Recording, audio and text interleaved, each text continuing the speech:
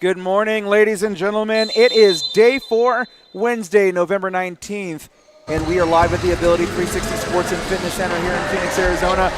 It is the knockout stage of the 2025 APFC Americas Cup presented by Henkel. For Power Soccer Shop, I'm Tony Jackson, and joining me for this final day in the booth, once again, Peyton Sefik. Peyton, good day to you. And Peyton, we start today as we ended yesterday with Argentina, Uruguay. I am beside myself, Tony. This is incredible. The match yesterday provided electricity in the air. Everybody came to play their hardest game, but as you said, this is the knockout stage, so it needs a little bit more right now. Indeed. The winner of this match will face off against the winner of the United States versus Brazil, which will be coming up at 10:30 local time. Right now, though, two heated and storied rivals go head-to-head as Valentino Cecarelli takes on Lucia Barbosa. And a quick rundown of the starting lineups for Argentina. Santiago Arocena also on the pitch.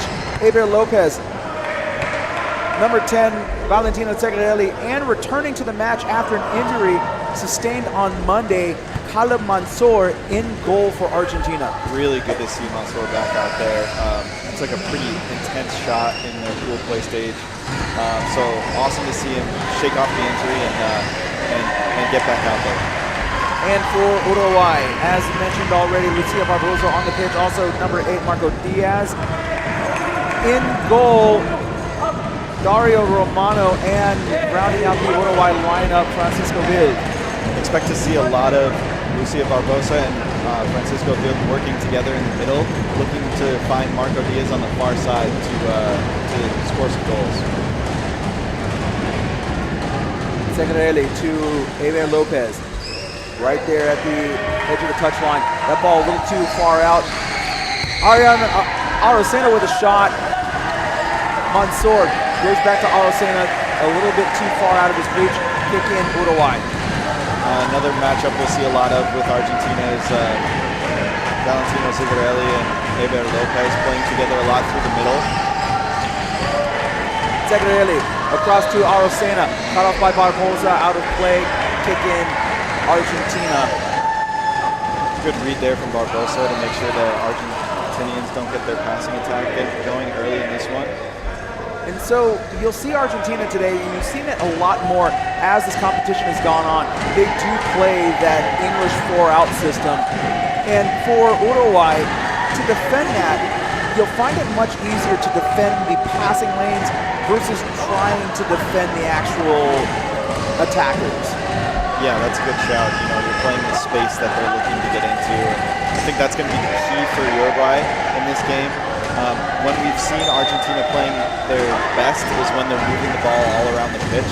So Uruguay is going to try to stifle that by jumping into those passing lanes and frustrate Argentina. We'll see if they can do that. So far, they've done a good job early on in this one. Haven't seen too many exciting passing plays yet, so that bodes well for Uruguay. Francisco Vil, touch over to Barbosa. Arocena up against Francisco Vil.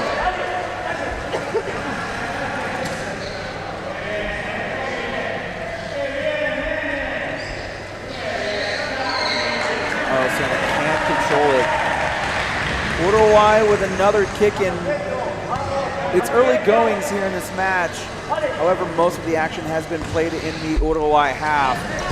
Cecarelli cut off by Vil. Cecarelli with the touch on the ball, 2-on-1 violation on Argentina. Play continues, advantage called. Francisco Vil touches it off of Valentino Cecarelli. Kicking coming up for Uruguay. And you'll see Barbosa setting up at the top of that Argentina defensive wall. Not just going to switch out. A little bit of confusion from Uruguay. Now Barbosa set up between the defenders, and Peyton, we saw this the other day. Let's see what happens here. That was a great rotation by Barbosa to sneak her way in between the two defenders. Unfortunately for Uruguay, nothing came of it. You know, yesterday we saw Uruguay have flashes of potent offense against this Argentine team. And that really happened when they got the ball moving, Tony. Indeed. When they got the ball passed around, it was easier to spread out that Argentinian defense. Barbosa winds up for a shot. It's always going wide. Kick in, Argentina. We saw a lot of block-up play. Excuse me, Tim, I'm sorry. We saw a lot of block-up play with Field, and that kind of almost stifled their offensive attack.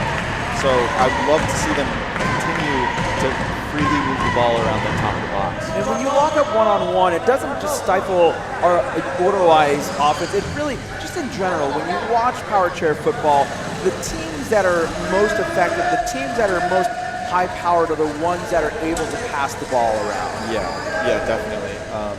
And you know, that's going to be the deciding factor, I think, in this game and also in this tournament. Which team can make contact? Ended up being a shot that went in. Francisco Villa pointing at the goal. The referee blew the whistle as soon as the contact was initiated. And Uruguay, you have to be a little bit frustrated with that. Now, to the referee's credit, they did blow the whistle, and that was before Francisco Villa made the kick. Right. So I think the Argentine defense had stopped at that point. But France still is asking for some help from the trainer / head coach. Looks like Marco Diaz needs a little bit of an adjustment. So while we have a moment, we have a lot of fantastic action lined up for you today. It is the knockout stage. This is the first semifinal match. Coming up after this at 10:30 local time, the United States will take on Brazil. And then after that, the 5th/6th match, Mexico versus Canada. And then following that match, we will have the 3rd place match, the loser of this match against the loser of the next match. And then the championship at 3 p.m. local time today. We saw Brazil and the U.S. play against each other. It was a pretty one-sided affair. I have a feeling, though, that Brazil's going to bring a little bit more energy as it is the knockout round. You know, there's so much on the line for all of these teams, so I wouldn't be surprised to see a different result at the end of that one. As this game as well, we had fireworks. We had fireworks yesterday, so I wouldn't be surprised to see more here. Francisco Villa set up for this direct free kick. Spinning to see what the defense does, and the kick across, cut off by Eber Lopez. Francisco Villa back to Marco Diaz across the area, and that ball gets away from Mansour. He recovers well. Eber Lopez, who played goal yesterday, so you have 2 goalkeepers in there right now. One of them the designated keeper, the other one just the defender. So very stout defense in there. Yeah, that's a really good point, Tony. I mean, Argentina is just stacked top to bottom, especially with their starters. Great to see Caleb Mansour back out there. It just adds such a intense layer of defense to their squad. Advantage called for Argentina. Tegarelli over to Arocena. Arocena winding up for a pass. Back to Tegarelli, back to Arocena. Too much pace gives Uruguay a kick in.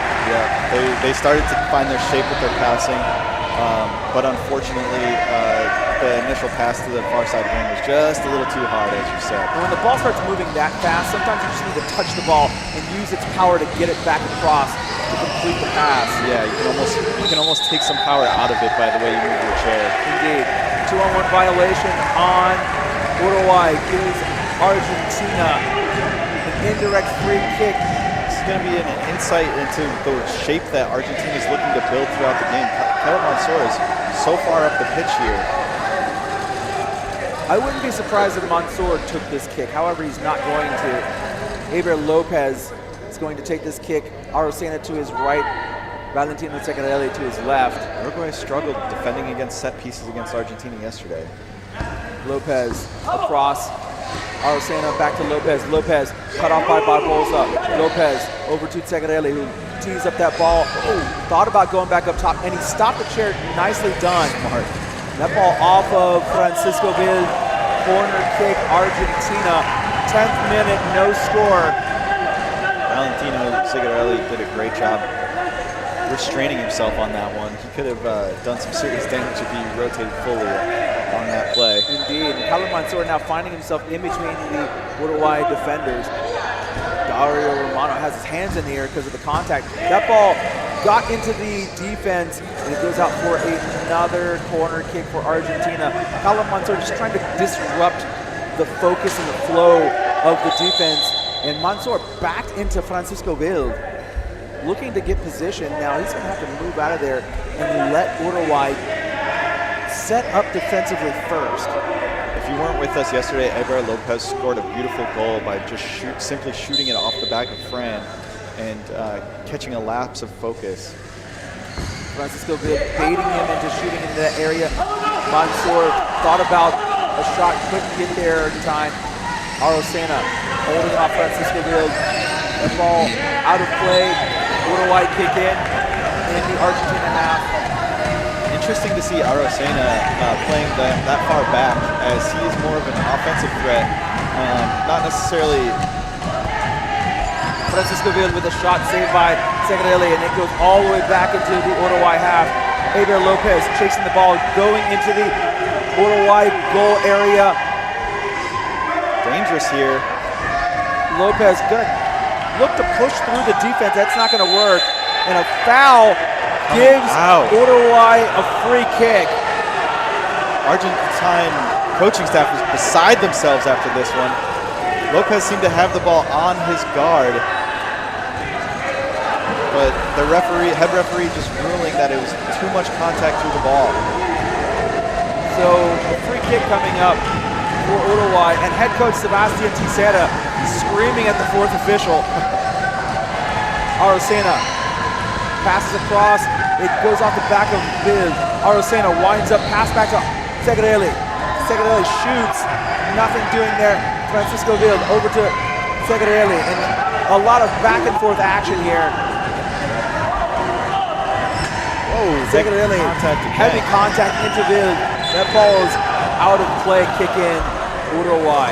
Really starting to see, not necessarily emotions getting the better of everybody, but you can see how tense it is out there. Already some big contact. This one's going to be spicy. It is going to get spicy as this match continues. Arocena back to Segrelli. Arocena now with the ball, looking to get around Lucia Barbosa, cannot do that. Barbosa driving through Segrelli. Argentine coaching staff looking for a foul. We are going to get a 2-on-1 violation. That's not what the Argentina coaching staff was looking for. They were looking for a direct free kick. Yeah, they were looking for contact through the ball. They had just gotten called. Argentina had gotten called on the other side of the pitch, so they were hoping to see that again. Fran is going for a little bit of treatment real quick. It looks like something came loose. Oh, his captain's armband was slipping off. Oh, just getting in his way, yeah. So he's taking that off. I think we all know Fran's the captain out there. He is indeed. Valentino Segrelli on the ball for Argentina. It's an interesting battle happening off the ball here with Marco Diaz and Carlos Mansour. We saw that a lot in the Brazilian game with Uruguay. Marco Diaz playing defense against the offensive player. Nicely done by Argentina to get a corner kick. This game might come down to field position, so just who gets set up in their spot quickest might be the difference maker. And Argentina haven't really been able to get their passing going yet. Right. Uruguay have been doing a really good job defending the Argentine passing attack. That ball far too far away. Carlos Mansour collects it though. Arocena back to Mansour. Mansour holds onto the ball, tips it over to Segrelli, who gets it behind Barbosa. Segrelli fakes the pass to Lopez and takes on Francisco Vild as they drive towards the near touchline.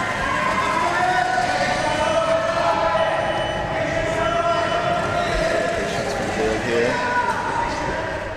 that ball's out of play. Kick in coming up. Uruguay. Segrelli wanted that kick in. Dude, touches it around Arocena. Could have been a 2 there. It could have been a 2-on-1 violation. Ball rolls over the touchline. I believe we're getting a 2 though. 2-on-1 violation on Argentina.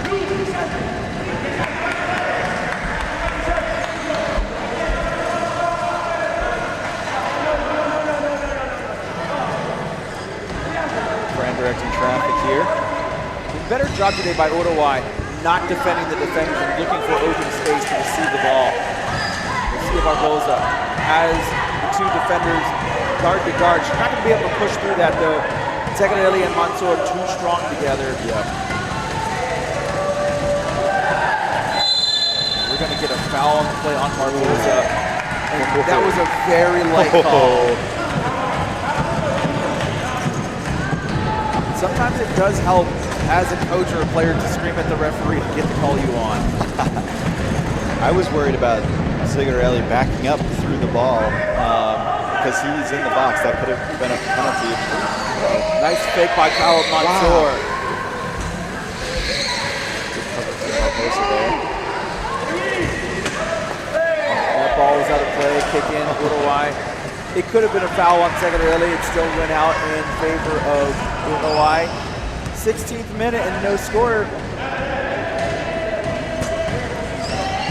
Because we are in the knockout stage, the tension, despite maybe the lack of action compared to yesterday's match, the tension is still high, and I would argue even maybe a little bit higher today. Yeah, it's palpable in here for sure. I think the players all feel it. You know, this is one of those moments. Eber Lopez winding up for another shot off of Francisco Villa. Barbosa takes that ball off her back wheel. Just not the right angle to keep it in. You can read it on the players' faces out there that they are going for it, and it just creates this atmosphere of just an electricity of competition. So excited to be here, and yeah, this is wonderful. It's a great way to start the morning. Segrelli to Lopez, who stops the ball nicely, looks for a cross. Bounces it off of Francisco Bild. It's still just right along the touchline there. That ball off of Bild, and he keeps it in play. Wow. Saves the corner kick. Eber Lopez. Oh my God. Spun around. Francisco Bild still with the ball. Wonderful play by Francisco Bild. That ball looked like it was going out for a guaranteed corner. What a play from Bild. Oh my goodness. It's incredible to see, you know, we're talking about how high the tension is in here, and yet these players are playing restrained, they're playing with patience. It's truly becoming a really exciting match. And, you know, I will say, I've been watching these players for a long time, for well over a decade, and watching them develop and grow as athletes, and watching the maturity and the patience that they are now able to exhibit. It's really a wonderful thing to see. Yeah, we saw a few times earlier in the tournament players going for kind of acrobatic shots without any real space, and I think we're going to start to see that the tactics really increase. Segrelli goes behind Bild. Bild cuts off the ball intended for Arocena. That ball off to Barbosa. Barbosa sends it right into Segrelli's path. She was fortunate that ball wasn't any closer.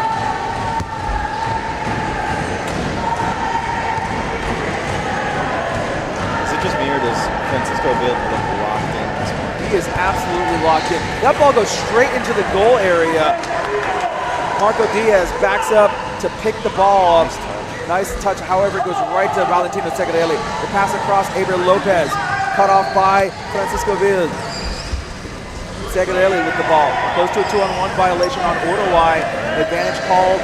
Segrelli dragging Francisco Bild back towards the Uruguay goal area. Eber Lopez, Valentino Segrelli. Almost a 2-on-1 violation. Marco Diaz, the last to touch that ball. Rolls out for an Argentina kick in. We haven't seen that potent passing attack yet from Argentina. As we're entering the later stages of this first half, let's see if they can get some positive momentum. Segrelli going right to Arocena. Lopez. Valentino Segrelli last to touch it. It's going out for Uruguay kicking. And I have to say, wonderful job by Uruguay, kind of controlling the pace here. Agreed. Diaz right to Eber Lopez. Francisco Villa thought about a pass to Barbosa, decided to hold on to it. Argentina want to play wide and fast. Uruguay have done a good job kind of constricting the pitch a little bit and restricting their movement and not allowing a long, drawn-out sequence of passes from Argentina. I think it goes back to something you had mentioned earlier in the game. The idea of jumping into those passing lanes is really boding well for Uruguay. And if you're Argentina, you need to figure out how to work your way around the defense if they're playing super aggressive. Lopez, one-on-one against Francisco Hill. He gets the ball away. However, Hill recovers quickly. Can't say enough about Hill in this game. He is all over the place. Over Lopez.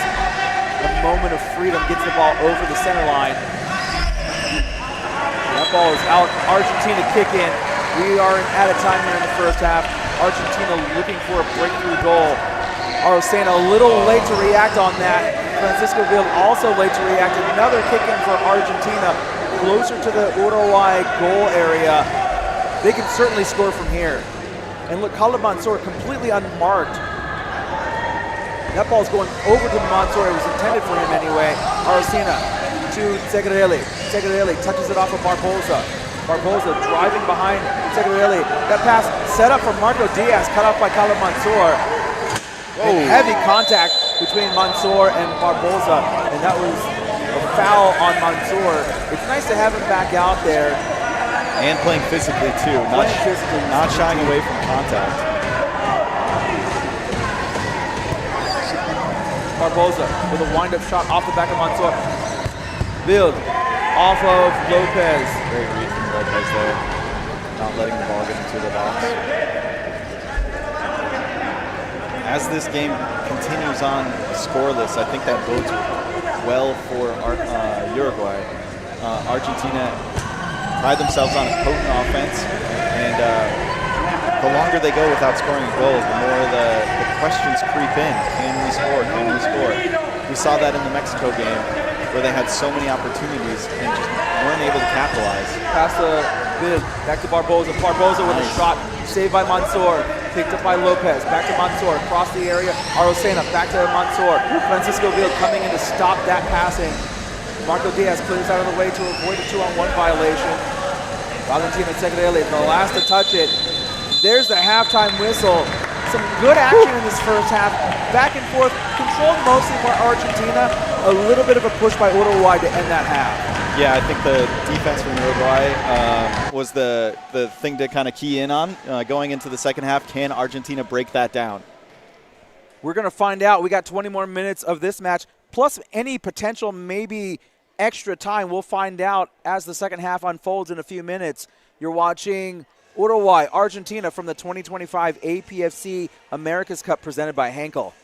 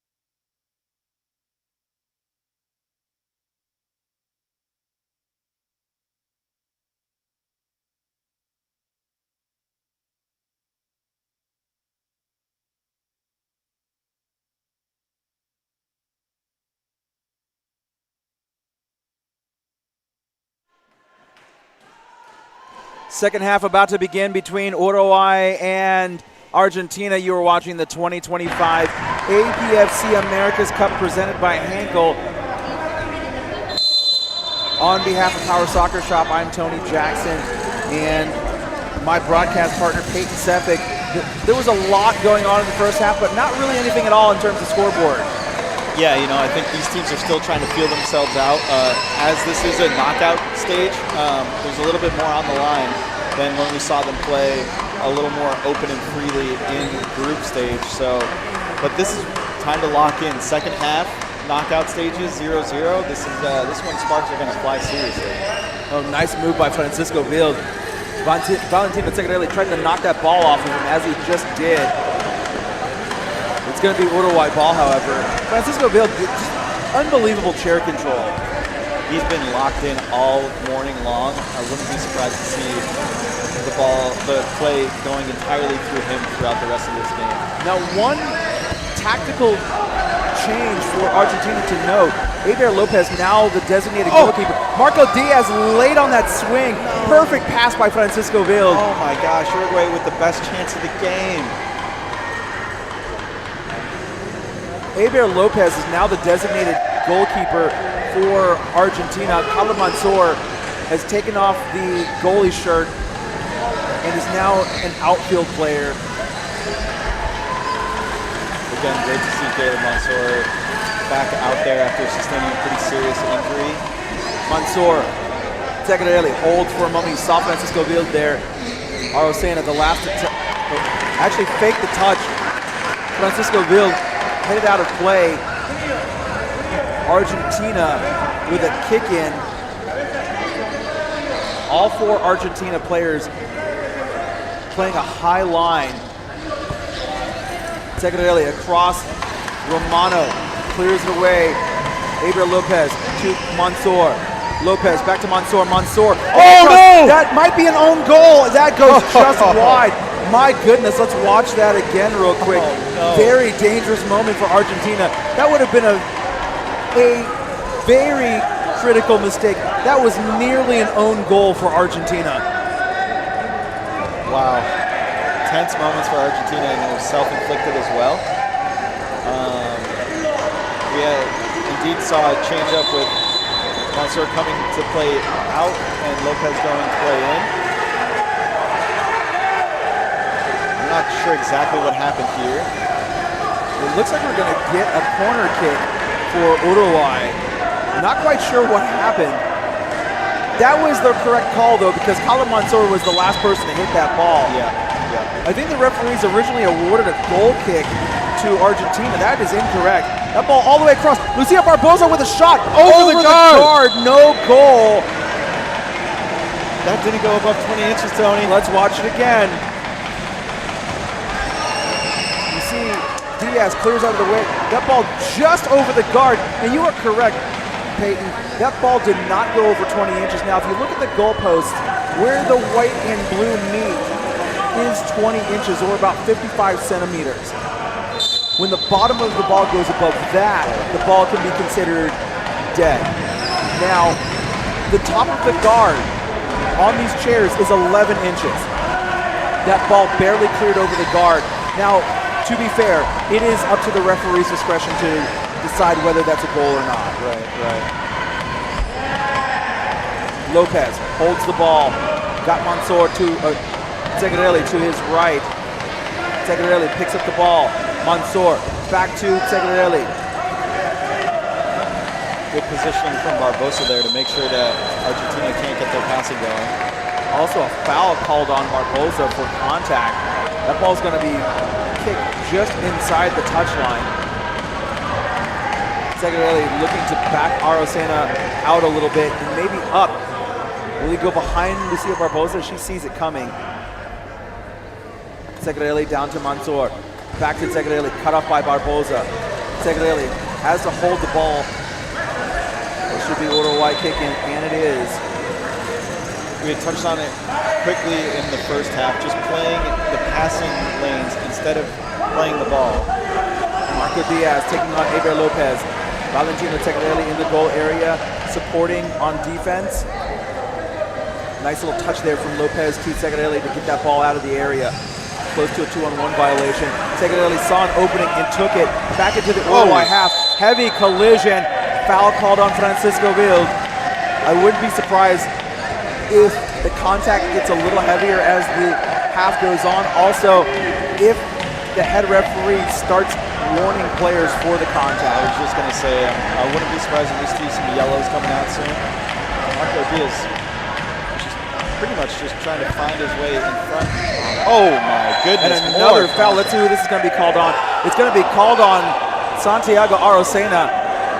And the Argentina coaching staff completely shocked by that call. That was really heavy contact. Although I thought it was initiated by Fran. That ball rolling all the way across and wide of the goal. Argentina going to take a goal kick here. 26 minutes, still no score. Since this is the knockout stage today, every match must have a winner. So if this score remains, we will go into extra time. I'm here for it, Peyton Sefe. Same. At this point, the way this game is going, it wouldn't surprise me at all. Segarelli with the ball. Francisco Wild, nicely done. The pass across, release to Arocena. Francisco Wild, Arocena working towards the end line. Ball still in play. Nice control by Santiago Arocena. Really, really smart play there, and both players playing with a lot of patience, so good to see. Valentino Segarelli looking for something here. Argentina originally had rushed a few of these kicks. Now they're taking their time setting up. Lopez to Arocena. Arocena back to Lopez. Back to Arocena. Arocena across and up off of Romano. That ball out for a corner kick. Romano pulled forward on that one. That was a dangerous play. Could have got the ball snuck behind him. Indeed, there was space between the Uruguay defenders. Arocena had lanes to pass. Adriel Lopez is going to take this corner kick. Let's see if Lopez tries to go behind Francisco Wild. And there's a ball, high ball. Valentino Segarelli now with the shot, 2-on-1 violation on Argentina. And I think Segarelli was asking for more pace on that kick. It's a good idea, you need more speed on it though. And I have to say real quick, we talked about this the other day. Argentina, with some changes to their starting 8 players, they lost a couple players after the last World Cup.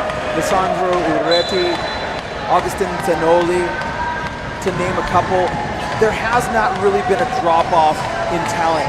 I think that speaks to the quality of those players that you had just mentioned. They were titans of power soccer in Argentina, and also possessed really important leadership skills. Lisandro, I believe was awarded Best Defender at the last World Cup and kind of set the standard for Argentina moving forward.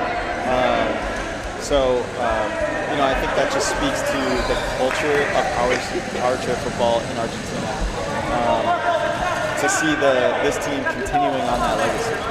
I mean, you have on the pitch right now Arocena, who's fantastic. That ball in between the Uruguay defenders, the kick back out, Mansour, the pass cut off by Barboza, and Segarelli is just going to let that roll out for a kick in. Smart. But Arocena on the pitch, a young player for Argentina. You have also out there Lolo Lipari, who is a new player, Nicolas Kikwen, just wonderful talent all the way across. That ball cut off by Barboza again. And I have to say, she's handled this situation really well.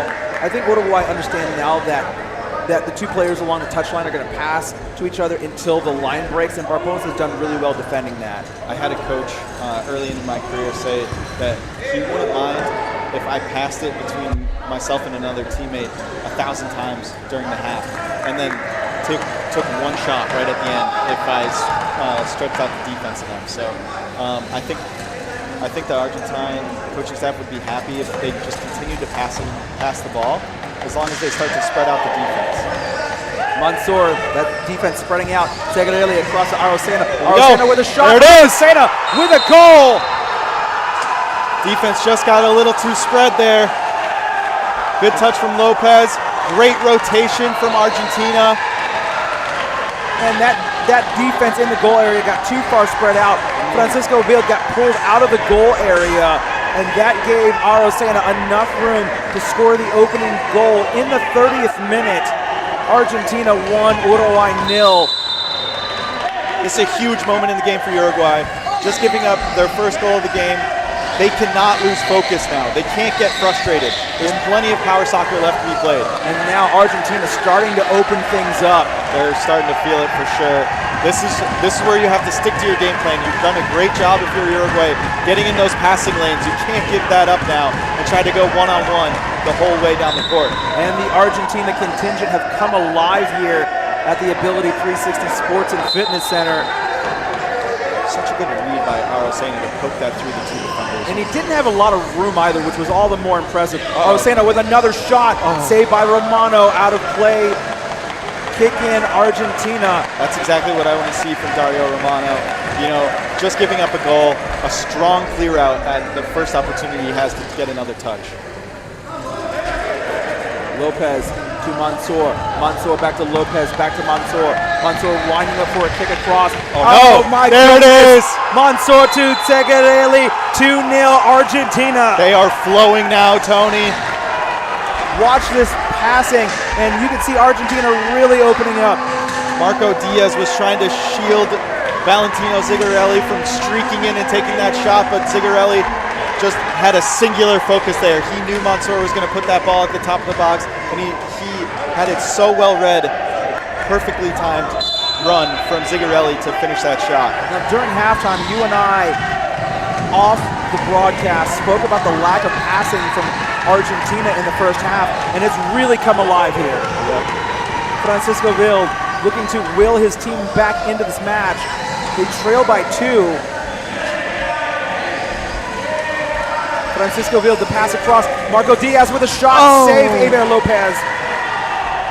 That ball rolls out. Corner kick. Great job. Uruguay. Great job from Uruguay there.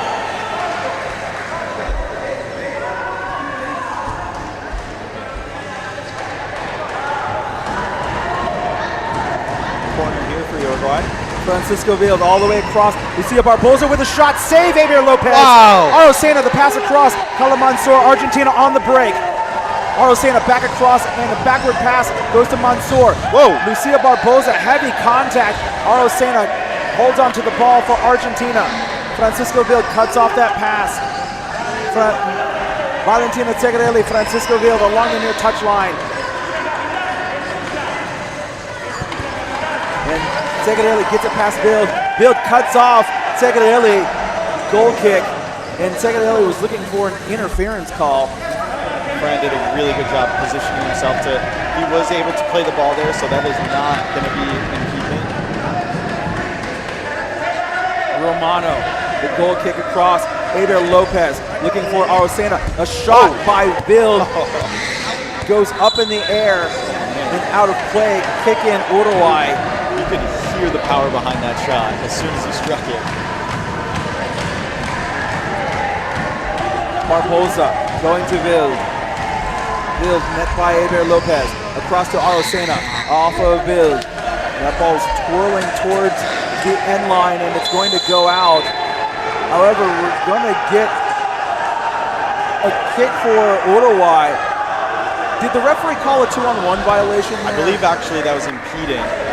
Arosena had gotten purposely in the way of Vil and had no opportunity to play the ball. Yeah, I just saw the referee give the signal. That's what the call was. Indirect free kick coming up for Uruguay. Lucia has good positioning here. Let's see if they can capitalize. To strike the ball. That ball off of Lopez. My. Smart play by Francisco Vil. We're playing 4D chess out there, Tony. Francisco Vil off of Lopez, knowing he was going to jump, almost got the goal. Oh, man, what a read. That ball all the way across. Marco Diaz shot. Save. Khaled Mansour, and that ball bounces up and hits him in the face. Khalid Mansour giving up his body for his team and his country. Let's see a replay on that. See Barboza. She gets that ball all the way across to Diaz, and that ball is going to pop up and hit Mansour in the face. Wow. Unfortunate on all accounts.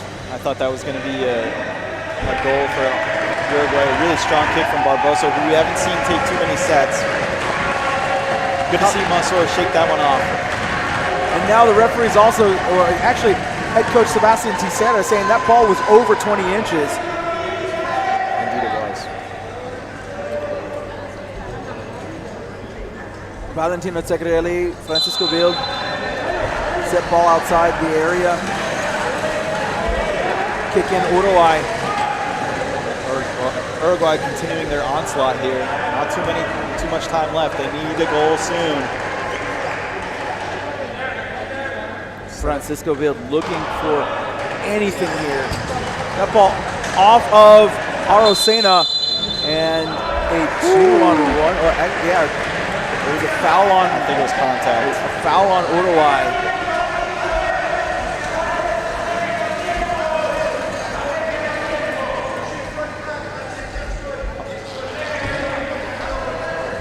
This game has delivered everything we were hoping for, Tony. Lots of action, especially in the second half. Arocena takes that ball, passes it along into the area. Nice shot. Khalid Mansour, the pass across, cut off by Francisco Wild. Nice turn by Francisco Wild. Smart play by Valentino Zegarelli. Just to get that pass across from Arocena, it's like an incredible amount of skill and timing. Really impressive from the young Argentine. And what you saw from Arocena there also was a spin kick that didn't utilize the full power of his chair. And that took a little bit of pace off the ball. It changed the angle of the shot and put it on goal. Yeah, very impressive. Zegarelli. Arocena is going to hold here. 37th minute, and Argentina's up 2-0, so they don't really need to do much here. They want to get the ball into the corner and just hold it as long as possible. On the other side of things, Fran, great play from Fran there. Argentina's trying to hold it. Fran did the wise thing and hit it off the defender for a goal kick.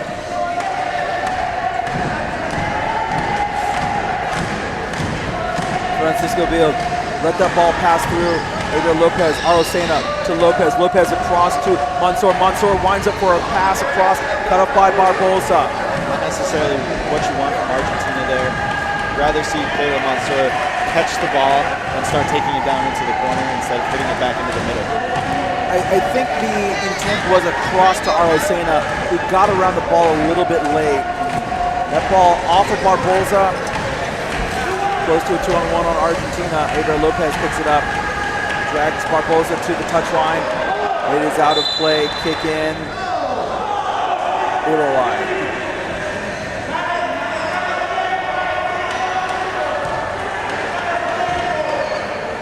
Barboza cut off by Zegarelli. Another kick in for Uruguay. I'd like to see Dario Romano come up here. They have not had luck breaking down the wall. Fran might want to go back to his keeper to get a better angle. He looks like he's going into the wall here. It hasn't worked out for Uruguay yet. That ball off of Mansour. Dario Romano needs to stay up there. They need 2 goals. At this point in the match, Uruguay can ill afford to let Argentina hold on to the ball and dribble. Late yellow for contact through the ball there. Good call from the referee. Valentino Zegarelli has been cautioned here. It's the 39th minute. Uruguay needs a goal. It has to be right here. Adriel Lopez ready to defend at the top of that defensive wall. And Valentino Zegarelli cutting off that passing lane to Romano. That ball all the way across. Diaz with a shot, saved by Lopez. Can Diaz hold the ball and keep the attack going? That ball's off the post. And off the post again, goal kick. And Diaz was just content with letting that ball roll instead of controlling it and keeping the attack going. And that, I really feel like he got that one all wrong. Yeah, unfortunate. He needed to be a little bit more aggressive there. Not necessarily what Diaz is known for, though. And on the opportunity before that, I thought Diaz had a chance to go back to the near post instead of shooting at that far post, which Eber Lopez had read immediately. Yeah, when you're on that far post, you really need to read the defenders and see, because there are going to be openings. Nice touch by Mansour to get it over to Arocena. Francisco Ville driving the ball over the touchline, and again, Uruguay can ill afford this type of play right now. They need to move the ball quickly. Yeah, they had a little bit of an offensive spell there, but it just wasn't enough for them. I just feel like this game is out of reach at this point. 2 goals into stoppage time. They had a valiant effort, but just not enough offense. Yeah, and if you're Argentina, you are more than happy to let them drive the ball around. Of course, lock it up, take it down in the corner. Zigarelli getting all the way back into his goal box. And again, the winner of this match will take on the winner of Brazil-USA coming up at 10:30 local time. And the loser will be going to the 3rd place game, which is still the most important game of this tournament. Everything will be on the line in that 3rd place match, because the winner of that match will punch their ticket to the World Cup in 2026. Eber Lopez slowly driving into the area. Mansour. Now Lopez lets that ball slide through. Arocena holds onto the ball, just lets it roll out. You might have seen Lopez let that one go because he's used to having his back defender or back pivot ready to receive that pass, but because they're playing very conservative right now, no one was there for it.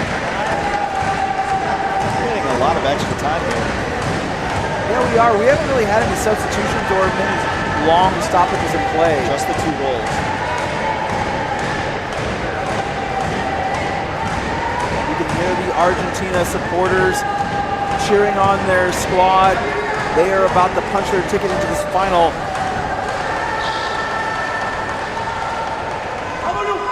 Santiago Arocena content to hold. Again, coming up for Uruguay. This is probably a little too late for Uruguay to save this match. Nicely done by Arocena and Lopez to just hold the ball in a place where Barbosa can do nothing about it. And they're just bouncing the ball between each other, keeping the play going. And the referee blows the final whistle. Argentina, a little slow in the first half, came alive with force in the second half. They win this one 2-0, Peyton. Yeah, it was a decisive game in the end. We thought it was going to be a really tight game after the first half, but Argentina just really poured on the pressure. They have a lot of momentum going into the championship. It's going to be a fun game. As for Uruguay, their tournament is far from over. They have an all-important 3rd place game coming up to punch their ticket to the World Cup. Indeed, they have to win that match against Brazil. So we're going to take a break. When we come back at 10:30 a.m. local time, so in about 35 minutes, the United States versus Brazil. You're watching the 2025 APFC Americas Cup presented by Henkel. We will be back with the 2nd semifinal in a little bit.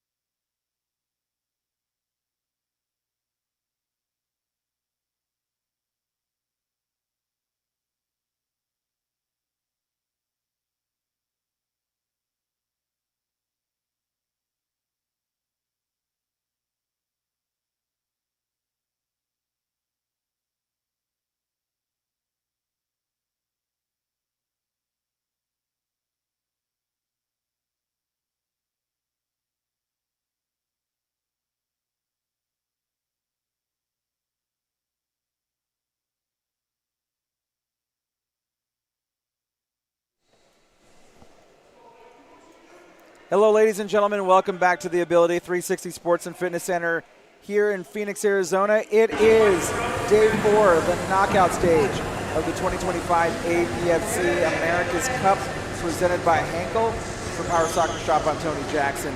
And joining me, once again, my esteemed colleague, Peyton Sepik. Peyton, the United States and Brazil, on paper, should be a one-sided affair. It certainly was yesterday when these two teams met in group play. But this is a knockout stage, so everybody's going to be bringing their all. Definitely a little bit more intensity out there. We certainly felt the intensity in the last match. So looking for Brazil to obviously play through the center, but hopefully get all 3 of their up players involved early to try to stifle the potent offense of the U.S. team. Quick rundown of the lineup for Brazil out there on the pitch. In goal, number 1, Pedro Grosso. Also on the pitch on the far side, number 7, Bernardo Borges. In the middle, number 4, Lucas Dutra. Here on the near side, number 5, Daniel Fiseu. For the United States, in goal, number 3, Jordan Dickey. Soon to be positioned on the far side of the pitch, number 10, David Dowling. In the middle, number 22, Riley Johnson. And here on our near side, number 5, Lexi Hare. Slight formation change from what we've seen throughout this tournament. Dutra playing in the middle, as per usual, but not wearing the keeper jersey today. Now the match is officially supposed to start at 10:30 local time. We're a couple minutes early. Everybody's out on the pitch though. Will we start early? I think we might be waiting. They played the national anthems of the teams prior to the previous match. Yeah, we are. We're all warmed up out there, and I think these teams are just eager to get going. You know, it's Championship Wednesday here, and these teams are just ready to play, honestly. So if you're just joining us, Argentina beat Uruguay 2-0 in the first semifinal match. This is the second semifinal match. The winner will take on Argentina in the final at 3 p.m. And the loser of this match will take on Uruguay at 1:30 p.m. for the third place match. And you said this earlier, that match is the most important one of the day. Yeah, obviously we're playing for pride in the championship game, but both teams guaranteed a spot in the World Cup. The third place match is going to decide who that third person from this zone is going to be going to the World Cup. So a massive game in that third place match. David Dowling actually playing in the middle for the United States. Slight change from what we normally see from them. Yeah, and I think that's going to continue to be the standard for the U.S. team. David Dowling, so strong through the middle, and it actually allows Riley Johnson, who we're accustomed to see play the middle, have a little bit more freedom out there. Yeah, David Dowling, so energetic, so dynamic in that middle position. Riley Johnson, although a similar skill set, a different player very much. Riley Johnson, and I've watched him play for years, you've played against him for years. He's so methodical and calculating out there. Yeah, sometimes we joke about Riley being a robot just because of how technically skilled he is. He gets to have a little bit more freedom with using those techniques throughout this game, with David Dowling playing a little bit more of a central role, allowing Johnson to just play his own game out there. Dowling across the shot, saved by Grosso. Nice stop. Very nice. Good job not allowing a rebound on that shot. Johnson back to Dowling, stopped by Grosso. Johnson picks up the ball now in the center. Dowling over to Hare. Hare takes a shot and didn't get any pace on it. Johnson with the ball along the near touchline. Daniel Fiseu against David Dowling. The pass across, looking for Hare. She was a little too deep. Kick in Brazil. U.S. looking to start quick as their initial passing here has had a lot of pace on it. Yeah, the United States love to play with power in taking the shots, and also in the passing game. This is some of the fastest passing you will see out here this week. Dutra backing the ball down the pitch. He's got such good control. The shot across, he just misses off the corner of his guard. Jordan Dickey called into action for the first time this match. Really good look from Dutra down this near sideline here. Unfortunately, couldn't connect with that 180 spin kick. Dickey, Dutra along the end line here, and that ball's out of play. Kick in. United States. Just because Jordan Dickey is wearing the goalie jersey, we expect to see him ball handling a lot in this game. He scored one of the best goals in the tournament yesterday, faking out numerous players and scoring a beautiful goal to end the game for the U.S. Yesterday. Yeah, that goal he scored after they take this goal kick to Brazil, that goal he scored yesterday was simply a matter of Jordan Dickey doing what Jordan Dickey does. A magnificent goal. For those of you who've been watching power chair football over the years, you know Jordan Dickey is so adept at getting people to do things that they don't want to do. Yeah, he's he's a bit nefarious out on the court, but off the court he's one of the best people I know. That's usually how it is. Riley Johnson, pass over to Lexi Hare. Hare across the area and just wide. David Dowling late on the cross. Although they didn't connect, that's exactly what the U.S. wants to see right there.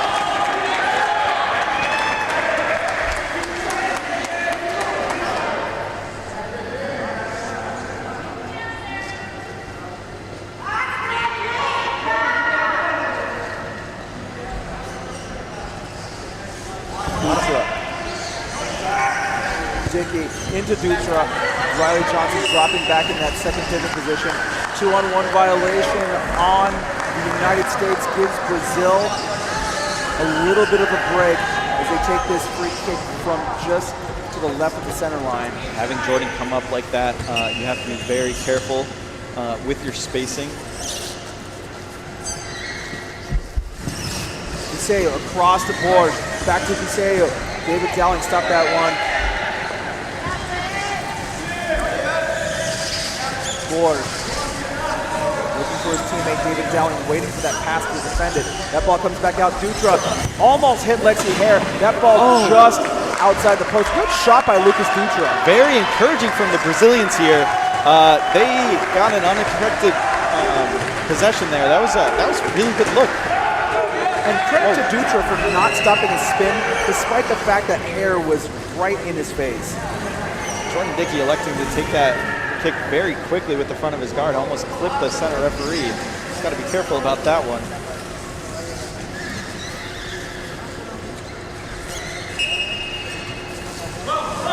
Actually, Peyton, I have to say that you saying that reminds me of something that happened long ago about a dear colleague of all of us at U.S. Power Soccer, Chris Mulholland, who unfortunately is no longer with us.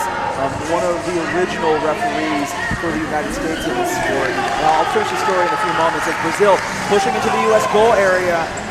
Bernardo Borges pushing David Dowling with the ball, and it goes out. Smart move by Bernardo Borges. And I'll continue the story in a moment. Brazil, however, right now, knocking on the door of the United States. Enjoying a lot of possession here.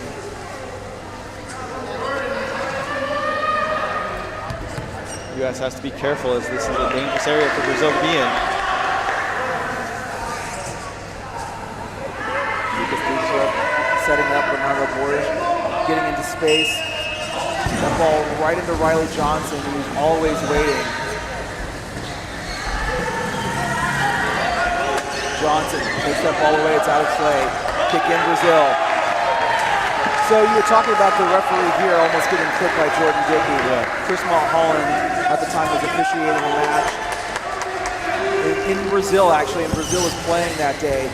And he actually tripped up over one of the chairs and took a spill on the pitch during the match. Well, he was okay, of course, but it just goes to show that these chairs are high-powered, these athletes are elite, and as a referee, you have to have your head on a swivel. Yeah, big shout out to all the referees. They're putting themselves out there in a pretty dangerous situation, to be honest. They have to be looking all around them.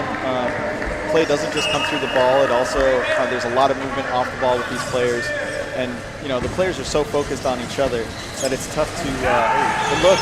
Lexi Hare just missed that one. It's tough to keep your eye on everything. So big shout out to the referees for putting themselves out there and really affecting our play. We couldn't play without it. Indeed. These referees work hard out here, running up and down the pitch. I always argue that power soccer, once things get going, is one of the fastest adaptive sports you'll see out there. Yeah, certainly. Definitely dangerous, as we've seen throughout this tournament.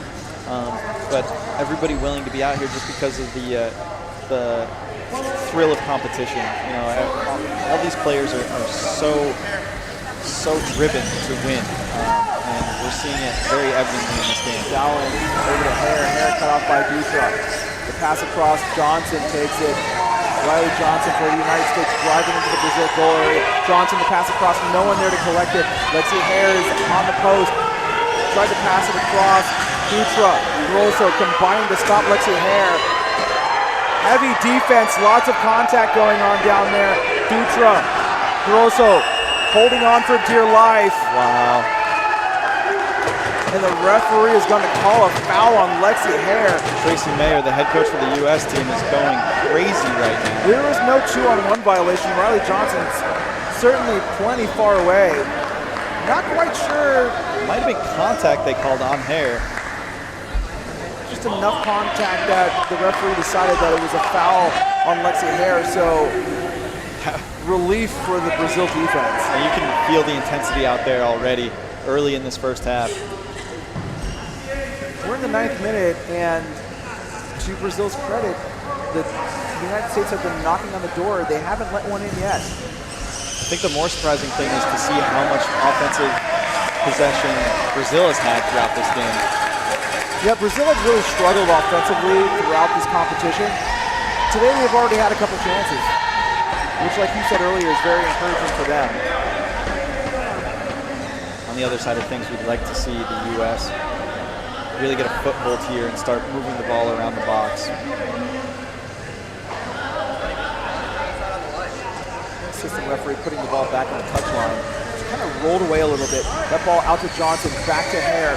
Lexi Hare cross into Dutra as the Brazilian defenders slam into each other. Dowling with the ball. He's got space to pass across. Johnson with the shot. Saved by Dutra. Good clearance. Lexi Hare was right in his face. Definitely not what you want as Brazil. Their keeper had been out of the box, leaving only Dutra in there to defend the goal line. Let's see what the U.S. draws up here. David Dowling across to Grosso, out of play, and another kick in coming up for the U.S. Letting that ball bounce, David Dowling letting that ball bounce out, just giving himself a different angle, different look here. Oh, a lot of contact there inside the box. That ball up in the air and out for a goal kick. Riley Johnson arguing his case that was off of Brazil, but referee's definitely not going to change his mind on that. We're going to get a substitution. David Dowling coming off for the United States, and coming on in his place, number 6, Michael Rayton. Michael Rayton, the youngster for the U.S. team, has shown maturity beyond his years throughout this tournament. We don't have official statistics. Somebody was telling me, however, that Michael Rayton is currently in the lead for the Golden Guard with 6 goals. He definitely has a bunch of them. I can't speak to the stat line quite yet. We'll have to talk to JC Russo about that. Shout out to JC. Park Mamas. He's the secretary for the zone, and he's doing a great job running things behind the scene for us. Michael Rayton with a touch off of Dutra. And this is where Michael Rayton likes to have the ball. Indeed it is. He's such a strong player when it comes to one-on-one. Nicely done by Lucas Dutra there to back that ball out and bounce it off of Rayton. It gives Brazil a kick in. You know, we were just talking about Michael's ability in one-on-one, but he's definitely got his work cut out for him against Dutra, who's been playing lights out this entire tournament. Again, you know, this game 0-0, that's in favor of Brazil. The longer this game ticks on, the harder it becomes for the U.S. Goes to 2-on-1 as Lexi Hare moves out of the way. Brazil advancing the ball down the court little by little here. And you can see from the bench the energy for Brazil is quite positive at the moment. They're just doing the little things right now to keep the U.S. attack from really getting started. Nice. One ball across, Michael Rayton back to Johnson. Johnson's going to have to track back for it. Bernardo Borges Taken around by Riley Johnson. The pass to Rayton. Rayton back to Johnson. Johnson collects that ball. Scoops it up. Michael Rayton in support. Riley Johnson stopped by Viseo. Wow. Good play from Viseo there. Viseo gets that ball before it goes out. Now he's heading back toward his own goal area. Johnson with a pass across, cut off by Grosso. Johnson with another pass. He's going to shoot this one right into Dutra, who takes it away. Patience from the Brazilian defense there. Good job. That pass across, Michael Rayton back to Johnson. Johnson with a cross to Harrod. That one's a little too high. Brazil kick in, 13th minute. You can see the Brazilian bench celebrating that as if they scored a goal. They were very excited to withstand that offensive attack by the U.S. I mean, the United States scored 16 goals between Brazil and Canada yesterday. So you have to feel like if you're Brazil, every time you stop the United States, that in and of itself is a small victory. It definitely is, Tony. I mean, it's you got to. We were talking with an assistant coach for Argentina yesterday, and we were talking about celebrating the small victories and stacking up those positives. Riley Johnson takes a shot. He's a little late on it. And again, you see the Brazilian coaching staff celebrating again. Every time Brazil stops the United States, they get a little bit stronger and a little bit stronger. It's that confidence, you know, confidence can go a long way. It is key. Confidence and communication is such a big factor in these elite moments where all the players are so good together. It all almost comes down to mindset. Michael Rayton has the ball taken away by Dutra. Amazing. Johnson, Dutra fighting for the ball, and a foul. Big contact, big contact. Now, I thought I heard a whistle prior to that happening. However, that definitely was a foul on Lucas Dutra.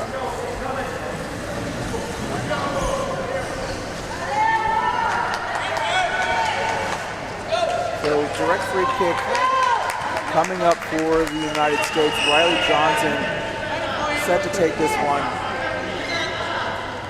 Let's see if that ball goes all the way across. Rayton looks like he's about to let go. And he does. That ball into the area. Johnson with it. Into Dutra. Dutra now heading back the other way for Brazil. Good turn for Dutra. And I have to say, this has been a good battle between these two, Lucas Dutra and Michael Rayton. Yeah. Yeah, similarly, when David Dowling's in the game for the U.S., Michael Rayton's going to be playing more centrally for them. Allowing Riley to... Oh! Big contact. Contact. I'm surprised we didn't get a whistle there. And we do now have a whistle on Michael Rayton. Too much contact. That's the right call. It is indeed the right call. Yeah, he slammed into the back of Dutra there. Just a little too excited, having the ball on the back of the defender, thinking he had a little bit of space.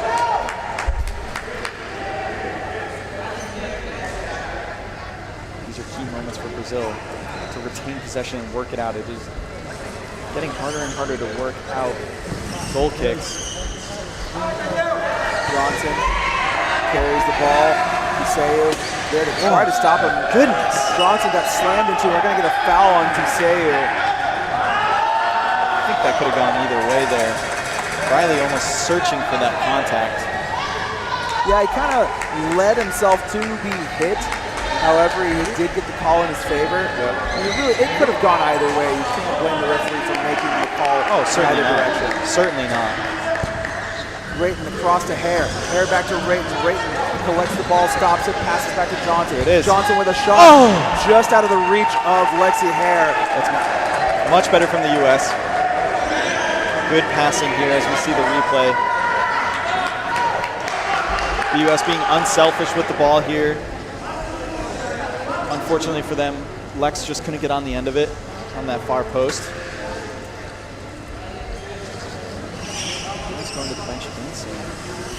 Brazil looking for any open lane here to get this goal kick off. U.S. is really not giving up anything. It's okay. That ball did bounce in the air and just gave Lexi Hare a little touch on the skull there. I'm sure she'll be all right. She's one tough cookie. Michael Rayton being substituted out of the match. Coming on in his place, number 9, Pete Winslow. set-piece specialist for the U.S. I wouldn't be surprised to see the U.S. forego some passing to try to get the ball out of bounds and let Pete do his thing. Great. Wow. Lucas Dutra backing into Pete Winslow. And now Dutra trailing back to collect that ball as it heads towards his goal area. Winslow gets the ball away. Here we go. Pete Winslow with a fake. Grosso recovers well. Winslow looking to create a little space. That ball is out for a corner kick. This is exactly what the United States wants, Pete making it work for himself, getting a corner kick. This is exactly what you said. This is what they're looking for when Pete Winslow's in the game. Would not be shocked to see a bunch of movement here from the U.S. They have so many different tools in their toolbox when it comes to finding different options, especially with the way Pete Winslow can mask his kick. Be careful for Brazil. Dutre is up so far. Well, we've seen Pete Winslow kick it behind that defender and score goals. Let's see what happens here. That ball across, well read by Lucas Dutra. Beautiful defense from Brazil. So hard to defend against that. And again, the Brazil coaching staff fired up with every stop. Peyton, it's the 19th minute, and the U.S. at the moment have no score. Except for right now. Let's see if that goes in. No goal. No goal. What a save on the goal line. Let's watch that again. Oh my goodness. Lucas Dutra just pushed that goalpost out of the way enough. Watch it again. And you see, just pushed it off the line. Now there is a taped line on the pitch where that goalpost is, and more than 50% of the ball has to be inside that line for it to count. Good call from the referee. Lexi thought for sure she was on for goal. Winslow with the kick. That ball off of Dutra. Great read again. They are giving different looks on the defensive front against this U.S. team. The more they get stops, the bigger their confidence grows and the frustrations start to creep in for the U.S. Winslow all the way across, too high for Hare. Jordan Dickey's going to have to come out and make a play on it. Borge now taking on Jordan Dickey. That ball comes loose. Jordan Dickey turning into the Brazil half. Dickey looking for Winslow. The pass across, Riley Johnson cut off by Viseo. Nicely done by Brazil. Johnson with the ball against Bernardo Borge. And that ball is out of play, kicking the United States. Man, Brazil is looking fiery. As we were saying, the more the U.S. doesn't score, frustration starts to creep in, and we already started seeing it. Pete with a rare miss on that last opportunity. Winslow, Johnson, across, and not a lot of pace on that. And Pedro Grosso right there had time to control that ball, rushed himself and hit it out, giving the United States another opportunity. Oh, you hate to see it from Brazil. You know, they had gotten the stop they needed, but they unforced error to shoot that out of bounds. Let's see if the U.S. capitalizes. Let's see if a lot of movement here. Winslow, the shot off the post. Goal kick. She can't get any closer. She's hit both posts now. You cannot get any closer than that. Lexi Hare rifling one off the goal post. Lexi acting like those posts owe her money. She'd like to see that ball deflect off the other side of the post and in, though. Goal kick coming up for Brazil. And that ball bouncing off of Viseo's back wheel. Contact as well. Johnson, Grosso, aggressive defense. Johnson with a pass across. Nicely done by Borge. Lexi Hare with a shot, and that's safe in between the defenders. Johnson comes stepping in there. Hard defending by Brazil. And that ball on the line, out of play. There's the halftime whistle. My goodness, Peyton said it. Oh my God, Tony. This is shaping up to be a world-class game. Incredible defense from Brazil. I am so impressed right now with the way Brazil is playing. The United States are absolutely pounding on their door, and Peyton, they have stopped every opportunity. After the swath of goals scored by the U.S. in the last game, Brazil came out wanting to prove themselves that they belong in this semifinal, and sure enough, they certainly do.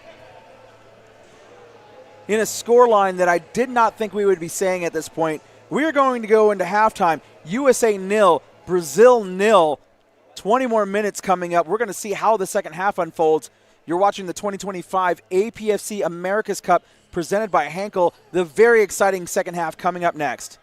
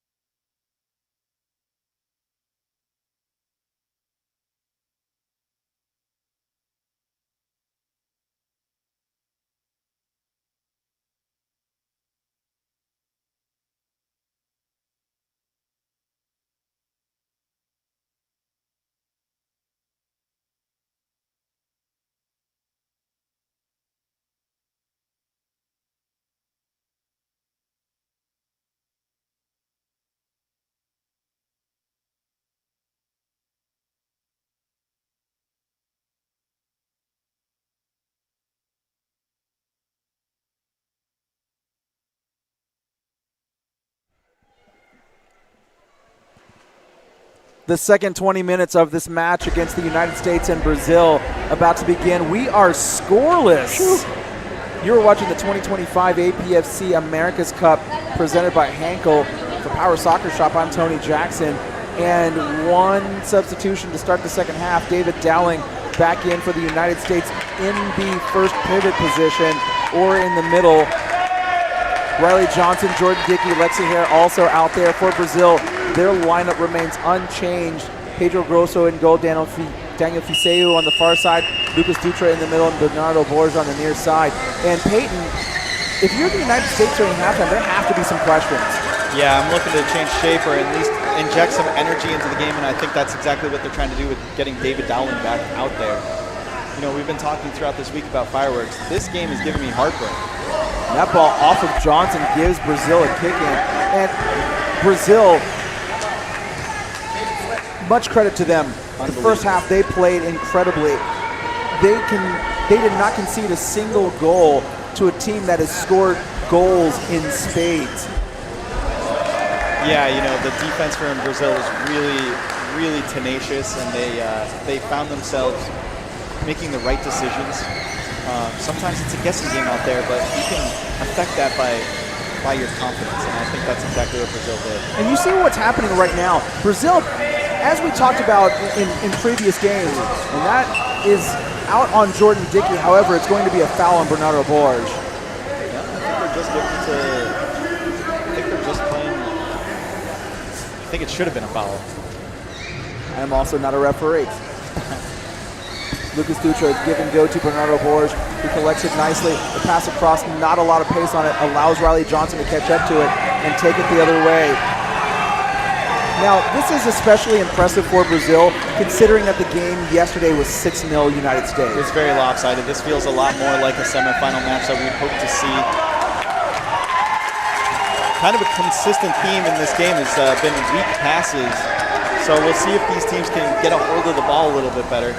Ooh, a little formation change up. Lexi's going back and Jordan's coming up. Interesting. So we see the designated goalkeeper, Jordan Dickey, in an attacking position at the moment. That ball off of Johnson. That is the second kick in a row from Dowling to Johnson that is errant. Yeah, you know, honestly, I don't really like that changeup. Lexi was the leading goal scorer for the U.S. in the last World Cup. I'm not sure why you would pull her out of her strong area of scoring goals. Fiseu into Dutra. That ball up in the air. No whistle. Worked out in favor of Riley there. Dutra backing into Johnson. Wow. No foul call. Play continues. Lucas Dutra really has to be careful. He's dangerously close to committing a foul. I think they're going to call it now. Going the other way. Actually, it is going the other way. More substitutions. Now a substitution. David Dowling coming out. Michael Rayton coming back in. Honestly, it's hard to get a foothold in the game if you're subbing so quickly for the U.S. Obviously, head coach Tracy Mayer not seeing something he liked from David Dowling, get him out of there. Bernardo Borges going to resume play. Dutra gets it right around Lexi Hare. Beautiful play. The pass across to Borges. Good pass. Pass back across. Cut off by Johnson. Lexi Hare is going to pick it up for the U.S. Back to Johnson. Johnson looking to maybe go back to Lexi Hare. Nicely cut off by Fiseu. So close together here for the U.S. Good passing, though, breaking the Brazilian line. Johnson, the pass across to Rayton. Back to Johnson. Here we go. Winding up for a shot. Lexi Hare right there. Saved by Grosso. Oh, off the line again. That pass across, cut off by Borges. My goodness. That ball looked like it was going in. A lot of contact all over the place. Off the ball here. Another substitution coming up for the U.S. That ball stopped. Foul on Jordan Dickey. Free kick coming up for Brazil. And Tracy Mayer kicking the air in frustration. The U.S. just having no momentum at all right now. Giving up fouls in the center of the pitch. Somewhere where we'd assume that they'd be dominating. It's just not happening right now, Peyton. Brazil doing everything they can to disrupt everything the United States is trying to do. It's so impressive to see from Brazil. They are not backing down from this fight whatsoever. Borges off of Johnson and out of play. That's a great play from him. Obviously, they didn't gain any floor, but it doesn't really matter just because it continues to take the U.S. out of their flow. Indeed, and now a substitution for the United States. Jordan Dickey coming off and putting on a white jersey, presumably to come out in an attacking role in a few moments. Nathan Mayer in goal for the U.S. Looks like we're going to get Lexi out of this game and Jordan in. Lexi Hare might have something to say about it before she's pulled out of the match. She's working very hard against Lucas Dutra as he inches his way towards the center line. And Dutra victorious in that moment. He's so locked in this game. Dutra playing at the top of his game right now. It's incredible to watch. Dutra backing down Riley Johnson towards the goal area. Nice move by Riley Johnson to get around Dutra as he heads towards Brazil's goal area. Pedro Grosso steps up to the top of the area. Lucas Dutra back along the goal line. Johnson working one-on-one against Dutra. Dutra pushing the ball out of the area. Great defense again. Nice moves by Johnson, though, to get the ball all the way across the pitch. Foul on Lucas Dutra. And actually, we're going to get a yellow card for Dutra for excessive contact.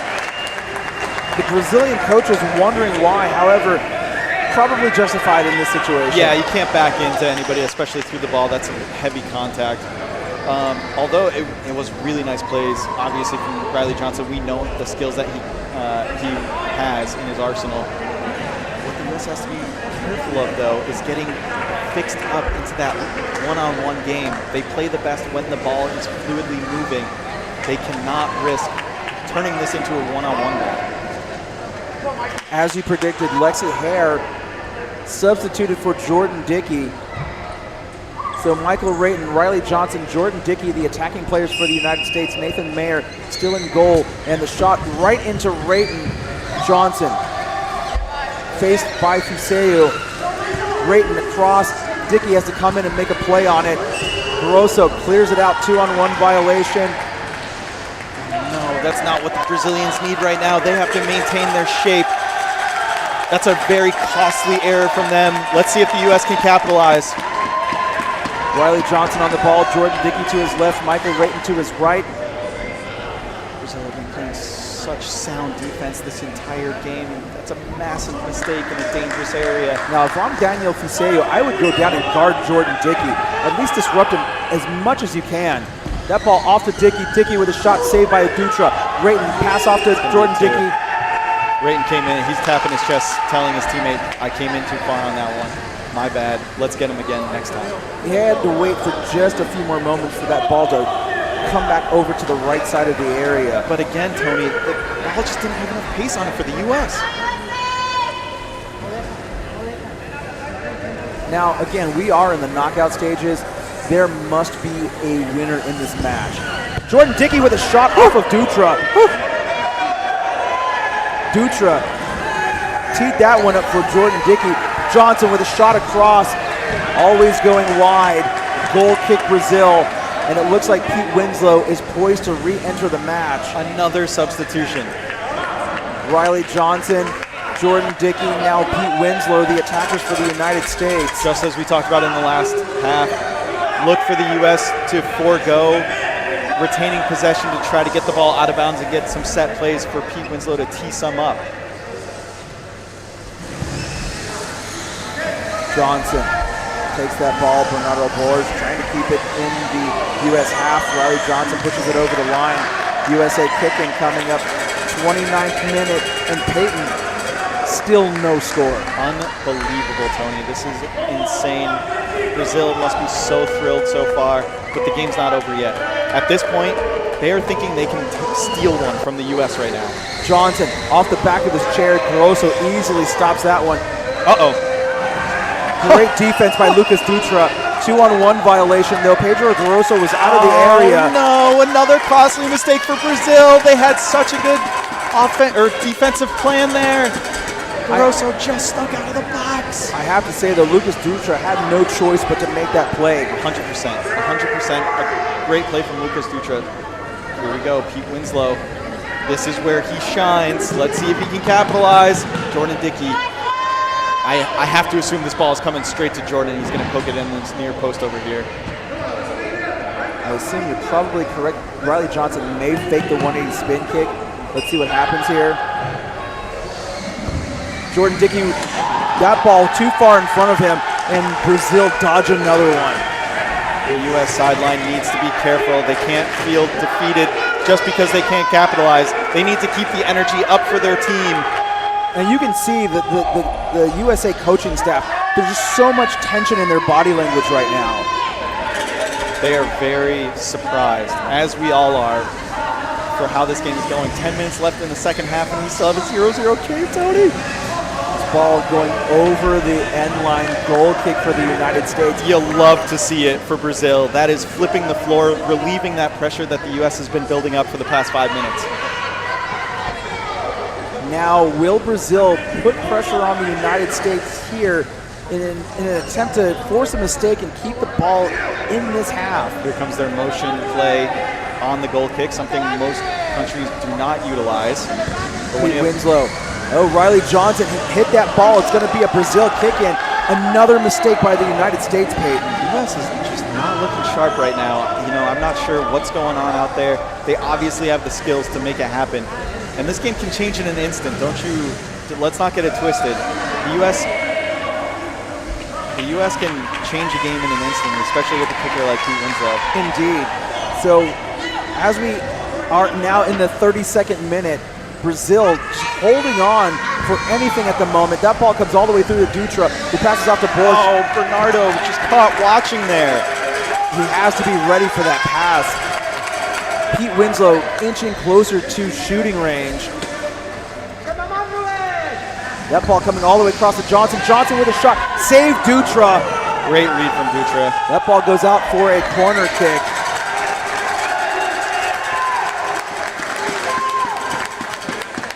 And right here could be that moment you spoke of, Peyton. That moment where the United States changes the game and breaks it open. Yeah, this is exactly what Pete wants to have. Although we have seen him miss a couple, I'd like to see him shake it off. Pete is such a veteran of the game. He's not going to let a couple of misses shake him. We're going to get some movement from Riley here. Riley Johnson in motion.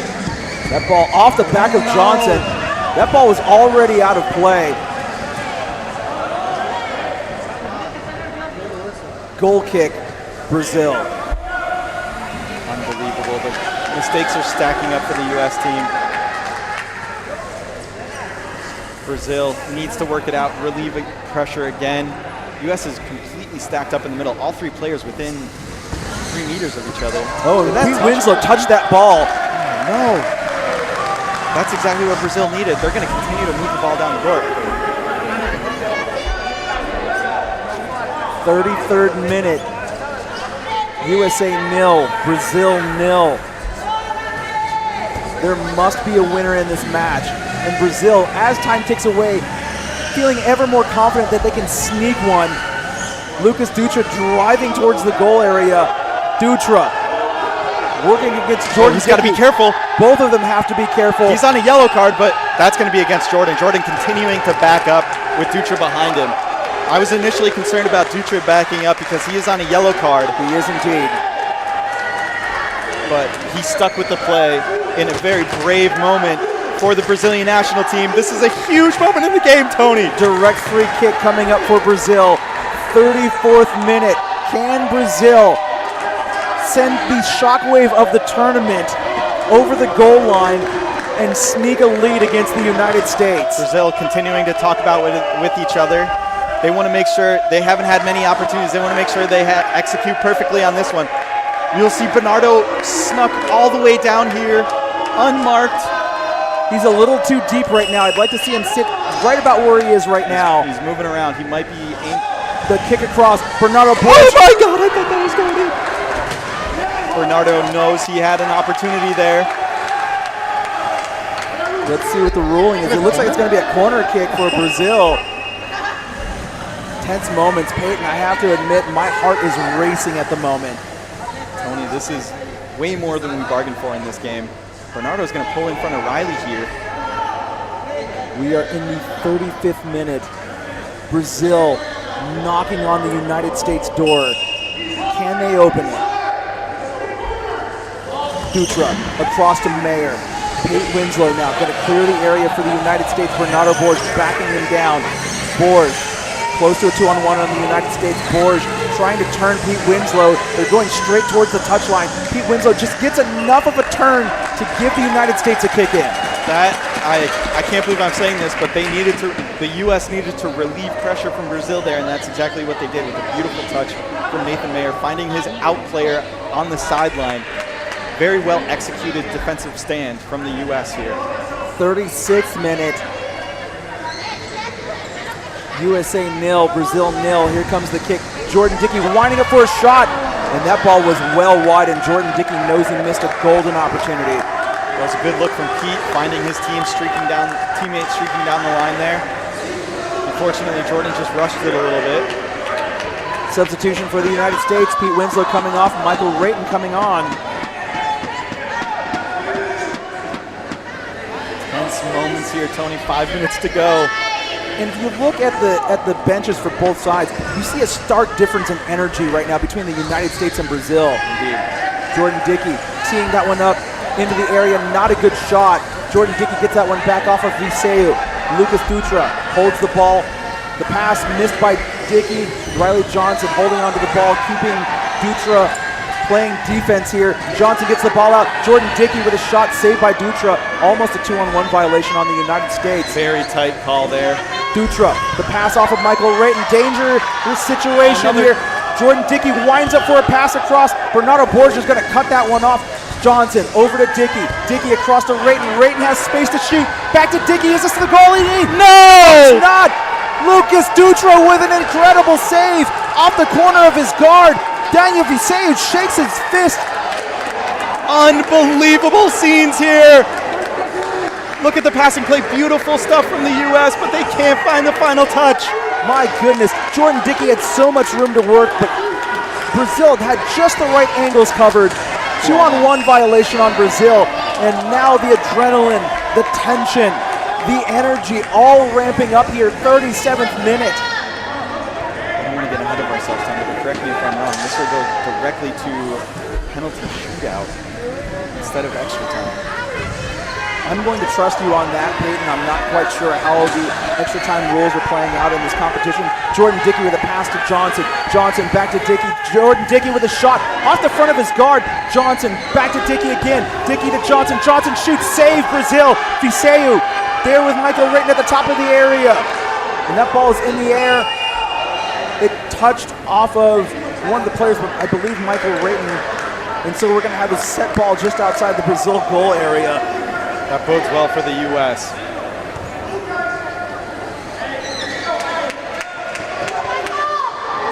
Viseu, Michael Rayton. Brazil dropping two defenders back into the box, even though they have a set ball at the top. Oh, great play from Viseu there. Oh, that ball's out. Let's see who it goes towards. I don't know if he needed to follow that up. That was going out of bounds for Brazil. Unfortunate for the Brazilian there. I think he wasn't quite sure himself who it was off of. You're right about that. I think you're right, though, Peyton. I think if he had let it go, it would have been Brazil ball. Johnson to Rayton. Rayton across to Dickey. Dickey with a shot and a save by Lucas Dutra again. What a play. Dutra taking on Johnson. Dutra has to be careful with backing up. Close to a 2-on-1 violation. Brazil ball.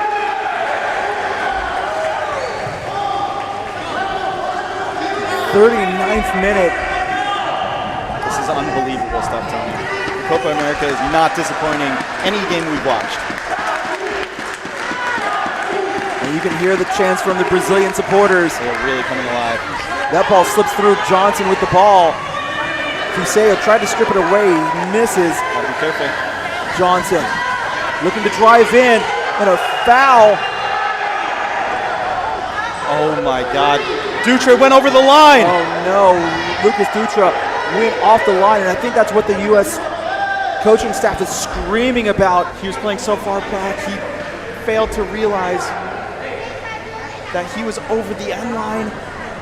This is going to be a huge costly mistake for Brazil. This might be a penalty kick for the United States. Unbelievable. After playing an incredible game. It is a penalty kick. Wait, let's see here. Hold on. I can't tell which way the referee is pointing.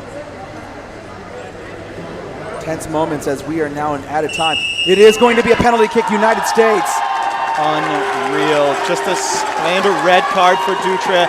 After playing the great game of his career, you hate to see a mistake like that. I don't know if we can get a replay of that. Let's see if we can watch that again. Being told by the producers here that we do not have a replay of that. Lucas Dutra was off the line, as you said, though, Peyton. Honestly, Tony, I hadn't mentioned it earlier in the match, but it's not the first time he had gone fully over the line. The referee just caught it that time. Now, if you are not the goalkeeper, you are not allowed to go over the goal line and off the pitch. So sad to see that from the Brazilian after playing the game of his life. He's got to be feeling awful right now. And now Lucas Dutra has to come out of the match. And this is actually going to be huge for Brazil, as he is not going to play the next match.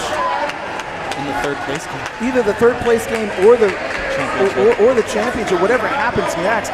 Lucas Dutra is out for the rest of the competition. You hate to see that. Disheartening for the Brazilians.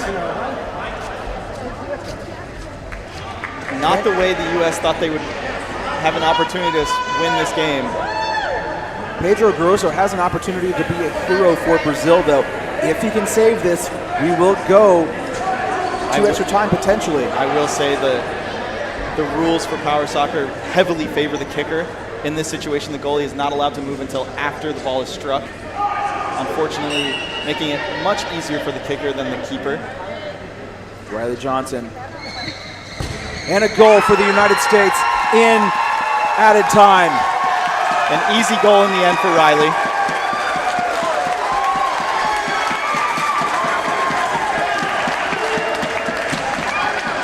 I mean, there was not much he could do. The keeper had already started moving, but it didn't matter.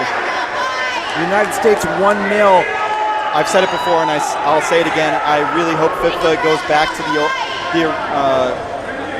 the penalty kicks of the 2023 World Cup, where the keeper had freedom to move. It took so much more skill to score them. Unfortunately, it's just too easy for the kickers right now. So now, Brazil playing a man down.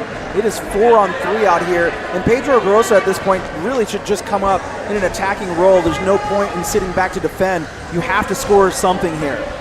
Yeah, Brazil might need to go to their bench to get a more offensive-minded player in there. Doesn't seem like they're going to make that change, as they did not see this coming at all. And quite frankly, I don't think any of us saw this one coming. Unfortunate for Brazil, who had just played the best game of the tournament, bar none in terms of defense. Iseo working against Riley Johnson, doing everything he can to get Brazil back. A penalty kick and added time is the difference in this match. United States 1, Brazil 0.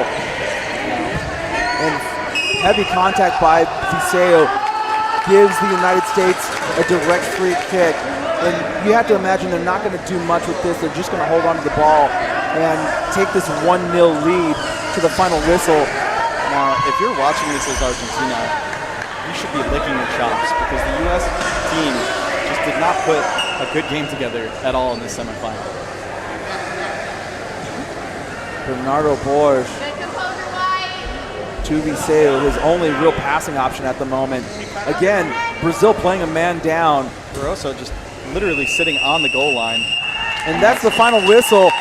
Peyton, this was by far the most tense match of the tournament. We thought Mexico, Argentina was yesterday. This, I think, tops it just barely.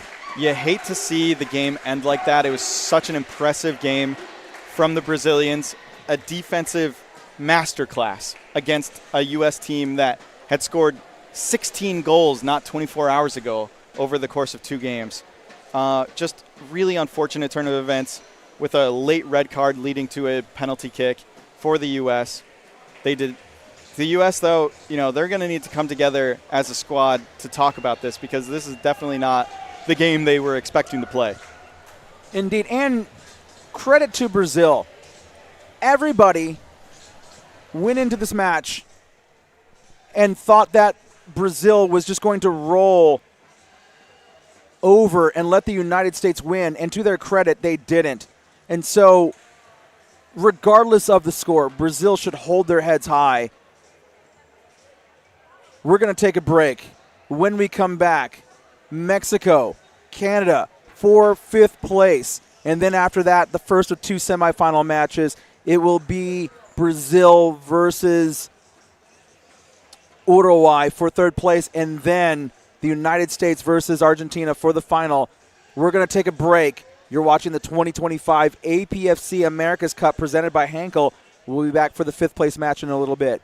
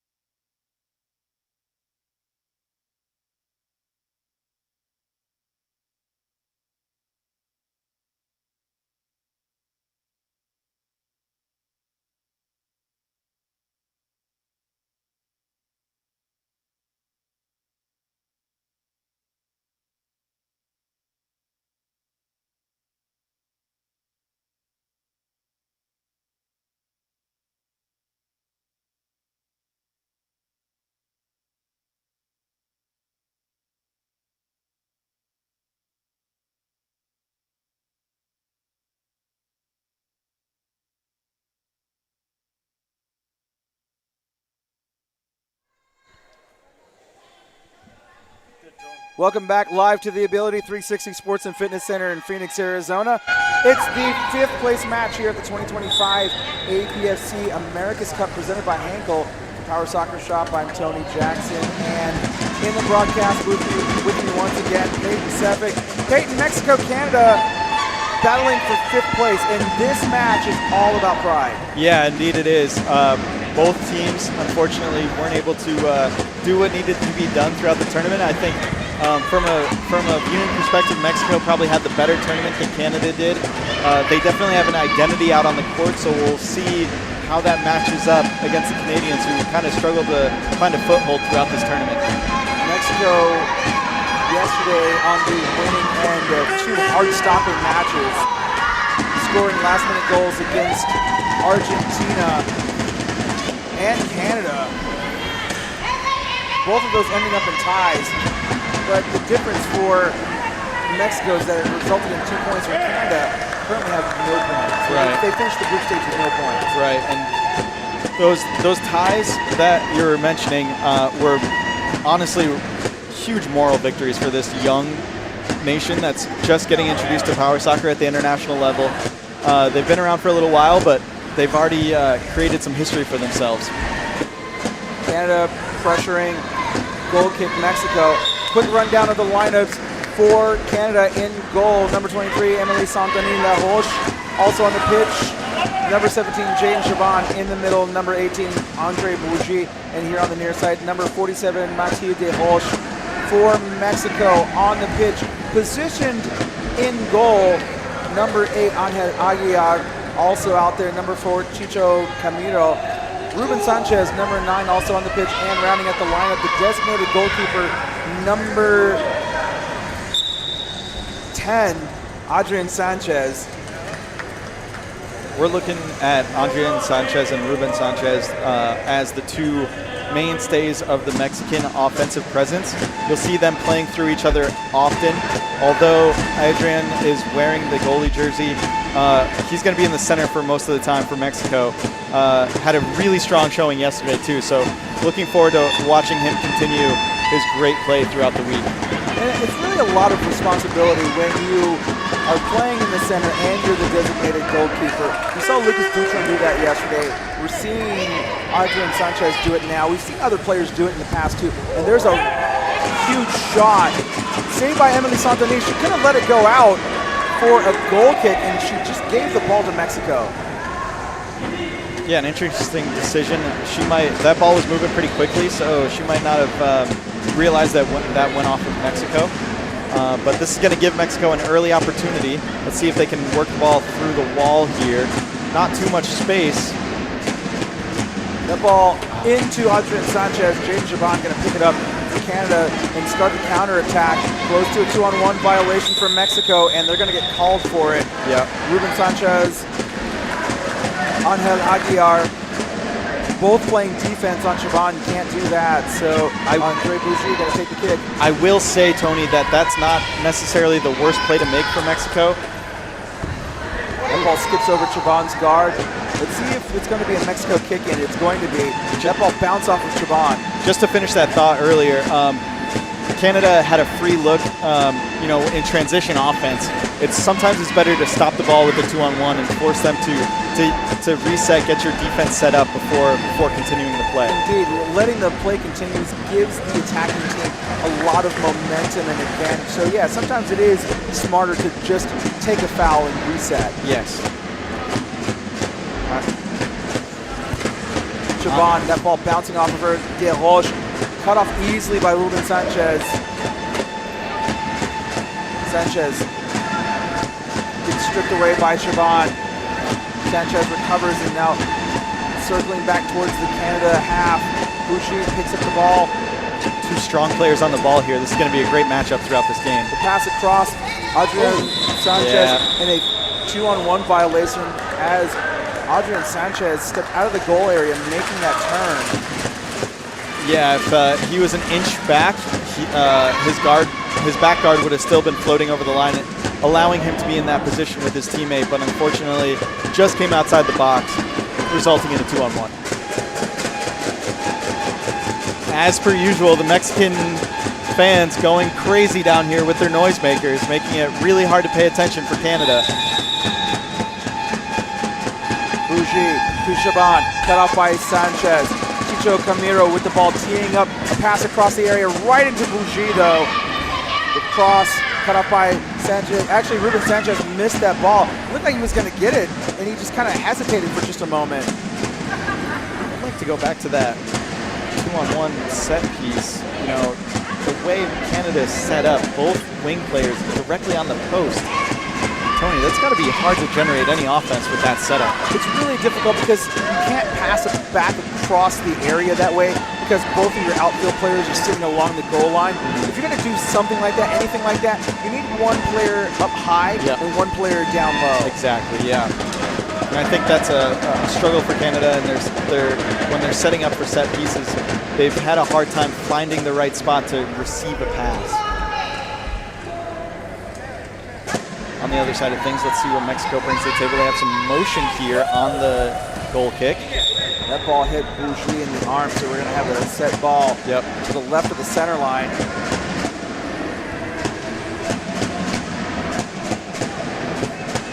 Mexico having both of their wings. Oh, here, Ruben's floating back now.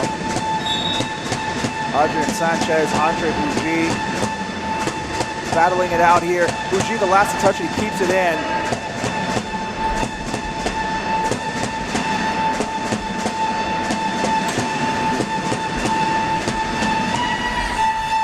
That ball just over the touchline, kick in for Canada.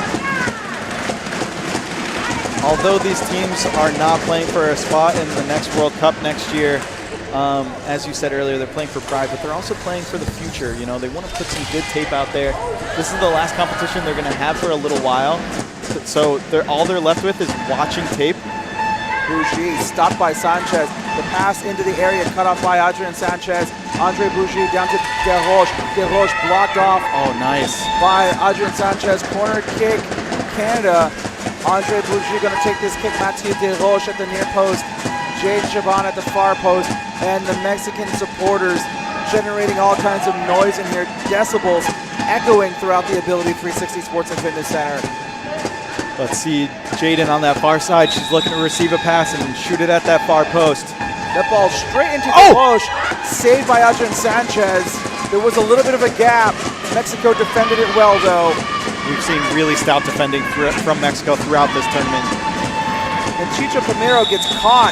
He was backing out of the area. He stopped for a moment, and that caught him in a 2-on-1 position. Andre saw it coming, pulled the ball right into that 2-on-1. Smart play from him. You see great rotation on the near side players for Mexico, and that third needs to find a way to get involved in this game. Bougie all the way across. Ruben Sanchez very dangerously spins towards Mathieu Desroches. Now Bougie is the last to touch that ball. I don't think Saint-Denis understood that. It is out for a Mexico kick-in. Another dangerous area here for Mexico. Let's see what they draw up. Had a hard time getting through the wall the first go around. Now, Ana Aguiar is sitting way back, and he is completely unmarked. He was calling for the ball, too. I think that is definitely a viable option for Mexico to go around the wall. You can get it over to Aguiar, who could potentially get it down to Chicho at the far post. Now they're going up to Aguiar. Aguiar going to pass across to Chicho. Chicho with a pass over to Sanchez. Sanchez with a shot, saved by Bougie. So that's a 2-on-1 violation on Canada.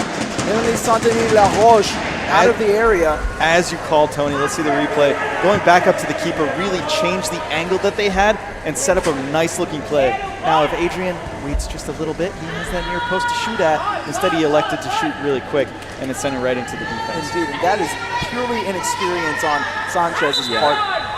He will learn and wait, and that in the future is a goal. I think a player of his quality is definitely going to get better and better as he goes. And I wouldn't be surprised to see that as a goal at the next time we're at the Copa America. It's going to be a kick-in for Canada. Now, going back to that kick-in for a moment and going around the wall, and this is what I was talking about the other day. going around the wall completely broke the defense for Canada. Yep. As soon as that ball went out, everybody moved, and that created space for Mexico to do something. Chaban right into Adrian Sanchez. That's going to go out for a Canada kick-in.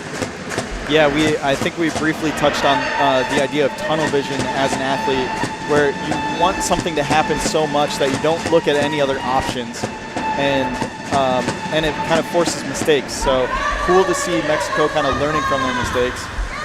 You got a foul on the play. It looks like a 3 in the box violation. That's Mathieu Desroches. Ruben just a little too close.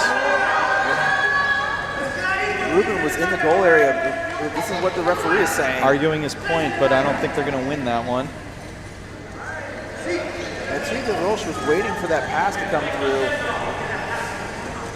Ruben Sanchez gives Canada an opportunity. And here we see the same setup again. Both the outfield players for Canada right at the post. And it doesn't allow room to pass across the goal area, only back up to the center player. Honestly, unconventional from both teams here. It's too easy to read, though. And Ruben Sanchez was right there to deflect that away.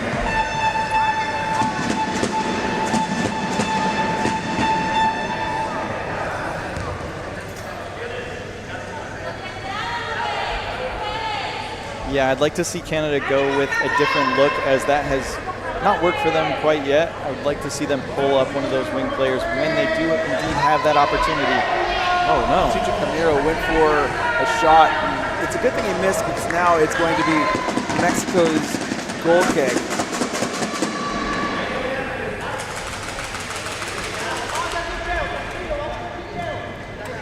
Mexico used some motion on their first goal kick, and this time it doesn't work out for him. Camiro across the middle. Bougie is there. The pass across. Desroches. Chaban shot saved. 2-on-1 violation on Mexico. We got two players from Mexico in the area. One of them is not the goalkeeper. Wow, I didn't even notice that. I thought it was going to be a 2-on-1 against Canada. Okay, what we were just talking about, let's see if they go with a different look. Doesn't seem like they're changing up their setup at all. Now here for Canada, you can have Desroches high to pass back across to Bougie potentially. And that ball, again, easily defended by Mexico. It's just never going to work for Canada doing that. They need a different look. Ruben, great job getting on the end of that one. He has it stripped away though. Mathieu Desroches, he touched that last. He keeps it in play though. That ball rolling towards the touchline. Kick in coming up for Canada.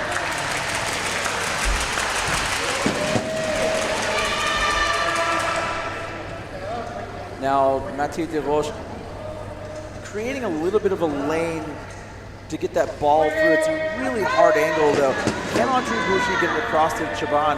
It's a lot easier when the ball's closer to the top of the box, but because it's so low, Jaden really needs to find herself more in the middle to get that angle. And unfortunately, she's just on that far corner. It's just never going to get over there. Now, in that situation, they could have gone all the way out to Emily Samponi-Laroche. If she had pulled up. If she had come closer to at least the center line to go around and get it over to Chaban potentially. Which is what we saw Mexico do, and it didn't work out for them.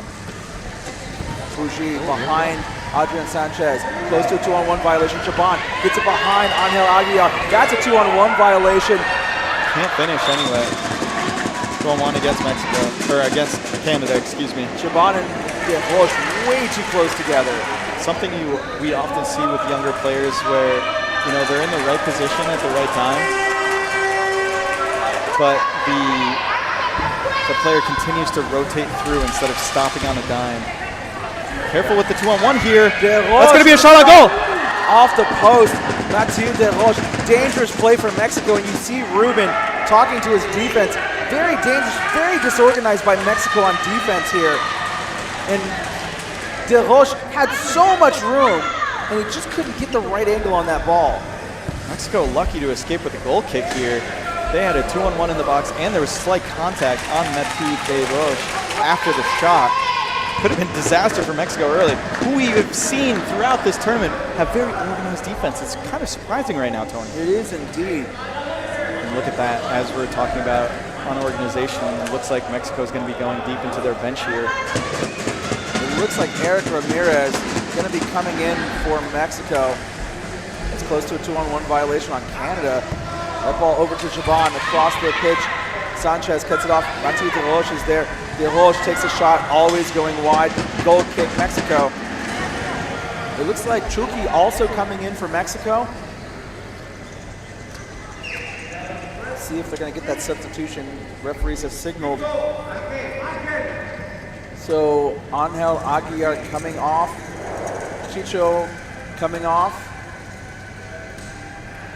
Eric Ramirez and Chucky coming on for Mexico. Such a young squad for Mexico. A lot of promise out here. Thought Chucky played great in the few games we've gotten to see him play.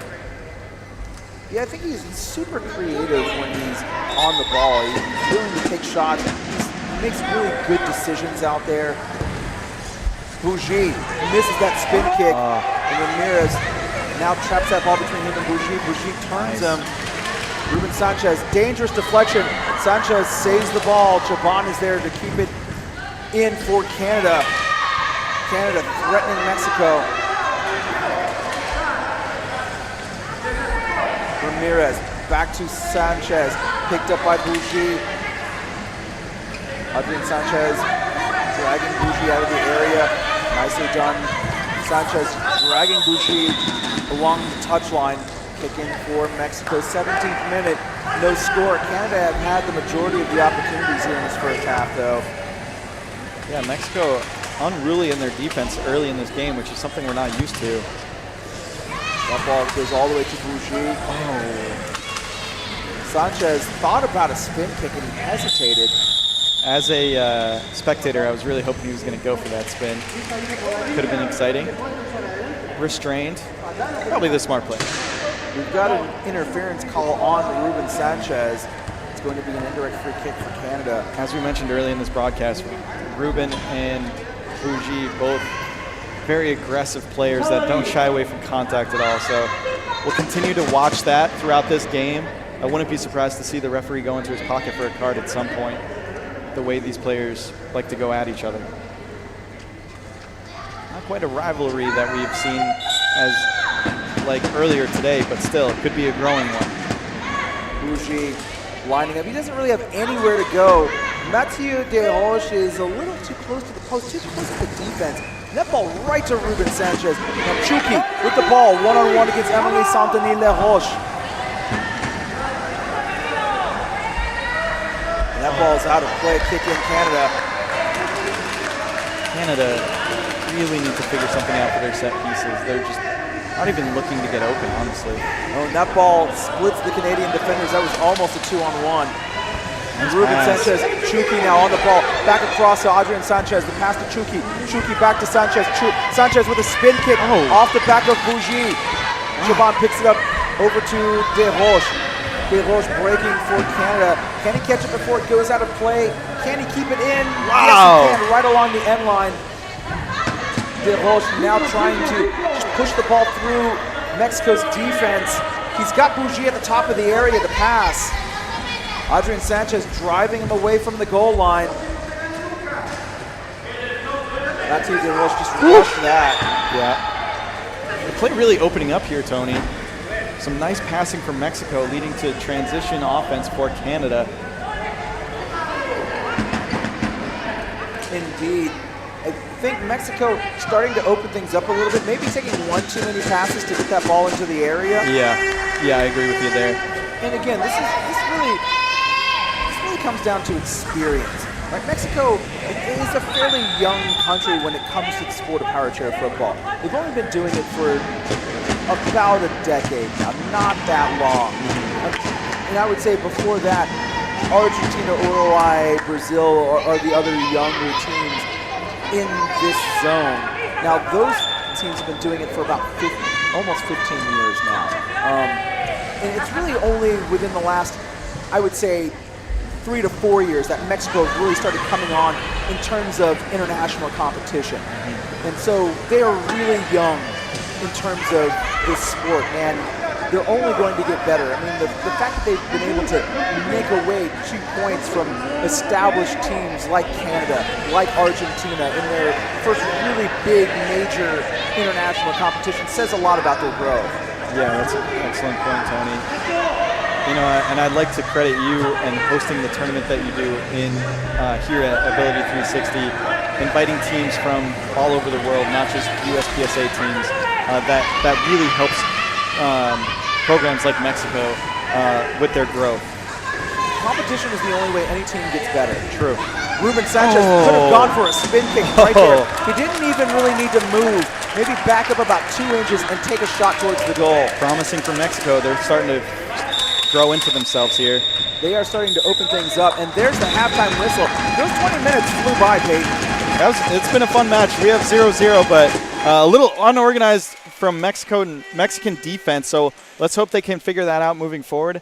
On the Canadian side, honestly, just need to find a little bit more openings when it comes to their set pieces. We're going to take a break. When we come back, the second half, Mexico, Canada, 5th place match. You are watching the 2025 APFC Americas Cup presented by Henkel. We will be back.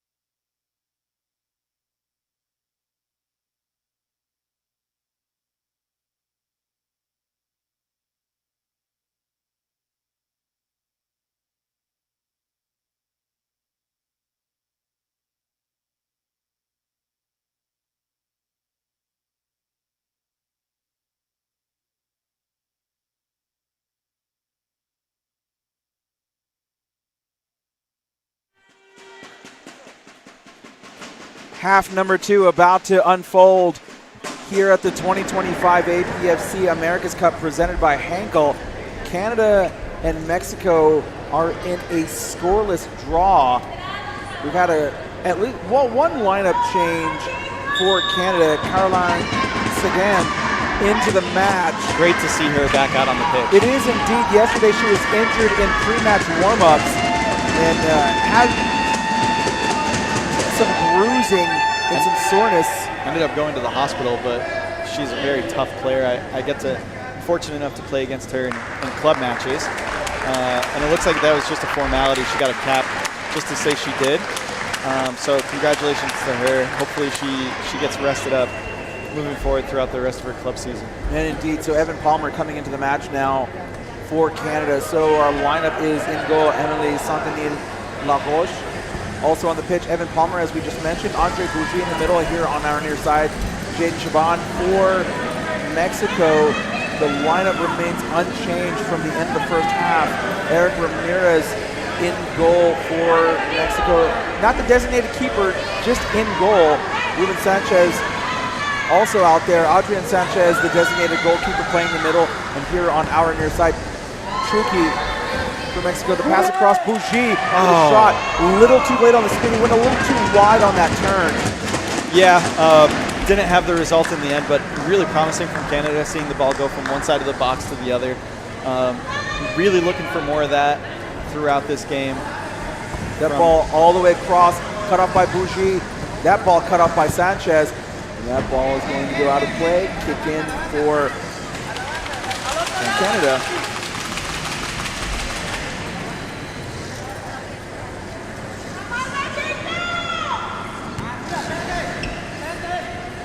Bougie looking over to Palmer. Palmer winding up for a spin kick. It goes across the pitch and out for a Mexico kick in. Smart play from Ruben there to just let that ball go out. You know, you see a lot of young players attack that ball and kind of hit it back down into the opposing team. So trying to reestablish themselves on offense here. Bougie loses that ball. Palmer to step in. He's not in position to defend. Bougie steps back in. Pass across the area. Chucky setting up for a kick. And that was a very dangerous cross by Andre Bougie.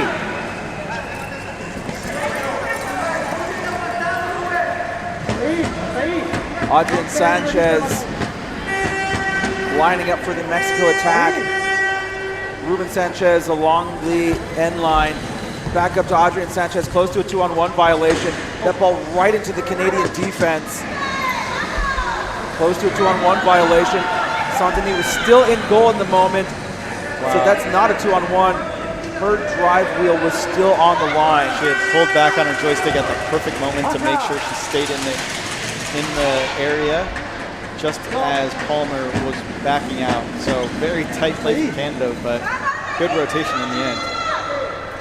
Ruben Sanchez to Adrian. Back up to Ruben.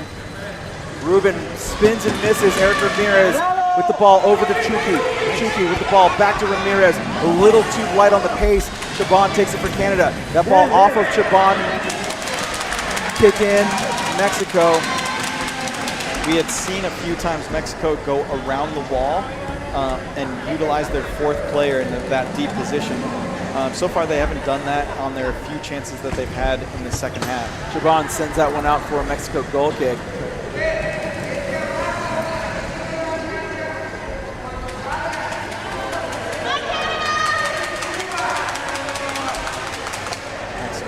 Utilizing their motion play.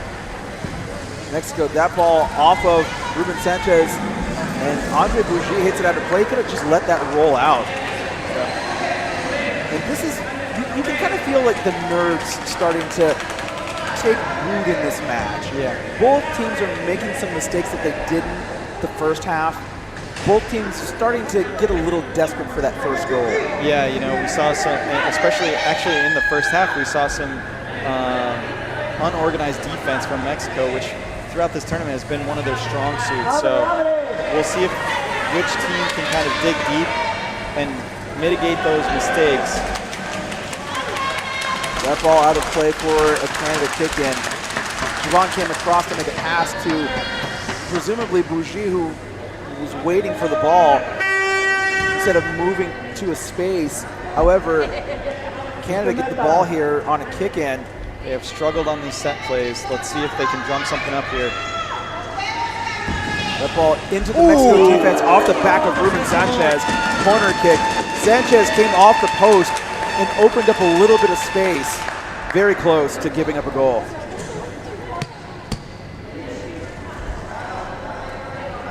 Bougie has a hard kick. See if he can get it to this far side. Bougie across Chaban. That ball slips between both of them. Kick in Mexico. It was a little too low for the ball to come all the way to the far side. Jaden jumping in. And Sanchez also playing the ball. Kind of just hesitated for a second and let the ball go through. Ramirez cut off by Bougie. Across the middle of the pitch, Evan Palmer back over to Bougie. Bougie over to Palmer. He's going to get cut off by Ramirez. And I really think Palmer could have just taken that directly to goal on that first pass. It allowed Mexico to reset their defense. Chaban across into Ramirez and out of play. Kick in Canada. Just a couple of the wrong decisions to get the ball moving there from Canada. They had the space, but they're not hitting it quite where they need to, whether it's the front of their guard or changing up how they're hitting the ball. They need to make changes here. Chaban, 2 shots, both blocked by Adrian Sanchez. Great job from Mexico there. Just communicating with each other and make sure that they avoid a 2-on-1. A subtle move from Adrian to make sure his defender clears out. Good job by Bougie being patient there. I was just about to say that he seemed like he was rushing some of his play, and then he finally held up for a moment to pick his spot. Good job by Bougie, and now another opportunity for Canada. And Jaden Chaban completely unmarked up there at the top. Different look there from Canada. Kind of caught Mexico off guard, I think. Ramirez giving that ball away back to Canada again. Jaden changing up where she's lined up. Let's see if Mexico makes the adjustment. That ball across. Palmer's there, back to Bougie. Bougie shoots, and that one off the post. Oh. Ruben Sanchez holding on the post for dear life there. Once again, he pulled away from the post momentarily, came back as soon as he saw where that shot was going. Corner kick for Canada. Chaban, we really need to see Evan Palmer more into the middle of the goal area here and have Jaden back out. That ball way too high. Chucky now for Mexico. One-on-one against Santini Laroche. Bougie retreating into the goal area for Canada. That's out of play, close to a 2-on-1 violation. It is going to be Canada kick-in now. 28th minute, 0-0. I think Evan Palmer had an opportunity to get a shot there, but he was just in the wrong position in the end. Play is going to continue here. Awkward bounce here, that's off the back tire. Oh, Ramirez initiating that contact through the ball on the back. It's going to be a whistle every time. And I have to say, I'm glad for that because it's unnecessary contact. We see that a lot in the Americas zone, and often it doesn't get called as a foul. However, the challenge when you play internationally especially is that the European countries especially call that very tightly. Yeah. And so it becomes a problem for the Americas teams, North and South and Central America. That ball going all the way into the Mexico goal area. Ruben Sanchez with a save. Oh, contact. Adrian Sanchez going to get called for the foul. So going back to finish up that point, the problem when we get together for these big international competitions is that the Americas zone calls things one way, the European zone calls it another way. And when you have European referees calling these matches especially, the Americas teams can't adjust to the tighter interpretations of the rules. It's really hard to make that adjustment during a tournament. You have to change up your style of play completely, and honestly, it can be pretty difficult for players to adapt their style of play to different types of refereeing. So, starting to slowly see kind of more uniform calls come across power soccer, but there's still. Oh, that ball slips behind Sanchez. Palmer, that ball deflects out. Adrian Sanchez chasing the ball. Can he get it before it goes over the touchline? No, he can't. Canada kick in coming up. very loose and dangerous defense by Mexico this half. It's continuing. I think they found a little bit more organization, but they're still playing a little chaotically. Ruben electing to let that ball go. Some goalkeepers will elect to punch that ball back in, find a teammate, and get the attack going again. Others, like Ruben Sanchez over here, elect to go it out, settle things down, and get a goal kick. Honestly, I think it's the right move for this team right now. You know, maybe if there was a little more experience out there, I'd like to see a pass there, but again, as we talked about earlier, they are still young, especially internationally speaking. So you don't want them to complicate things too much, make a mistake. Chucky now with the ball, nice touch by Chucky. Chucky gonna back into Andre Bougie, try to go behind him. Bougie gonna stop him. Bougie gonna get that ball ripped away though. Nicely done by Chucky. Almost kept it in play, kick in Canada. Encouraging to see from Chucky going up against a really stout defender. But he didn't back down at all. That's definitely some courage right there. I love to see it from the young Mexican. Bougie cut off by Adrian Sanchez. Chucky was almost in a position to get that. That would have been very dangerous had Chucky been able to get that ball. I got excited on that one, Tony. If Adrian got a better touch on the front of his guard, that could have set up a nice shot. And Mexico just taking all of these passes from Canada and sending them back into the Canadian half. Ramirez has no idea where that ball is right now, but he does nicely to turn that ball into Bougie and get a kick in for Mexico. I think that came down to communication from his teammates. His teammates let him know which way to turn, and it worked out for him great. That's the power of communication in power soccer right there. That ball out of play. Another kick in for Mexico, 32nd minute. We're still scoreless, and again, as we are in the knockout stages, if this match remains scoreless after the full-time whistle, there will be more soccer to be played.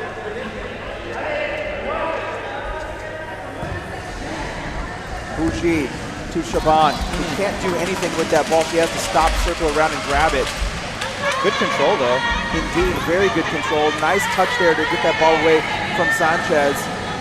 Ramirez pulls in to stop her. Palmer with a cross. Shaban can't get there in time. Dang. Canada has these flashes of brilliance with their passing, but unfortunately the rest of the team just can't keep up with it. And that's the importance of moving off the ball. A lot of times what's happening is these players are getting caught watching where the next play is happening instead of anticipating where they need to be and hoping that the ball gets to them. Yeah, that's something that coaches hate to see after making a good play. Oh my God, I didn't hear the whistle at first. That ball did get over the line, however the whistle was blown. A foul on the play is going to give Mexico a free kick. Time is taken away here, Tony. Ruben Sanchez across to Chucky. That ball, I believe, went off of Palmer. It did. Kick in for Mexico. Mexico hasn't seen too many opportunities in their offensive zone. It's really important that they keep the ball down here now. Ruben into no, that's going to be that ball's an open goal. Will it go in? It's going to go just wide of the post. Completely wide open goal there. Cannot believe Bougie just missed it. Let's see a replay on that. Mexico getting a little too excited. And Ramirez was completely out of position as the back defender there. I mean, he was playing a wide position and playing a really high line. Left Mexico completely exposed. Close to a 2-on-1 violation on Canada, and Mexico dodged a dangerous bullet there. Whew. Adrian Sanchez holding on. Bougie looking for a space to maybe pass out to Shaban, but good job by Sanchez preventing that pass to go out. I'm just loving seeing this. You know, the Canadians have been playing for a long time. They're older individuals, and they just have a lot of strength behind the ball when they hit it. And Mexico, a younger team with a little less experience, not backing down at all. It's awesome to see. It is indeed. We're going to get a substitution for Canada. Evan Palmer coming out of the match. It looks like maybe he's getting something adjusted. Not quite sure. No, he's putting a goalie jersey on. He is indeed putting the goalie shirt on. Emily Saint-Denis-Laroche coming off. Coming on in her place and playing in the outfield, Regan Funk. Evan Palmer going to step into the goal. 35th minute, still no score. I'm wondering if they're putting Evan in goal in preparation for penalty kicks. That's probably the right call, Peyton. Sometimes you have your normal goalkeeper in the game the entire time, and then you switch out at the last moment. And honestly, in that last match we watched with the U.S. with Brazil, it was coming down to the wire, and I saw the training staff for the U.S. pull out a goalie penny that said Johnson on the back. So the U.S. also utilizing that strategy if it came down to it. Evan Palmer preparing to go in goal.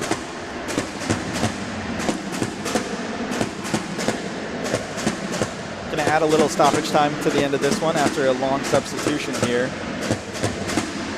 It's a bit of a break. We had talked in an earlier game of this tournament about long breaks after playing a significant amount of time. Let's see how that affects the focus of these two teams. Bougie. Jaden Chabon the last to touch that ball. Mexico kick-in coming up. This is a big play for Mexico. We keep talking about them retaining possession once they get it down here. Let's see if Mexico tightens up their back line a little bit. Look, Ramirez still playing a little bit wide, playing a high line, which is fine. He needs to be central, though, in these situations. And he has indeed floated a little bit more centrally since saying that. But setting up like that makes it hard to get across the pitch, too. Now, if I'm Ruben Sanchez, maybe I can just park right between the Canadian players and force a 2-on-1 situation here. Nice decision from Eugene opening up there. Sanchez backing into Chabon. Sanchez gets around Chabon. Strong play from Sanchez here. Let's see if he can work it into the box. He can. Oh, Adrian Sanchez across to Chucky. Not a good pass. Chucky tried to go on goal. He really needed to just go back up with it or wait for the ball. He rushed that one. That ball right there at the far touchline. Unfortunately, that'll happen. Oh, nice play from Bougie here. Sanchez playing one-on-one. We're really not getting a lot of willingness to pass in these final moments of the match. It's unfortunate because these teams definitely play their best when they are passing it. But in these tight games, it's hard not to lock up and try to beat your opponent one-on-one. And that comes with experience, Tony. Bougie. Nice open from the keeper. Nicely done by Sanchez. Regan Funk opening up for a shot. She got caught between two thoughts and ended up putting it out for a goal kick. Really needed to hit that with the front of her guard back to the top there. Decision making from both teams a little bit off. It's going to come down to who can make the right choice at the right time in this one. Some contact off the ball here. Referee's just going to give a warning, as it hasn't been happening too much as we've seen in other games where there's constant contact off the ball. Oh, Ramirez winding up for a shot. He swung late. My goodness, what a chance for Mexico. A pass out. Adrian Sanchez spinning off of Palmer. Palmer now taking the ball at the top of the area and pushing the ball away from Canada's goal area. Sanchez, the last to touch that ball, still in play, and now it's out. Kick in Canada. What a chance for Mexico. Oh, it didn't even get in close to the box, but it was still their best chance so far in the second half. Look at that clock, Tony. We are coming up to full time here. About 15 seconds. Adrian Sanchez. Chucky back to Sanchez. Sanchez back to Chucky again. Chucky's going to have to grab this ball and hold on to it, and he does. Oh my God! Wonderful turn. And Adrian Sanchez rushed himself. That might have thrown off Adrian. Such an acrobatic play to keep the ball in bounds there. Amazing from the youngster in Mexico. What a wonderful move. And there's a shot by Ramirez. Palmer's there to save it, though. Chucky with the ball. You can see him working. He knows the time is coming. Adrian Sanchez back to Chucky. Not a good pass. Back over to Sanchez. Sanchez back to Chucky. And he just rushed himself again. And the Mexico coaches are on their hands and knees in anguish. Oh my gosh. you know, their positioning is so good, but they're just not executing the passing. It really just comes down to understanding the situation and just staying in control mentally. And it's not happening for Mexico in the mental aspect of the game at the moment. The pass out, Adrian Sanchez is going to wind up and he's just going to hold on to the ball. The pass across goes behind Regan Funk. Can she keep it in play? She does. She gives it to Sanchez though. And Sanchez right now is more than content to hold on to the ball. Funk pushing, corner kick, Canada. Great play from Funk there. Oh my goodness! Whistle. After a corner kick, referee signaling we're going to get 5 minutes of stoppage time, switch sides, and do another 5. If we're tied up after that, I think it goes to penalties. So we're going to take a very quick break. When we come back, extra time, Mexico, Canada. You're watching the 2025 APFC Americas Cup presented by Henkel.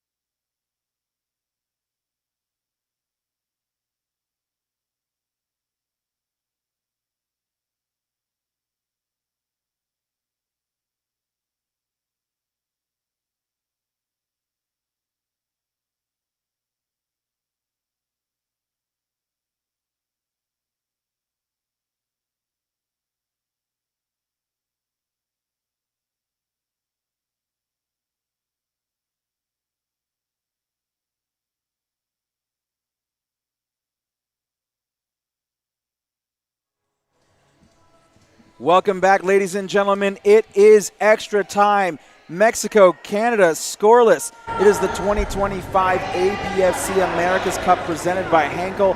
For Power Soccer Shop, I'm Tony Jackson. Mexico starting off this second half, and we are going to keep the same lineup as we did at the end of full time. No changes on either side. And just to explain briefly, as we begin, we will play 2 5-minute periods of extra time. If the score remains the same, or if it at least remains level, we will go to penalty kicks after that. There is no break in between the 2 5-minute periods. So if, regardless of the score, after 5 minutes, we will switch sides, do another 5 minutes, and determine if we need penalty kicks from there. Peyton Sefik, my broadcast partner, your thoughts on this game as we've already played 40 minutes. You know, these teams have kind of struggled to find footing in this game. I think that Mexico, although they had some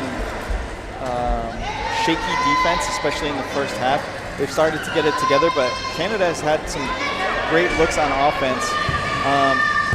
Oh my goodness. Andre Bougie with a huge shot that goes wide. Goes up into the stands. You know, it's gonna come down to, there's been a few mistakes in this game. It's gonna come down to who can mitigate their mistakes and capitalize on their opponent's mistakes. And if we do indeed get a goal, the game is not over. We're gonna play out the entire overtime with 2 5s. So yeah, it's pretty intense right now, Tony. You can feel the tension all across this gymnasium. Ruben Sanchez on the ball. Adrian blocking off. Regan Funk, that ball goes into Funk. Be careful here for Ruben Mexico. Sanchez left that ball to Eric Ramirez. Pressure from Canada now. Ramirez clears it out. Ruben Sanchez gets it around Bougie. Bougie breaking for the goal. Evan Palmer along the line. Bougie catches up and drives Ruben Sanchez away from the post. Can Sanchez get a pass out to the area? We got a close 2-on-1 violation. Up outside the area, Shaban and Regan Funk really close together. And Regan Funk keeps that ball in play almost. Kick in, Mexico. I didn't think that ball was quite out. That was a close call. Mexico's defense continuing to look a little shaky there as Ruben initially went in to go into the box and realizing that his teammate was not wearing the goalie keeper penny and decided to not go in there. So shaky look from Mexico early in this overtime. They got caught in a 2-on-1 violation earlier in the match for that very situation. That pass across Chucky almost got there. Bougie gets there before him now. Bougie with a huge tackle there to keep the ball away from the young Mexican offensive player.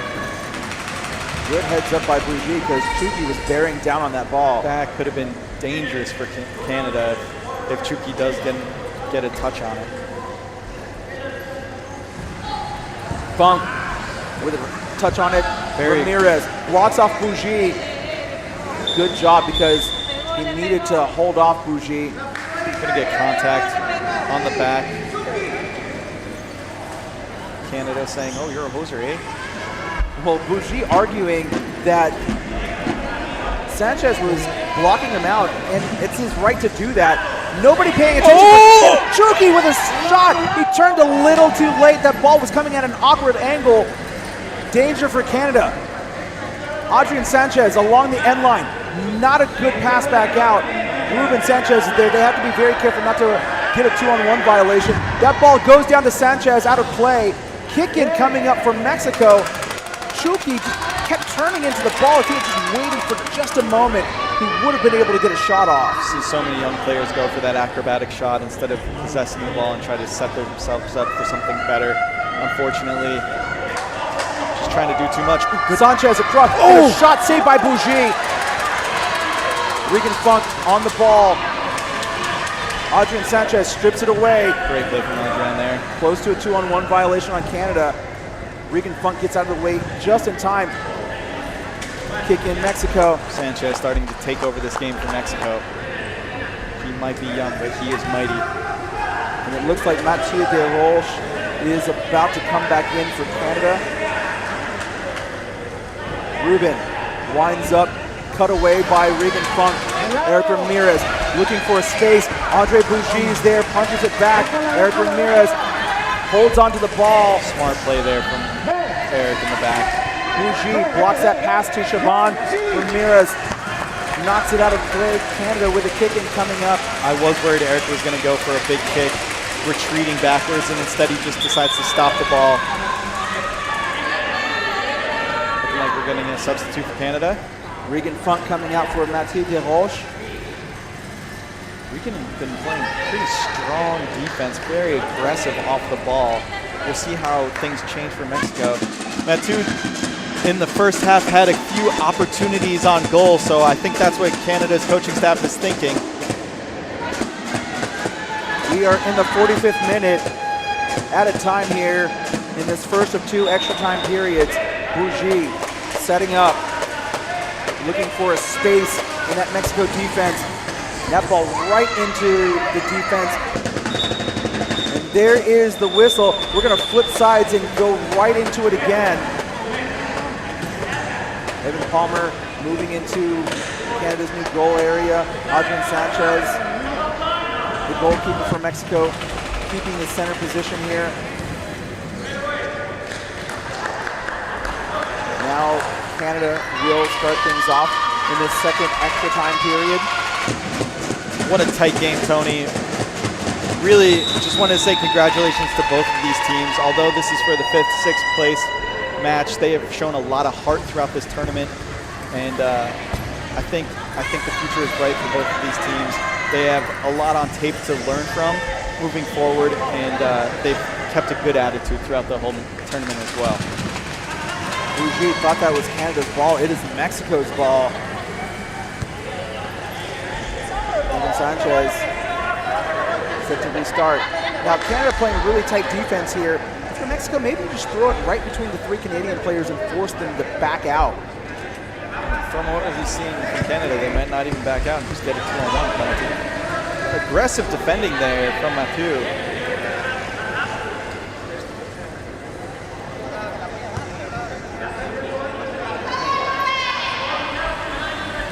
Ruben Sanchez now going to park between Chabon and Bougie. That's What I like to see from Mexico. You force the Canadians to split out.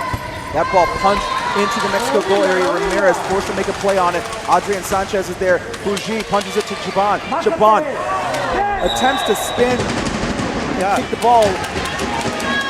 We had a 2-on-1 violation on Mexico. Gives Canada an indirect free kick. These are the mistakes we were talking about, Tony. We're in the 47th minute. Let's see if Mexico can stay organized on defense, something they struggled with throughout this game. Bougie looking to Chabon.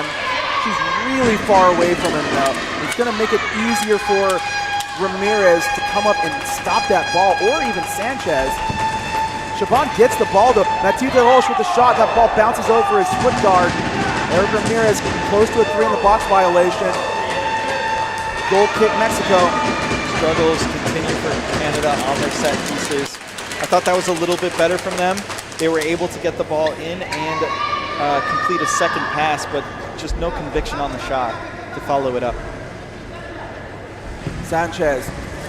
Desroches takes the ball. Ruben Sanchez defending the pass. Nothing on it. Dribbles right into Ruben Sanchez. And now Sanchez looking to clear the area. That ball's still on the touchline. It's over for a Canada kick-in. Ruben can't believe it. He thought he'd put that off the Canadian. Surely the referee saw it the other way. Big chance here for Canada. Bougie across the area. Chabon with a shot blocked away by Adrian Sanchez. Chucky, Palmer, one-on-one. That ball off of Chucky. Another Canada kick-in. Although that ball worked its way all the way through to Chabon on that far side, there's really no options for her to take a shot. Now Canada very far spaced out.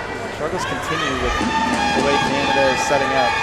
That ball tipped across Chabon. Oh my goodness. Went in for a shot. Adrian Sanchez closed her off. That surprised everybody, including Jaden, that ball got all the way across. 49th minute. Penalty kicks are looming just over the horizon. Close to a 2-on-1 violation on Canada. We got the shot of Oh! Shaban back to DeRoche. Oh no! And DeRoche is going to just hit it out of play. Kick in Mexico. Canada looking much more threatening than Mexico late in this extra time. That ball all the way across. Shaban chasing. She's not going to get it before it goes out over the end line. Oh my goodness.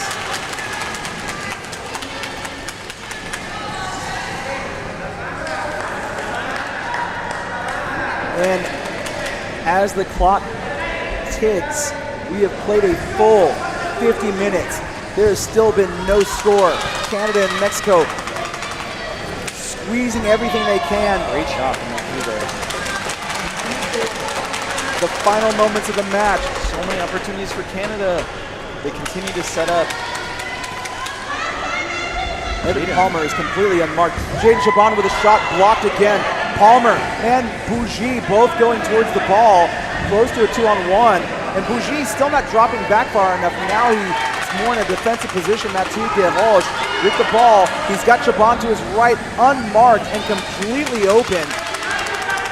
And a weak pass comes back up to the top of the area. Makes it easy for Mexico to defend. It's going to be going against Canada for sure. That is a contact foul on Canada. I thought that last play for Canada across the top of the box was it, but Jaden had pulled in too far. Burning opportunities here. Two.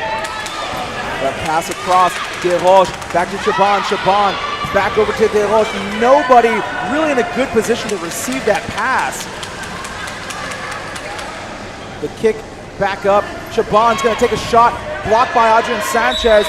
2-on-1 violation on Canada. We are out of time in this second 5-minute period, and that is it. Extra time is over. Folks, we are going to penalty kicks. Oh, my heart can't take it, Tony. This game was so intense. Players really leaving it all out there. Unfortunately, just not finding the shape to put goals in, but we are assured to have a few goals here in penalty kicks. We're going to take a quick break. When we come back, penalty kicks, Mexico, Canada, 2025 APFC Americas Cup presented by Henkel.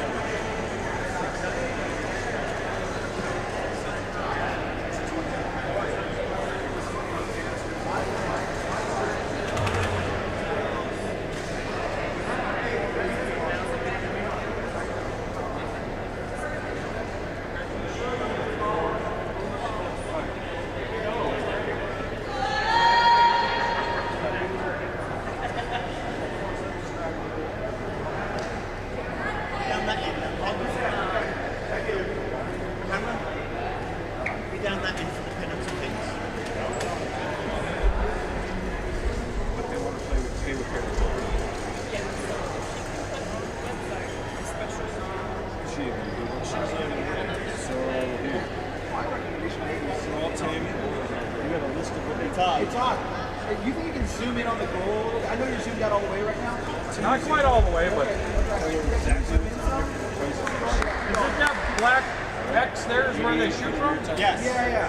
And 80 for the goals. Have them make an invoice and then. Yeah, right about there is good, I think. Yeah. You like it? Yeah, it's perfect. Or you want a little more? No, it's good. No. It's good. Yeah. I guess depending on where the ref stands,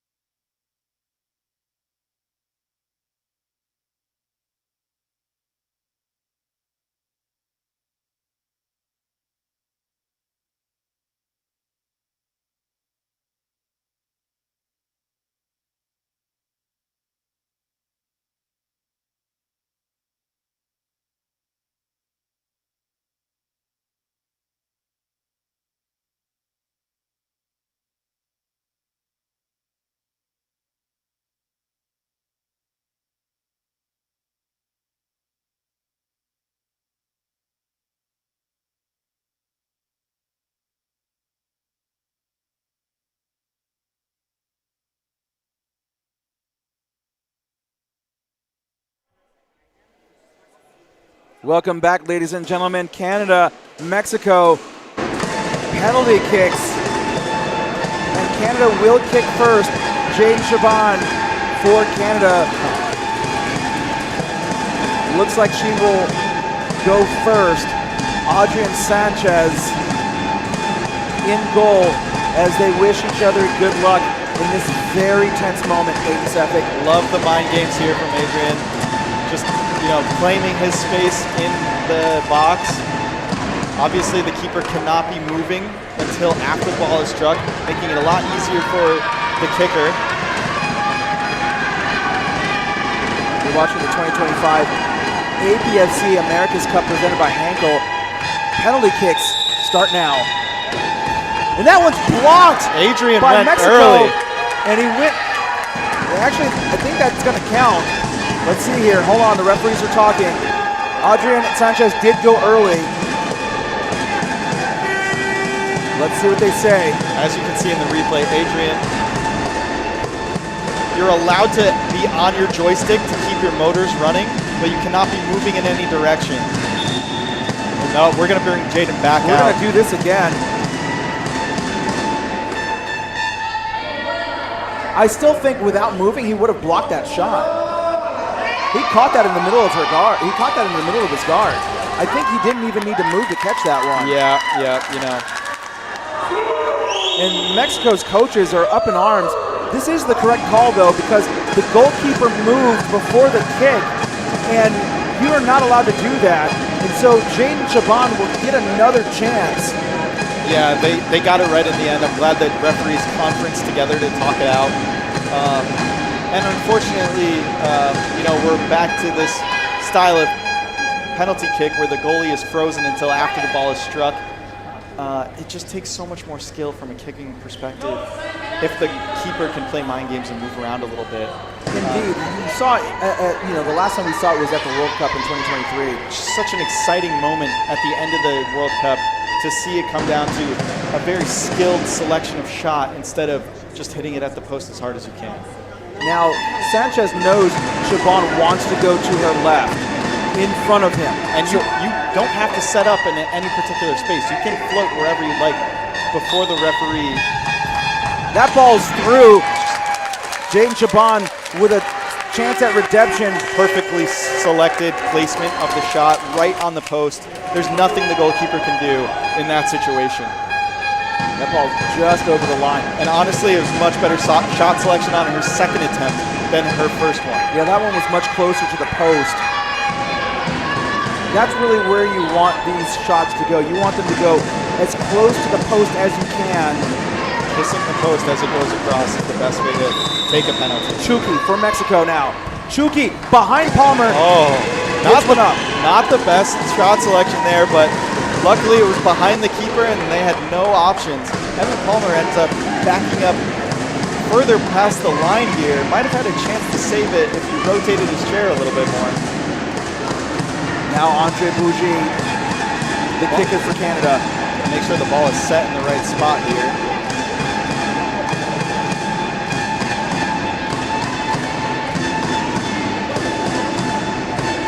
Andre Bougie is so strong on the ball. You see a lot of power in this kick. Bougie with the kick. And a save. Now, Adrian Sanchez moved again. Let's see the replay. If he moved again, it looks like the referees are going to say that is indeed a save. Now watch, he did. Oh, that was really close. That was really close because you are allowed to be on your joystick floating. And I think Andre Bougie right now is arguing that Sanchez moved. However, that is a block. Referee is not going to be going back on that one. Ruben Sanchez now an opportunity to put Mexico in the lead. This is a massive play here from Ruben. If he can ice this, big kick and a big save! Evan Palmer, a massive save. As you see, Evan Palmer favoring this side that Ruben was aiming for.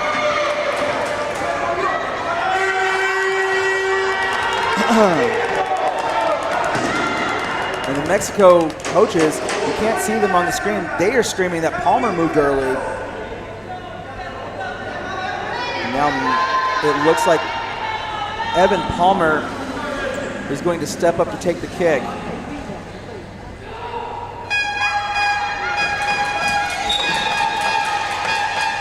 Adrian Sanchez. What a save! All referees in agreement. He did not go early on that one, favoring the side Evan Palmer was going to. And you can see he cheated back a little bit, closed off that gap, and he did move. He was moving. He did indeed move. We continue on though. Another part of that rule, without the keeper being able to move, it's a judgment call by the referees in the end.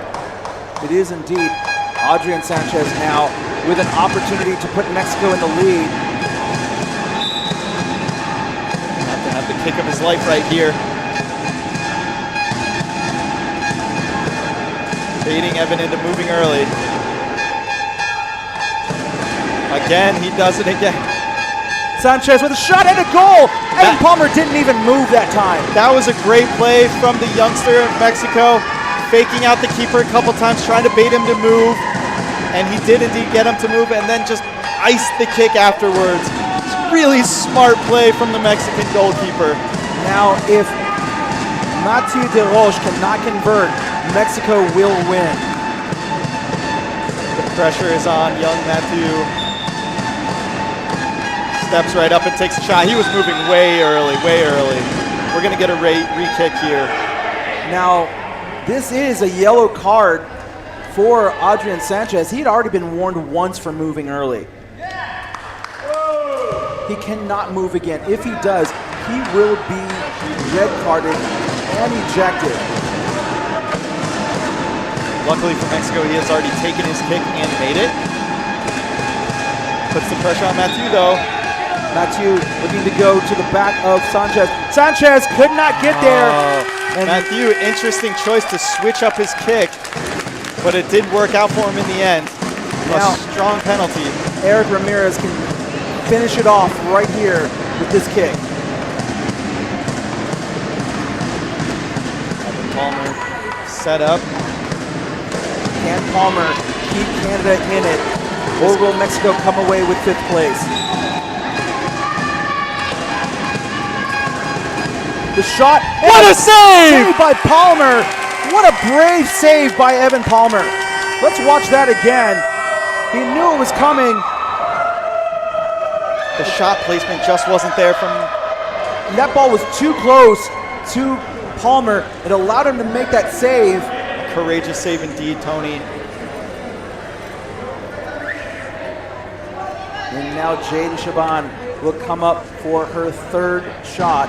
2nd official shot. Pure cinema here. See Adrian Sanchez cheating to the back a little bit. He's got to be careful, he can't go early. Jaden Shaban nails that one. Iced that kick, really impressive penalty from her again. Perfect placement here, as we'll see in the replay. Just picking out that post and putting it just inside. Chulki steps in to kick for Mexico. Taking his moment, picking his spot, waiting for the referee whistle. Evan Palmer moving before the kick. And Chulki misses off the post. Oh my goodness, and that's it. Canada win. Game over. Unfortunate for the youngster from Mexico. That's got to feel awful. On the other side, pure elation from the Canadians. Great to see consoling the youngster. I have a feeling Mexico will be back though, Tony. There's no doubt about it. They've played with conviction all tournament long. They've gotten amazing results that have shocked everyone here. There's nothing to be ashamed of if you're Mexico. A really well-played tournament from them. Truer words could not have been spoken, Peyton. Mexico, again, such a young team, coming out here and fighting to the very end, taking Canada to penalty kicks, and you have to be impressed with Mexico's performance this week. Yeah. On the other side, Canada, with the way their competition is going, you talk about it, stacking the positives. Exactly. They haven't had very many. Right. Coming away with a victory in the final match is definitely a positive moving forward. Absolutely. They played their hearts out in this game, had a few opportunities throughout the game, and ended up just wanting it more in the end. Great game from everybody. Congratulations to both teams. Canada taking 5th place. There's room to grow for both these teams. I'm really excited to see them moving forward. With that, we're going to take a break. The 3rd place match coming up in just a little bit.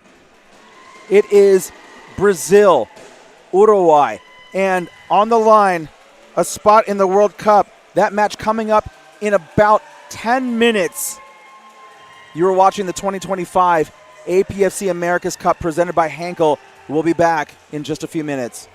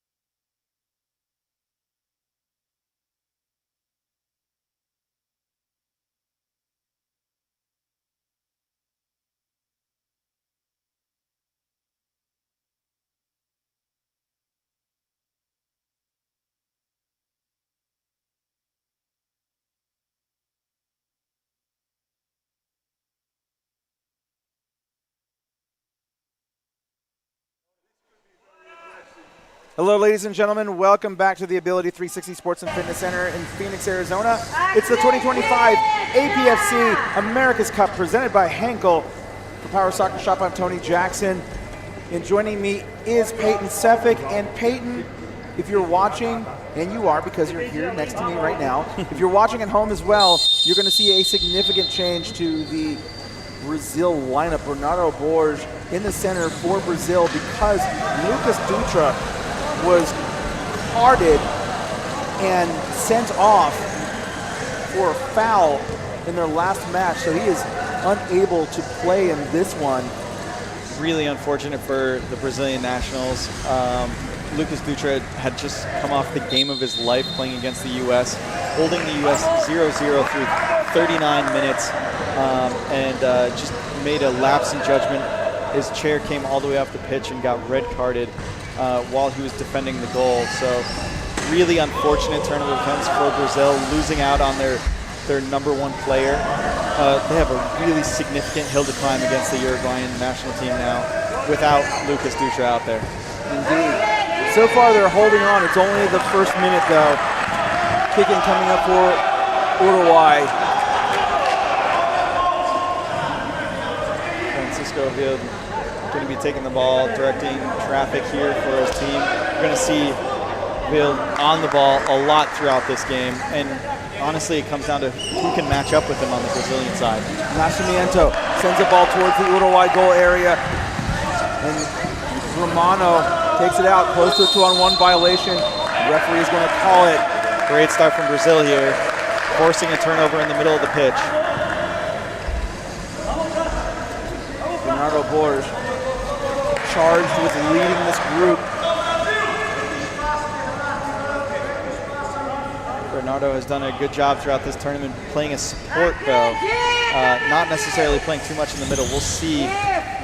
That ball off of Barbosa, close to another 2-on-1 on Uruguay. Nascimento thought about going for the pass. Now Diaz, a very dangerous pass, and he gets that ball back. A touch, gives the ball to Bernardo. And we're going to get a foul off the ball. It is going to be a foul on Brazil. Contact foul. Daniel just backing into Barbosa there.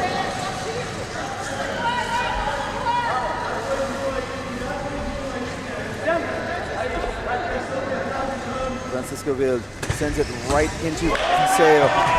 Romano has to come out and make a play on it again. Piseo with a good read on the ball, keeps the attack going for Brazil. Brazil's really going to have to dig deep without Dutra in the match. These players that have been playing significantly well throughout the tournament really need to step up though, as they're going to be featured a lot more in this matchup. Now, the key to working against Francisco Vild and any other player who's a great one-on-one ball handler is to get the ball away from them. Easier said than done. This is where passing becomes imperative.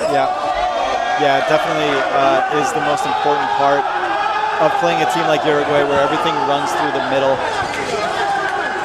It's going to be really hard though. Their best passer, as we've said, is off the pitch for this one. Releases, Borges defending. That ball touched off of Francisco Vild last.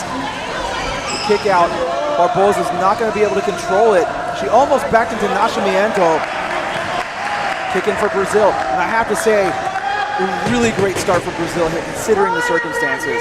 Yeah, they're going to need to just play solid game. You know, pick their moments on when to put it all out there, but otherwise they just need to play very solidly defense and stay organized. I'm a big fan of taking risks as a player. However, right now you really need to play conservatively if you're Brazil. Yeah. The kick out.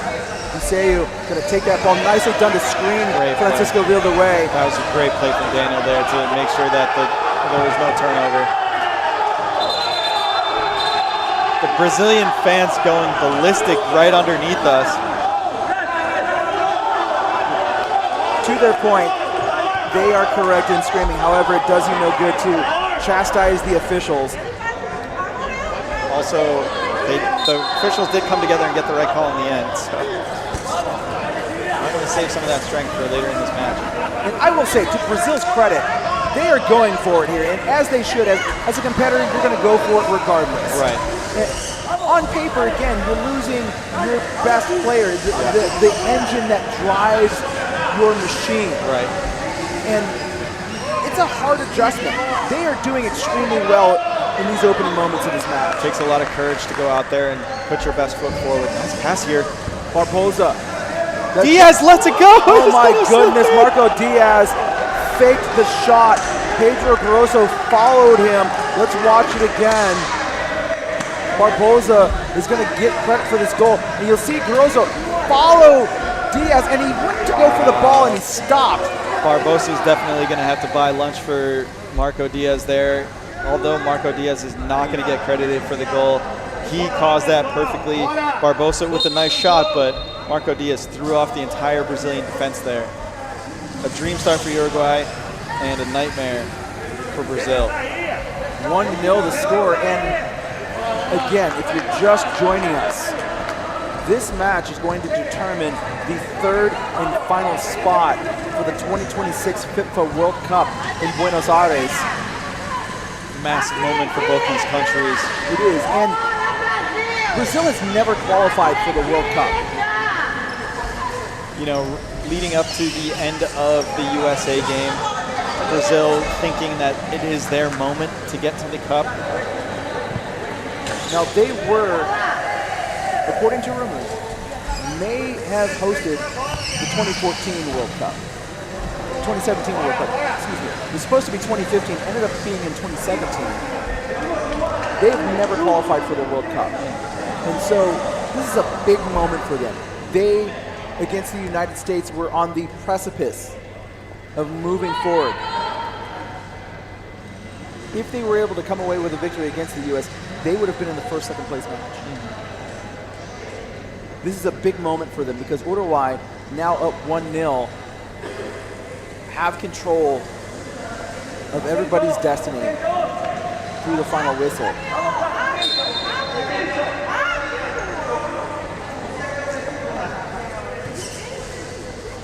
Bernardo Borges, put up by Francisco Bill. That's going to go to Diaz. Diaz having a much greater effect in this match than he had in previous matches. Barboza across, cut off by Borges. That ball is going to roll out for a kick-in.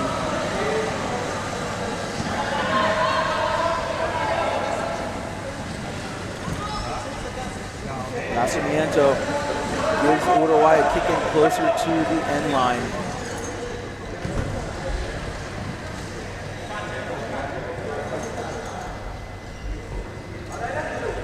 First game we watched Uruguay in this tournament, we saw Marco Diaz score 3 beautiful goals on that far side and being in the right position.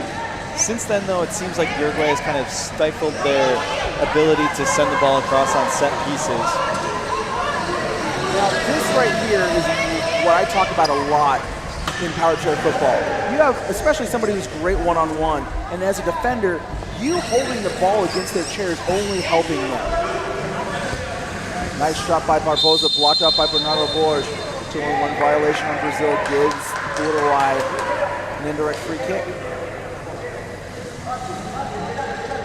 Going back to my point though, Francisco Bill loves it when the defender holds the ball against his chair because it only makes it easier for him to move the ball towards their goal area. Right. And you know, that's kind of an experienced thing. Nascimento has been playing for a while, but doesn't get as much time while he's on the national team. Indeed, and it's counterintuitive. To be fair, it is counterintuitive. You're thinking if I let go of the ball, they're going to win. Right. However, the secret to winning is letting go of the ball. Bernardo Borges couldn't knock it off of Francisco Bill for a goal kick, and he was just working very carefully. He moves the ball out away from the area. Bernardo in a position he's not necessarily used to being in this game. Good job by Bernardo, though. Cuseo cuts off Lucia Barbosa, and that's going to be a 2-on-1 violation on Brazil. Nascimento also in the area. Yeah, Daniel did a good job of initially affecting the way Barbosa was moving towards the ball, but just found himself a little too close to his teammate there. Bill directing traffic. Gonna have Barbosa take this one.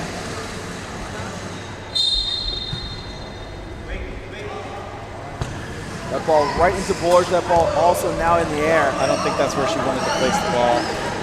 She wanted it a little bit more direct on Vild's guard. That ball bouncing between the two. Francisco Vild off of Nascimento. Wonderful play. Yeah. Really nice chair control from Francisco Vild. That's just expected from him out of this point. At this point in the tournament, he's been playing really well. Playing for the third place game, but initially throughout the first semifinal, especially in that first half, Francisco Vild played out of his mind, I thought. He played really well. He seemed very locked in, not afraid to back down from any challenges. Good to see that continuing throughout. The ball across. Barbosa shot. Ball in the air over the goal line. It's not going to count. That went over Bernardo's head, actually. Definitely going to get a whistle for above 20 inches. Uruguay enjoying a long spell of offense here. I mean, Brazil at a major disadvantage. Not only is Lucas their best passer, as we mentioned earlier, he is also their best ball handler.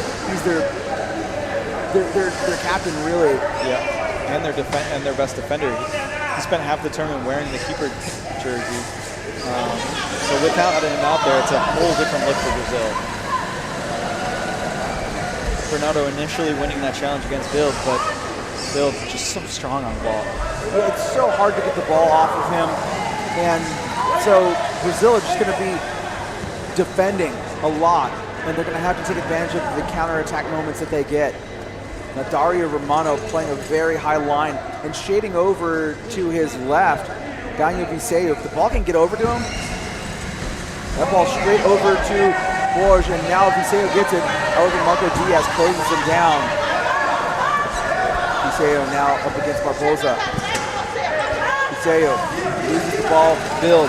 The pass across to Diaz. Nice. Back up to Vild. Vild. Back to Diaz again. Diaz taps the ball. Controlling the ball, holding it up a moment.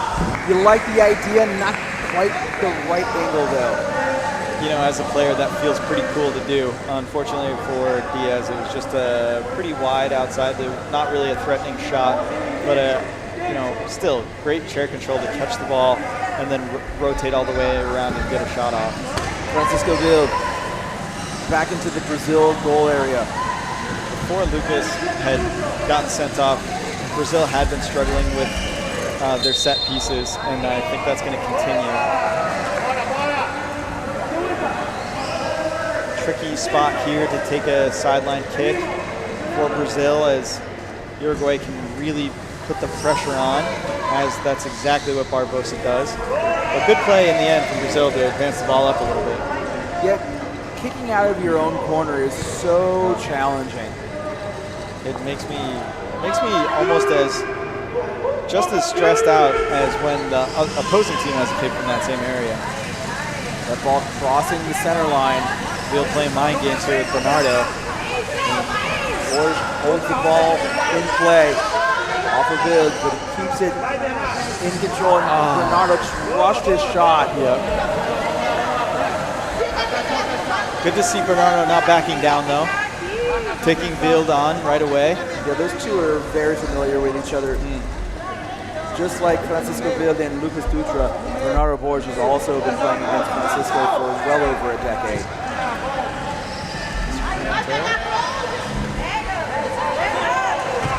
Ooh, Barbosa driving through. He's so strong on the ball.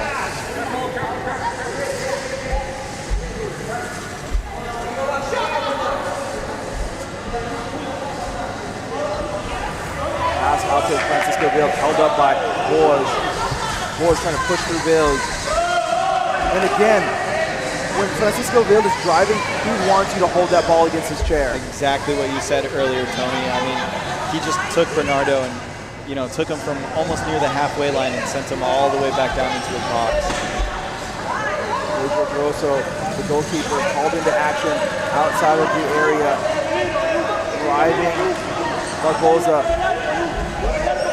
Iseo close to a 2-on-1 violation on Brazil.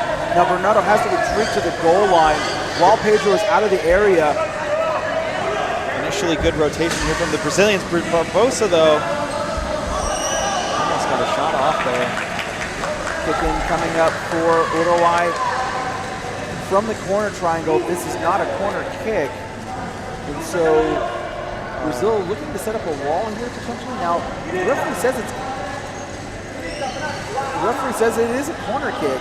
That ball looked like it went out over the touchline. I believe the referee is saying that it is not a corner kick, and Brazil had just set up like it was, but they've gotten it figured out now. Barboza into the defense. Off of Bill. Good save. Barboza keeps the attack going.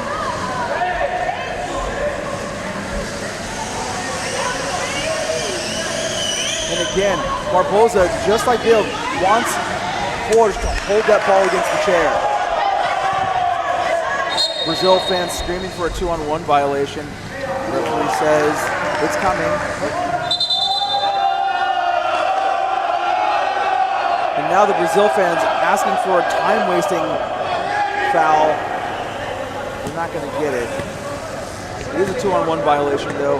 Free kick for Brazil. I do think Doug Wolf is going to keep note of that in his head, though, that might be something Francisco Villa is looking to do. Oh, that could have been a 2-on-1. Oh, and instead we're going to get contact? It was going to be a contact foul on Viseo.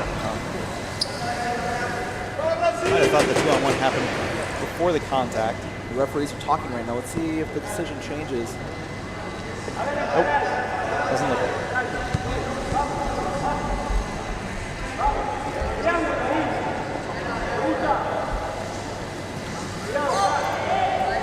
Bill doing a good job hesitating, making sure he knows what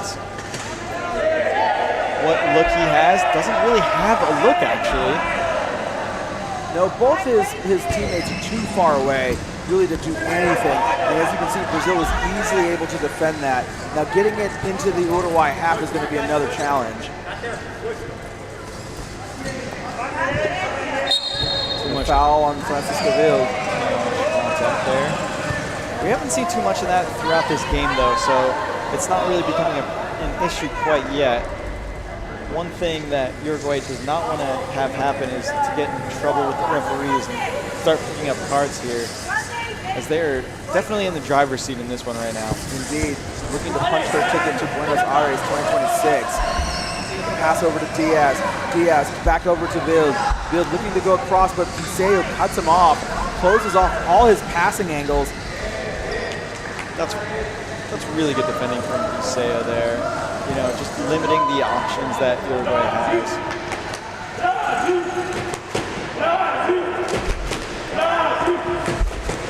Barboza, oh no, she just misplayed that goal kick for Brazil. Uruguay has a 1-0 lead here late in the first half. I'm sure they're not quite happy with the scoreline quite yet, though. They'd like to see a couple more goals pour over the line before they're going to feel comfortable in this one. Yeah, if you're Uruguay, you want a little bit of breathing room, a little bit of a more comfortable feeling. 1-0 is not it. Unforced error there from Brazil.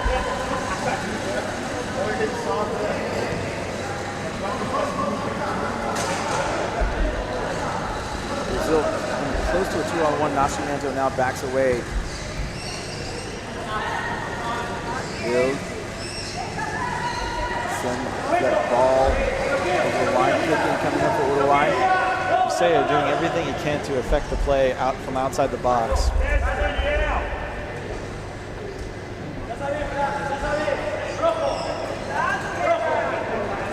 What do you think? Just going to blast this one in? Going to go all the way across. Bernardo Borges was ready for it though.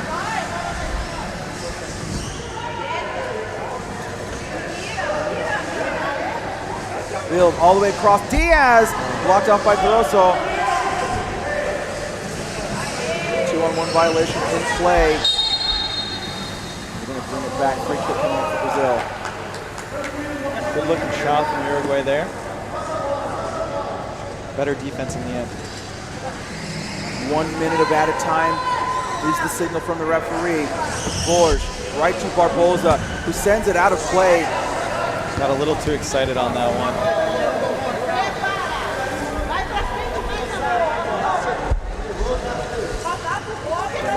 Marked in the middle here. Now, if I'm Nascimento, maybe I park myself between the two Uruguay defenders. Yeah. Not the play Brazil was looking for. I think you're right about that. Because my thought is to send the ball in there, force them to either spread out or get a 2-on-1 violation. Well, that's the thing is Nascimento coming in from that backside. Both defenders are looking forward at the ball. If you slip in there, they might not have enough time to back out because they don't see you coming. Dude, that ball slips through. It's going to go out for a kick in. Brazil from their corner triangle. And the halftime whistle should be coming in just a moment.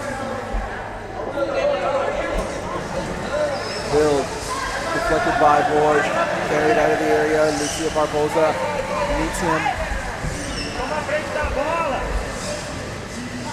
Borges kicks it out.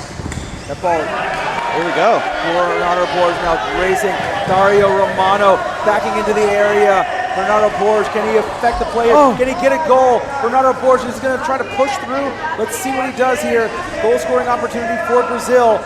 This is their chance right now in this moment. Can they get an equalizer before the halftime whistle? Their shape just doesn't allow any passing here.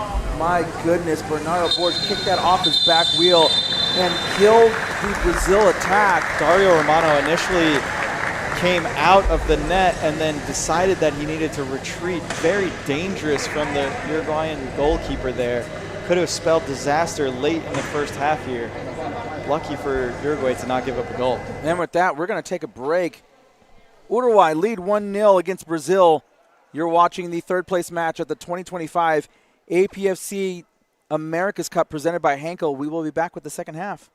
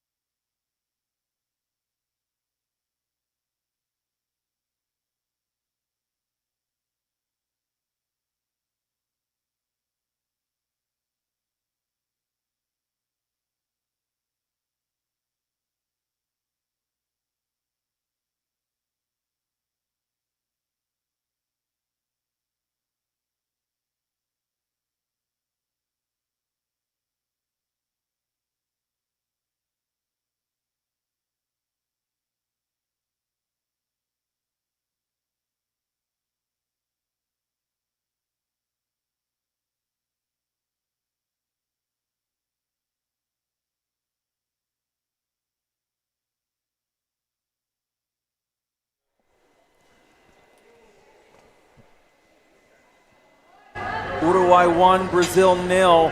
It is the third place match of the 2025 APFC Americas Cup presented by Henkel. We're live at the Ability 360 Sports and Fitness Center in Phoenix, Arizona. For Power Soccer Shop, I'm Tony Jackson. Peyton Sefik. Brazil have a lot of work ahead of them. This is the biggest half of all of the Brazilian national players' entire careers. If they can somehow climb this impossible hill and equalize this game or get 2 goals, they will go down in history as they will qualify for their first World Cup of all time. Massive moments here at Ability 360. And an early chance. Oh no, they're clearing it out. Sorry. This is going to be a kick in for Brazil. Bernardo Borges driving that ball in his goal area. Nicely done, though, to turn that ball right at the back wheel of Francisco Bild. We're going to need to see a lot more of that from Bernardo throughout this half. Field is so skilled one-on-one. It's going to take an enormous effort to get the ball around him. Bild. Spin. Bernardo Borges almost left everything open. Corner kick coming up for Uruguay. Beautiful fake there from Field that almost paid off.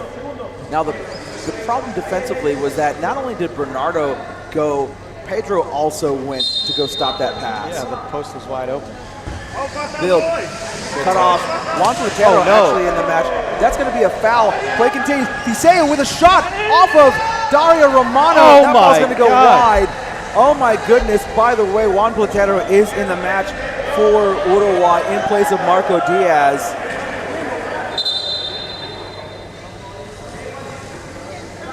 Nascimento. Let's see a replay on that one. And Platero. That was a foul by Nascimento slamming into Platero. Dario Romano found himself in the right position to make that save off the back guard, but dangerous times as... Now Platero is going to get called for the foul because he was backing up as Nascimento was in his swing. I think we got the advantage to play on, actually, and it's going to be a goal kick coming out. But there indeed was a foul there. Tiseo had an amazing chance. And Dario Romano, credit to him for coming out of the area to stop that shot from happening. Definitely, he made himself big. It's so much harder. You know, if he stays back on the line there, it's a lot harder for him to make a save because the goal is so huge. Here it is, just what you were talking about, friend, dragging a defender. And that is one of his favorite things to do, and many defenders allow him to do it. He's just so good at it, too. It's not only that he puts the player where he wants them to go, he also sets himself up to either get a set piece or pass the ball to the top. And like you said, he's so good at it. He is one of the masters of that.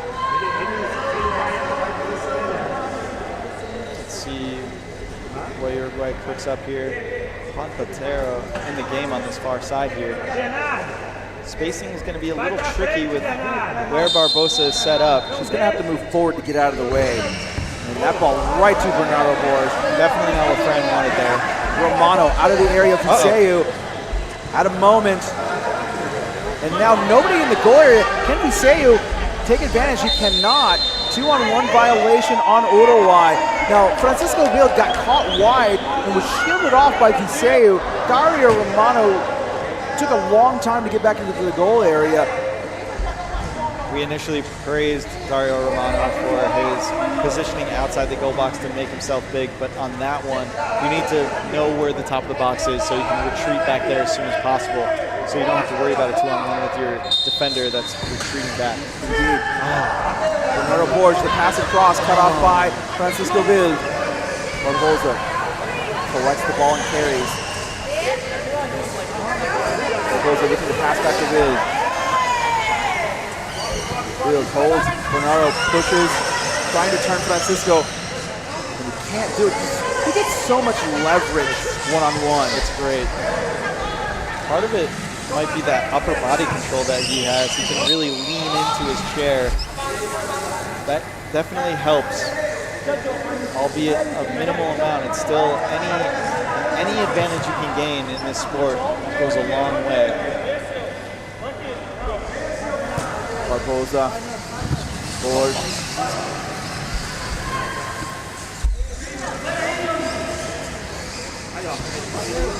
Tiseo keeps the ball in play for Brazil. And this is where Brazil have to take advantage of the situation when the ball is not on Francisco Vil. Unfortunately for Brazil, it's often right onto Barbosa's guard, who is a very strong player herself. Tiseo doing a really good job though. He is indeed. The pass over to Vil. Vil across to Platero. Platero across to Barbosa. Barbosa, a shot. Oh, beautiful shot. Just wide. Good looking play from Uruguay there. Fantastic combination play by Uruguay there. Over to Platero. Knew where he was going. Nascimento just missed that one too. Indeed, if Barbosa had waited for just a moment, she had the near post open. Encouraging play from Uruguay here. If the result holds, Uruguay will be headed to the next World Cup. Nice touch by Viseo to get the ball away from Bild. It's going to roll over the touchline. However, it's going to push Uruguay back. Talking about building momentum, you know, nothing more important than building momentum going into the World Cup. Uruguay doing a good job putting good film together in the second half of the third place game. Viseo has to back out of the way to avoid the 2-on-1. Kick in Uruguay.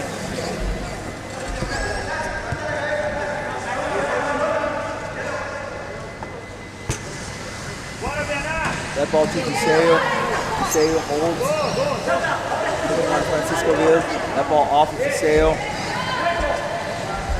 Viseo was unaware that the ball had gone off his chair.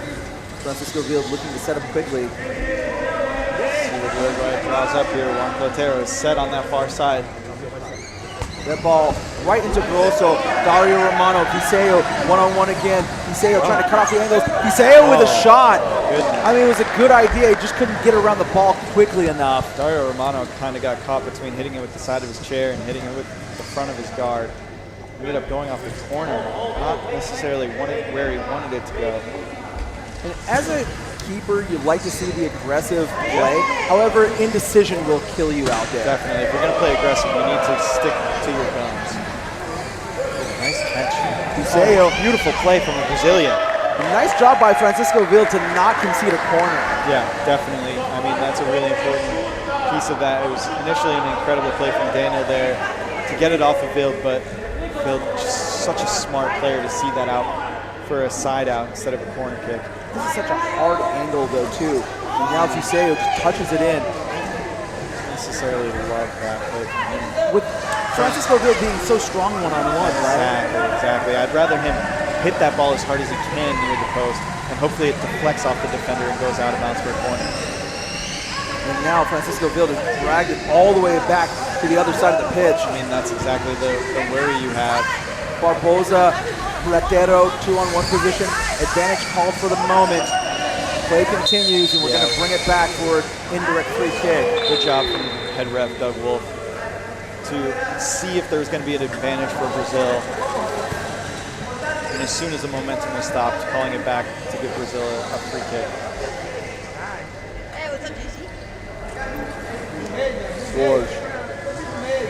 Nando Nascimento has been quiet in this game. We're going to need to see something from him if Brazil hopes to equalize. Whoa! And there's a shot from Francisco Vil, and Pedro Grosso had to make a save on that. Not only did he have to make a save, he had to wait until the last moment because that ball had some heat on it. That ball came with a lot of pace. Wow.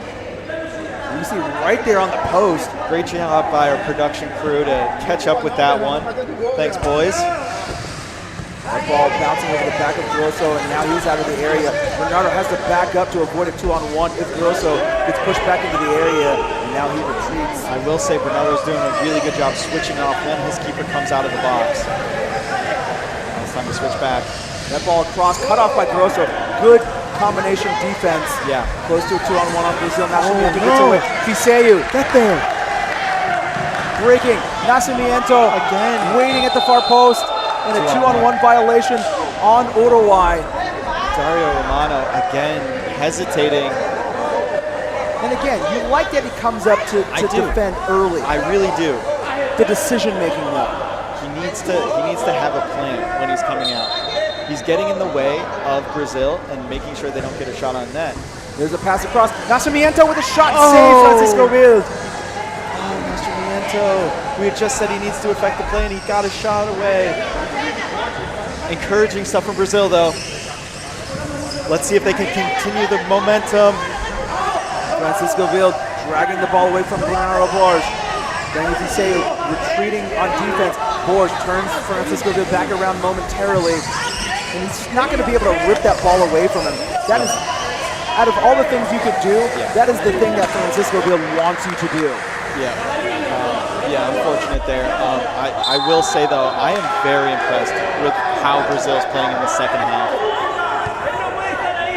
Brazil fans questioning that call. It was the correct call, though. Yeah.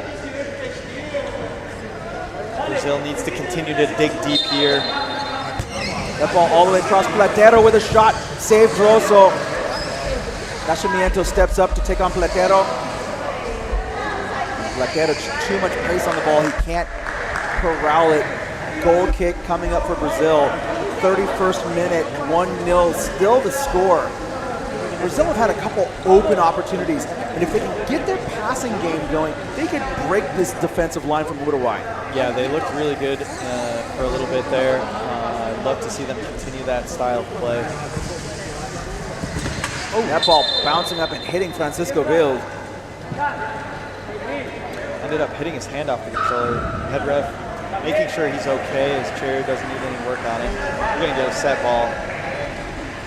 I thought it would have been better served for Brazil to go to Nascimento there instead of sending it into the middle. Indeed. As you had mentioned earlier in this game, Brazil's key to success is actually going to be keeping the ball away from Francisco. And instead they seem to be targeting him, which might not be the best play. Nascimento is practically unmarked out here, allowed to roam freely. Yeah, we saw Marco Diaz doing a good job marking him, but Juan Platero is a little bit more focused on getting himself in the right spot to receive a pass. That ball is still dancing along the touchline. Good patience by Bernardo to get that ball away. Now can he get it off of Lucia Barbosa? Barbosa dragging him towards the end line here, using her chair very well. That pass out, foul, play continues. Barbosa almost swung into Bernardo Borges. It is going to be a direct free kick for Uruguay. Well, actually, they're going to call it 2-on-1, so it is going to be an indirect free kick. I thought they might have called a foul for contact. Yeah, that was a tight one. If she did indeed make contact, that would have been tight for potentially a yellow card. Luckily for her, it's coming back for a 2-on-1. It's a big moment for Uruguay. If they can steal a goal here, that puts the game almost out of reach for the Brazilians. I'm not really sure what Uruguay's going for. This is an easy 2-on-1 on Uruguay. Juan Platero needs to get out of that area. Lucia Barbosa is the one that moved out of the way. Easily saved by Brazil. Grosso, he might have to get that ball before it goes out. I think that might be a kick in for Uruguay. I think the keeper ended up staying in the box because he was worried about drawing another 2-on-1. Bernardo didn't have time to retreat out of that area. Oh, Barbosa got a good spot between the two defenders. Let's see if Field tries to capitalize on it. He does go to that space. Viseo now breaking free. Oh no! Dario Romano, can he get a pass to his teammate Nascimento? He cannot. Much better from Dario Romano there. Did not hesitate with what he wanted to do, and he's going to take the ball all the way into the Brazilian offensive zone, or excuse me, the Uruguayan offensive zone. Much better decision making from the Uruguayan goalkeeper here. And he's killing a lot of time. This is excellent for Uruguay. He is indeed. We're about to hit the 35th minute here in just a few moments. And Romano doing really well one-on-one against Borges. It's great to see from Romano as, and he ended up earning a corner. An amazing play from Dario Romano, the keeper for Uruguay. Impressive indeed. After a couple of shaky decisions from the Uruguayan goalkeeper, ends up shining at the end of this one. Now Brazil fans are screaming. They're freaking out. They thought that was going to be a goal kick. They can't see that the ball probably touched off of the defender there. That ball off of Borges. Close to a 2-on-1 on Uruguay, and it's going to get called. Yeah. Both Francisco Vil and Lucio Barboza retreating back. One of them needs to stay down. Honestly, though, Tony, at this point in the game, you're both trying to retreat back on defense. Taking a 2-on-1 in that space is not the end of the world. Nacimiento with a pass across Fiseu, takes the ball. Pass over to Barboza. Barboza across, cut off by Borges. Francisco Vil, Lucio Barboza. They were pretty close there. Goal kick, Brazil, 36th minute. And the thing about Brazil is that they've had opportunities. They've had counterattack opportunities. They just cannot capitalize on it. If you can get another teammate to just get into a passing position, you can break the single goalkeeper out there playing a high line. Yeah, I 100% agree. I'd like to see Nacimiento up the floor a little bit more when Brazil is on defense, because it's not really affecting the play, especially when the ball's in the box. Just think offense. Even if your team is defending, that's the best way to get greedy on the far side. Nacimiento finding himself in a good spot. Heavy contact. Yeah, that's going to be a call. My goodness, Daniel Fiseu. He got a little too excited. You got to be careful if you're Brazil right now. This is when emotions can get the better of you. Really impressed with the way Brazil's playing now. I mean, you can't help but imagine what this match would have been like with Lucas Dutra out there. You know, it's as a spectator, it's frustrating because I want to see the best players out there for every team. And it's just unfortunate that the spacing happened the way it did for Dutra. Just a lapse in judgment, going over the line, getting a red card. Barboza holding the ball. Good defense from Fiseu. Now Fiseu taking the ball out of the area. If he can just get around Francisco Vil for a moment, it may spark something for Brazil. However, Francisco's so good on the ball. Barboza right into Fiseu. Could have been a 2-on-1 there. Oh, heavy contact again. And this is going to be a foul on Barboza. Okay.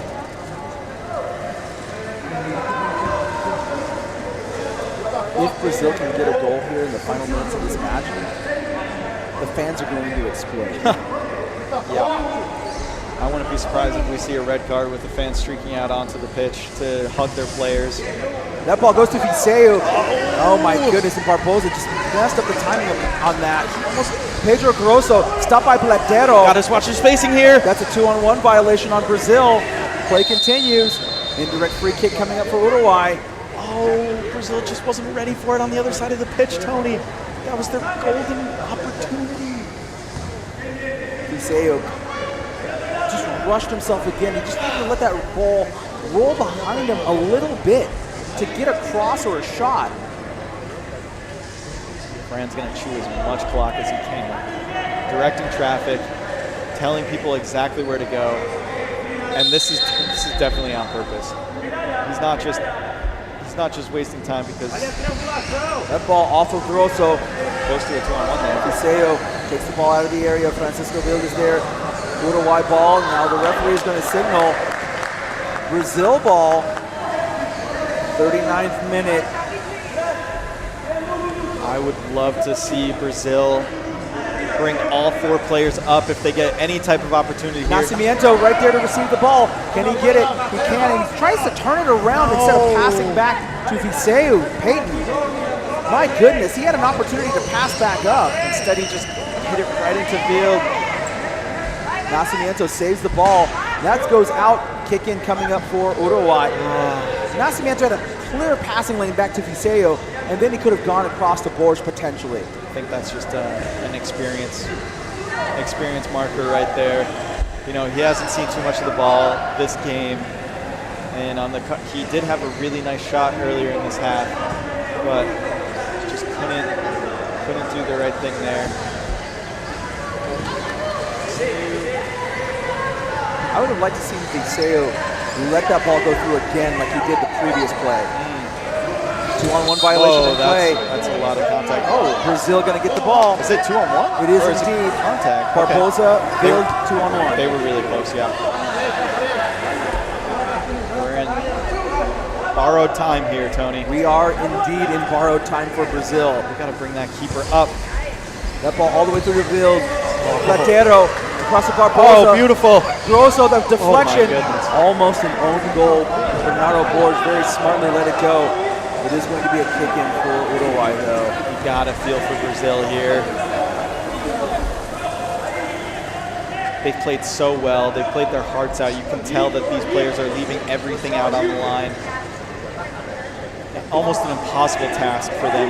If I'm Fiseo, I just try to knock that ball off of anything right now. I don't care about getting a card. I don't care about my own safety. I am pushing that ball as hard as possible. You are doing everything you can to get that ball the other way. You need to get it moving. And I saw this yesterday. You saw this yesterday as well. When Uruguay is in control and the game is on the line, people are just waiting for the ball to come to them when Francisco knocks it in. You are kicking it up. You don't even care at that point if the attacker at the top of the area sends a pass across. You're just doing anything at that point to get the ball out and move your team to the other end of the pitch. This is exactly what we're talking about right here. Field almost taking his hand off the joystick, letting Museo do whatever he wants, as long as it's not move the ball down the pitch. I mean, they are taking their sweet time over here. They have no time left. Exactly. I expect the final whistle at any moment here. Barring 2 minutes actually. Referee Doug Wolfson in 2 minutes. Finally, we get the ball out of the corner from Museo off the field there. It took way too long though. Will Brazil get a miracle? Nascimento wide open. That ball coming across Bernardo Borges there, and he lets it go off of Lucia Barbosa. Smart play by Bernardo Borges. Can Brazil sneak one in the final moments? The goalkeeper's not even coming out of his box. Get up there, get up there. Nascimento, the receiver of this ball, into Lucia Barbosa, and Barbosa breaking away. Barbosa right there, and she can just hold on to the ball at that point. It's painful to watch, Tony. That was unfortunate. You know, they had their moment. They've had a couple of moments in this game, and they just weren't able to capitalize. Francisco Bill just touches the ball. Double touch. He touches it again, and now it's going to be a kick-in for an indirect free kick for Brazil. Needed just a little bit more mustard on that one. Fiseu, Barbosa with a shot, she misses. That's it. And that's the final whistle, ladies and gentlemen. Uruguay, Headed to the World Cup. they do indeed punch their ticket to Buenos Aires 2026. I have to give credit to Brazil, though. Without their catalyst, their engine, without their captain, Lucas Dutra, they held Uruguay to 1 goal. It was an incredible performance. They had moments where they could have tied this game up, but Uruguay overall was definitely the strongest team without Lucas out on the pitch for Brazil. But, you know, that doesn't take anything away from Uruguay. They played a hell of a game and a hell of a tournament. Congratulations to them on punching their ticket to Buenos Aires 2026.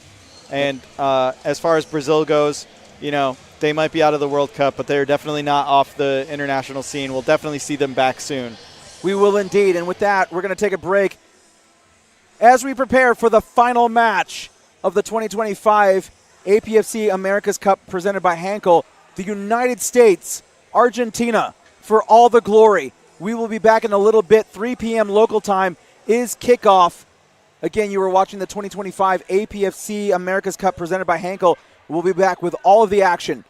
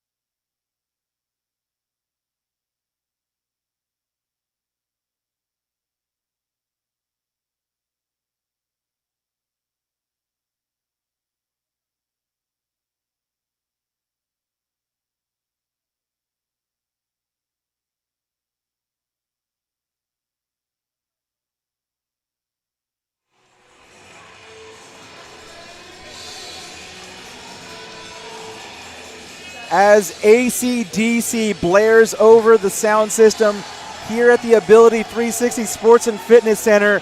We have reached match number 20 of 20. It is the final of the 2025 APFC Americas Cup, presented by Henkel. For Power Soccer Shop, I'm Tony Jackson, and joining me for this final match, my broadcast partner all week, Peyton Seffick. And Peyton, this should be fiery. Tony, I'm jacked up right now. I mean, I'm used to playing in games like this, and this is a whole different feeling for me. But equally as exciting, this is an exciting matchup. We saw a really tight game between these two teams in group stage, and now they meet in the championship. It's awesome. So Argentina is the home team for this match. In goal for Argentina, Khalid Mansour, number 13. Also on the pitch, number 17, Santiago Arocena. In the middle, number 10, Valentino Tegarelli. And rounding out their lineup, number 7, Aber Lopez. For the United States, in goal, number 3, Jordan Dickey. On the far side of the pitch, number 5, Lexi Hare. In the middle, number 22, Riley Johnson. And here on the near side, and a surprising start, number 6, Michael Rayton. Yeah, honestly, Tony, I did not see that coming. Michael Rayton's had a great tournament for the U.S. It's rumored that he's leading scorer going into this game for the entire tournament. You know, we've seen the likes of David Dowling mostly in these moments for the U.S. team, so surprising to see the youngster get the start, but, you know, the coaching staff has a firm belief that he's the right pick. And the energy level extremely high as this game gets underway. And Michael Rayton, to note as well, had been playing in the center position, or as the USA refers to, the first pivot position. Yeah. And now he's out in the outfield. Oh, big contact through the ball with Lexi and Valentino there. Kicking coming up for Argentina. You can hear the Argentinian supporters stomping, singing, clapping. We're going to be hearing that all game long. They're not going to take any plays off. That ball across, Khalid Mansour makes the save, over to Arocena. Rayton on Arocena. Two young players in this international tournament. You love to see that, certainly. This is awesome. Love to see that. This is going to be an electric game. And obviously the play is going to be coming through Valentino Zigarelli and Riley Johnson, but the players that might affect the game are the players on the wing. There was a shot on goal for Michael Rayton. Good look to start this game for Michael Rayton, earning his team an early top-of-the-box kick-in here. Michael getting good position early. Lexi here set up on the far side, waiting patiently. Jordan Dickey playing a high line. That ball going all the way across into Rayton, bouncing off the Argentine defenders. Another kick-in for Riley Johnson and Team USA. Slightly worse angle here on the kick, but still an opportunity to get it through all the way, depending on what Khalid Mansour, the goalkeeper for Argentina, does.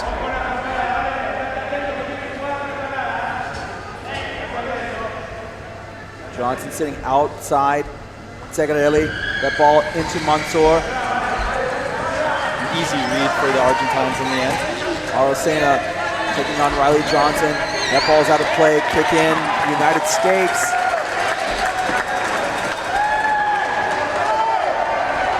U.S. enjoying an early spell of offense. Let's see if they can get the ball cooking. Johnson to Rayton, back to Johnson. Segarelli right there to cut that passing sequence off. A little too hard of a pass back from Rayton there. Johnson, Aber Lopez, Khalid Mansour in the area for Argentina. Johnson collects, holds along the end line. Aber Lopez, really strong move there. Yeah. Johnson, the kick out. Arocena is going to collect that ball off of Rayton. Arocena now on the attack for Argentina. Michael Rayton, Arocena, great battle between these two. And a foul on Rayton for contact. Yeah, that might be a matchup to watch out for. Those two young players going at each other. U.S. gets set. Lopez, Segarelli, looking to push around Hare. Close to a 2-on-1 violation. And Segurelli had to let that go out. It's going to be a kick-in, though, for Argentina. First look at Argentina and what they like to do on their set piece here. Let's see if Lopez and Segurelli try to pass back and forth to each other. Johnson puts an end to that quickly. Segurelli, Jordan Dickey at the top of the area. This is going to be a great chess match between these two. And Dickey hits it almost out of play. Riley Johnson just couldn't save it. Couldn't quite keep it in. Big contact at the end, but the ball had already gone out of bounds. But those are the moments that, you know, that the contact that doesn't necessarily count can start to push the players to, you know, whether they're going to settle into this game or start to really feel the nerves. Lopez to Segurelli, back to Lopez, actually right into the goal area. Good clearance by Dickey, smart clearance by Dickey actually, because that shot left Jordan Dickey all alone in the goal area. After the U.S. enjoyed a spell of offense, it's Argentina's turn. Some contact off the ball here as Eber Lopez and Lexi Hare are jockeying for position. Referee just telling them to calm down. Segurelli, let's see if he throws it in there. No, he goes to Mansour. Segurelli now on Lexi Hare. Segurelli, soft touch to get the ball away from Hare. The pass across to Lopez. Lopez with a shot off of Johnson. Quickly shut down. Johnson keeps the ball in play. Behind Lopez he goes. He's so good at that turn. Oh, it's amazing. Segurelli and Johnson. Segurelli pulling ahead of the ball to get position. Big contact again. Indeed. And that was definitely a retaliatory turn. Argentina going to get that ball. Riley Johnson giving the referee a look because that was a retaliatory turn for sure. Yeah. That was a huge hit by Segurelli. Riley Johnson returned the favor. Khalid Mansour having some words with the referee to gain clarification of what's going on. It's one of those things in sports where the referee doesn't necessarily catch the first offender and instead catches the follow-up, as you said, the retaliatory strike. Now, Peyton, it'll be interesting to see if Argentina can get Riley Johnson to show more emotion than we are normally used to from him. Oh, look at this, Tony. Winding up for a shot blocked by Riley Johnson. It'll be interesting to see if Argentina can knock Riley Johnson off his mental game. Yeah. It's something that most people can't do because he's so calm, so collected in a match, no matter what's going on. However, right there we saw a small crack. Yeah, we did. We did see some emotion coming out. Bring that ball across, Nice off turn. of Brayton, nicely done. The United States really having to defend right here. Argentina getting really creative with their attack. Khalid Mansour talking to Valentina Segurelli.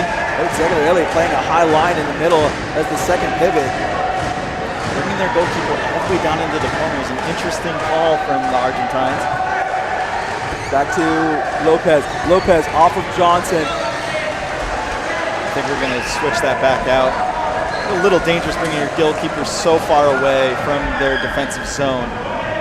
If nothing else, though, it makes the defense think a little bit. Definitely, definitely. Even if you're not doing anything with it, it makes the defense think about what might happen. And a little bit of theatrics going on here between Johnson, Radin, and Aber Lopez. And referee Mika Walston is going to have a word with all three of them. We're going to get a talking to here. Aber experiencing some feedback from his compensated motors there. Took his hand off the joystick and his chair continued to move. Valentino Segurelli going to take the kick. Reading what he's got. To Arosena. Not the kick he wanted. Segurelli with the ball, no one there to pass to. It's going to roll out for a United States kick-in. Momentum in this game is going to be so interesting. Both teams really enjoy free-flowing offense when it comes to passing. Haven't seen a foothold from either squad yet, though, Tony. No, neither side has been able to take control of this match early on. We are in the 9th minute. and both teams are just feeling each other out. It really feels like a heavyweight boxing match. It does. There's some jabs here and there, Yep. an occasional hook. Both fighters feeling each other out at the moment. Indeed. That ball out to Hare. Hare towards goal.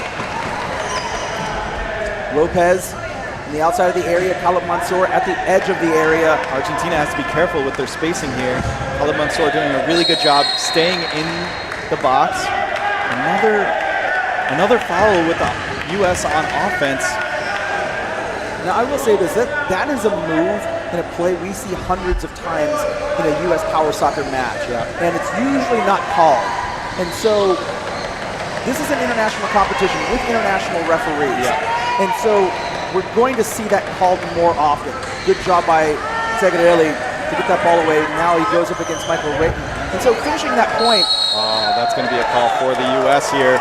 Direct free kick coming up. Zigarelli cannot believe that call, as there's been a lot of contact through the ball so far in this one. I think the referee got that one right though. I think so as well. Direct free kick coming up for the United States. Ooh, this is scary. We pay attention to Eber Lopez right on that line. If he goes over the line, we saw what happened. That's already happened before. Okay, there you go. Eber Lopez coming out a little bit. This is a more traditional corner kick defense they're setting up here. And that ball gets across to Hare. Hare with a shot. She couldn't get it clean. Didn't get enough pace on it or the right angle. Spacing. 2-on-1 violation coming up. Advantage called. Play continues. Lexi Hare pressing the Argentina defense. Oh, and the Argentine coaches area are going ballistic because the U.S. had already benefited from a shot on net there, and then the play was called back. So the advantage, how long does that go? And that's exactly what Argentina is arguing. And they have a good argument. Indeed. Now they're going to get another opportunity on goal. Indeed, they were playing with house money there. Johnson.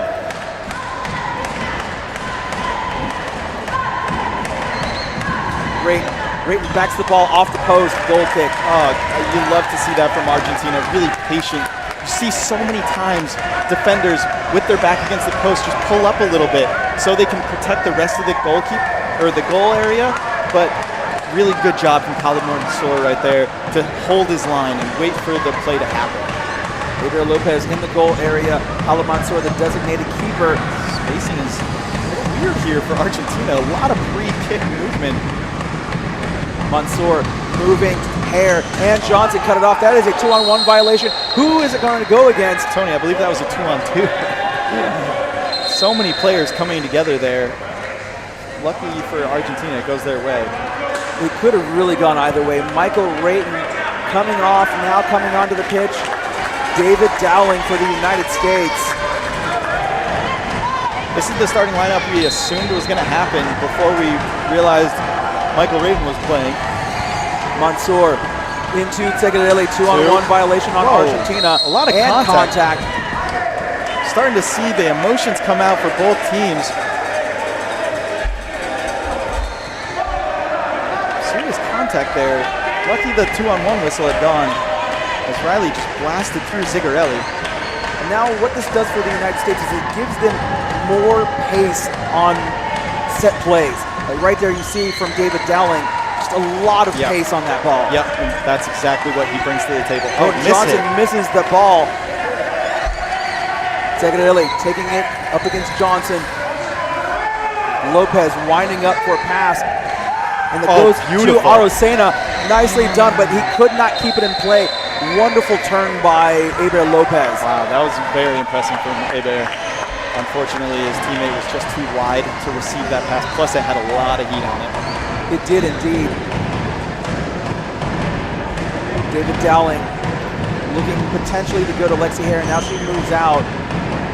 This is the point in the game where we start to see teams settle in to each other. You know, we were talking about the prize fighting match where fighters are just kind of jabbing it out to try to test each other. Now it's time for one of these teams to start probing a little bit more deeper into that offensive zone. I'll be interested to see if Segarelli goes across to Mansour here. He's going down to Arocena to Eber Lopez. Riley Johnson cuts it off. quickly, close to a 2-on-1 for Argentina. Advantage called, play continues. The pass out to David Dowling, back to Johnson. Johnson down to Hare, cut off by Mansour. Arocena across to Segarelli. Segarelli across to Lopez. Lopez. Look at this. Arocena. The passing is exquisite. 2-on-1 violation on the United States. Play continues though. Argentina coach is screaming for a 2-on-1. It's not going to happen. And now we're going to get a call for the United States. Contact foul. Wow, that got really intense. As soon as we talked about them picking it up a little bit, there it goes. And that was two fighters against the ropes, pounding each other. Passing was unbelievable, and the spacing was perfect from both teams. David Dowling over to Johnson. Johnson holds. Segarelli gets it behind Johnson, and a foul. Play continues. No foul called, although big contact through the back of the guard. Lopez holds.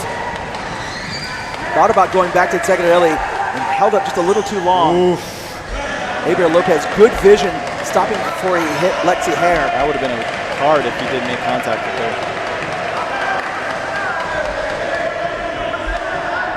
Segarelli into Arocena, to Lopez, back to Segarelli, coming down to Arocena, but right into Johnson. Cut off by Arocena, who's going to catch that before it goes over the touchline. Can he keep it in play? He does. No, he tried to take it off of Johnson. Johnson too smart for that. I think he got a little intimidated by Riley Johnson there. If he approached that play with conviction and just sent that across the line, it would have forced Riley to make a play on the ball. Segarelli, well What played. a turn. Segarelli pushing into the goal area. Segarelli getting that ball between the defenders. Segarelli looking for an option. That ball comes out to Aber Lopez. Lopez holds. Lopez passes to Segarelli. Segarelli unwinds a shot off of Dickey. He didn't get all of that. He had Arocena on the far side. If he timed his swing a little bit better. Foul on Segarelli gives the United States a ball, and all of the Argentina coaches up in arms. I'll be honest, Tony, it looks like Argentina came to play in this game. I mean, they look incredible. I won't say the U.S. is on their back foot quite yet, but they're absorbing a little bit more pressure than we initially thought. David Dowling coming out of the match. Pete Winslow coming on in his place. Lexi Hare still on the pitch. Also Riley Johnson, Jordan Dickey. Pete Winslow going to use some of that firepower to clear the area. U.S. continue to shake things up.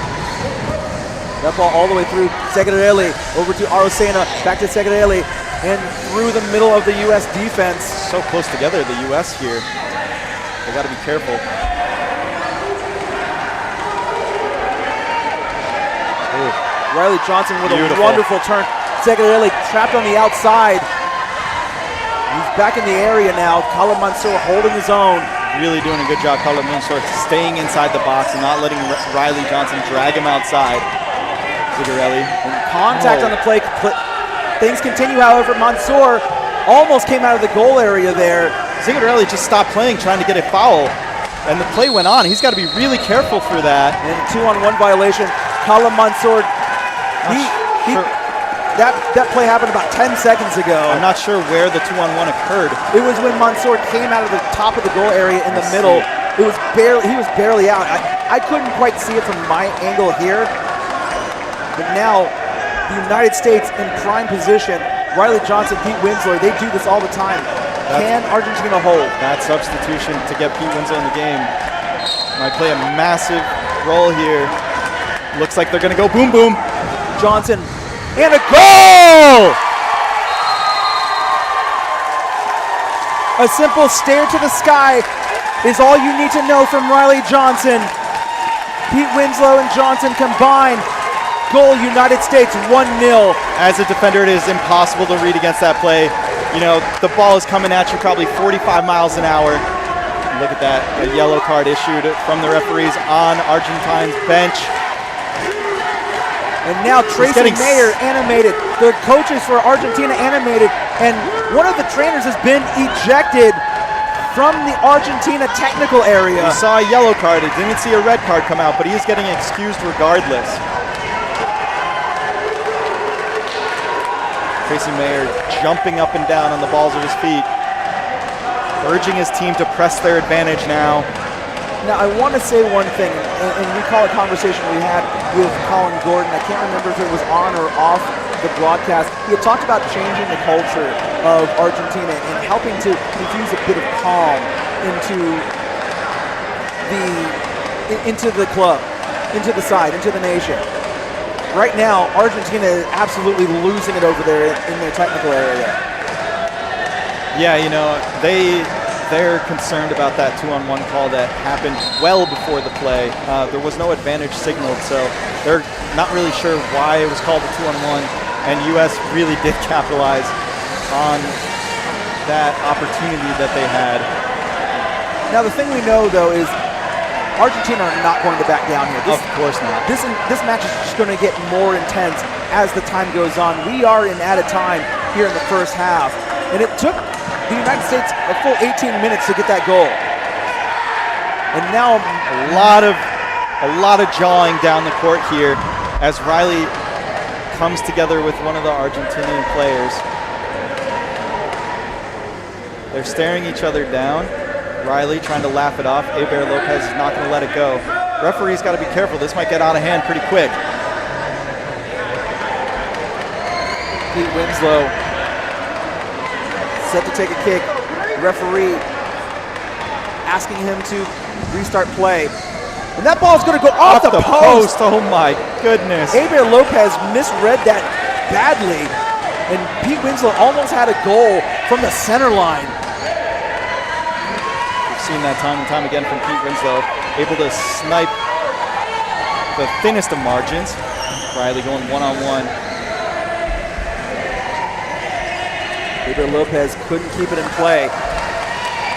If you're Argentina, you cannot let frustrations get the better of you here. It's time to keep a calm head. There's going to be plenty of power soccer left to be played in this one. And as far as the U.S. is concerned, they want to press their advantage now. They know Argentina is on the verge of feeling rattled. Pete Winslow setting up. And we're going to get a substitution, a late call for a substitution. Michael Raiden wasn't even at the center line there. Michael Raiden's going to come back in. Let's watch the shot again from Pete Winslow. He's like maybe a meter from the center line. What a shot. And Eber Lopez, again, just poorly judged that kick. Pete Winslow almost had a goal. Michael Raiden coming back into the game for Pete to conclude this first half. Mansour holding Raiden. Now the two Argentina defenders are stacked on top of each other. It's got to be careful there. They can get caught on each other. Raiden spins around for a better position. Raiden just working his way. He's got to be careful about that contact. He's going to get called for a foul, and he acknowledges it. And the fourth official over there just trying to keep Argentina from bursting out of the building. Tracy Mayer for the U.S. is just hollering at the top of his lungs.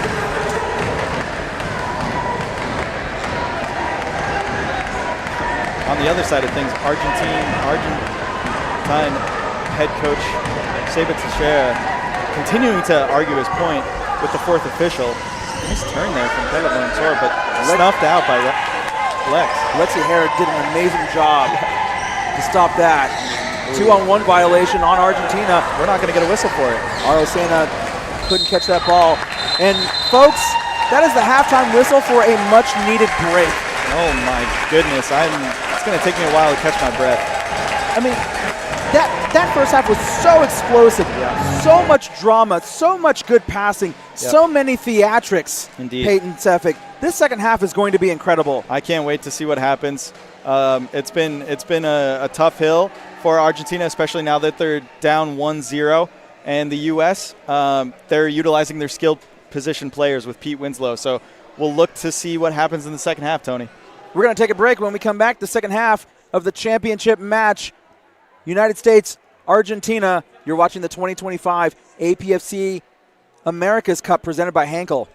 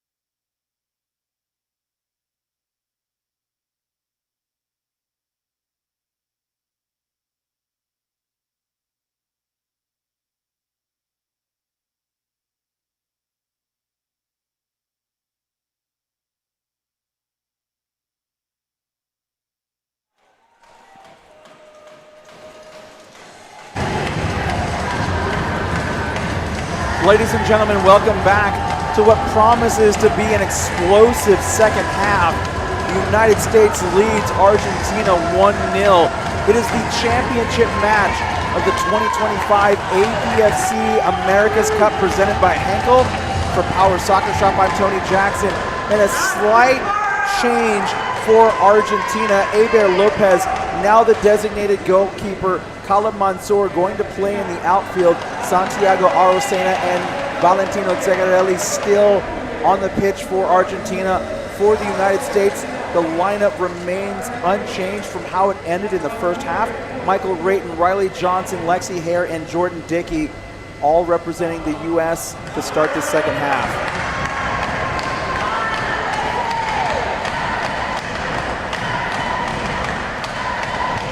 And the spirited Argentina supporters doing everything they can to lift their team to at least get an equalizer.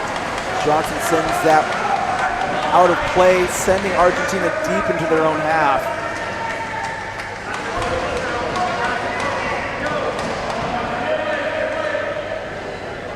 And Peyton, how do you match the energy of that first half if you're either side? I mean, it had everything. It had a goal. It had cards. We even saw coaching staff get sent off for Argentina. It's hard to live up to that, but I have a feeling that we're going to see some pretty spectacular power soccer here in the latter half of the championship game, Copa America. Valentino Zegarelli on the ball. Not really anybody to pass to. He's going to go to Mansour.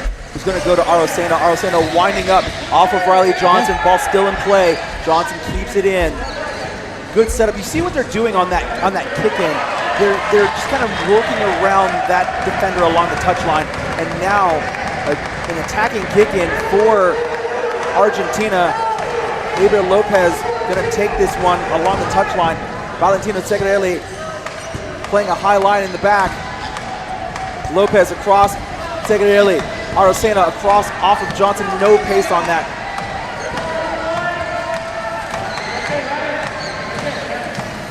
Johnson still working. That ball's out of play.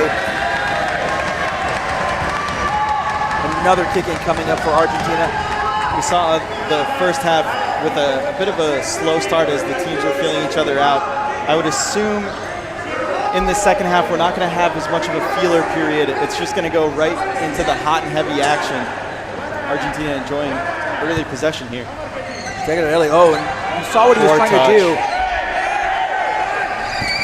That ball into the guard of Aber Lopez, set ball along this touchline here. You saw what he was trying to do though. Johnson jumped up, he was trying to get that ball behind him to leave Jordan Dickey alone in the goal area. And now they face off.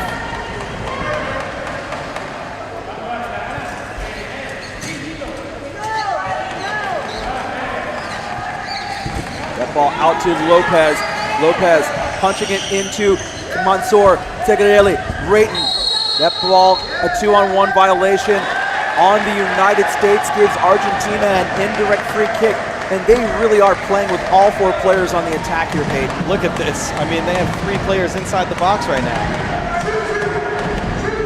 Let's see what movement Argentina brings. They might have Khalid Mansour going across the area and the shot over to Zegarelli. Let's see what happens here. Jordan Dickey is ready for all of it. Michael Rayton, well done to defend. Now, the Argentina coaching staff screaming for a 5-meter violation. It certainly was close. Mansour into the area. That ball out. Zegarelli, Michael Rayton with it on the counterattack for the United States. Aber Lopez holding strong.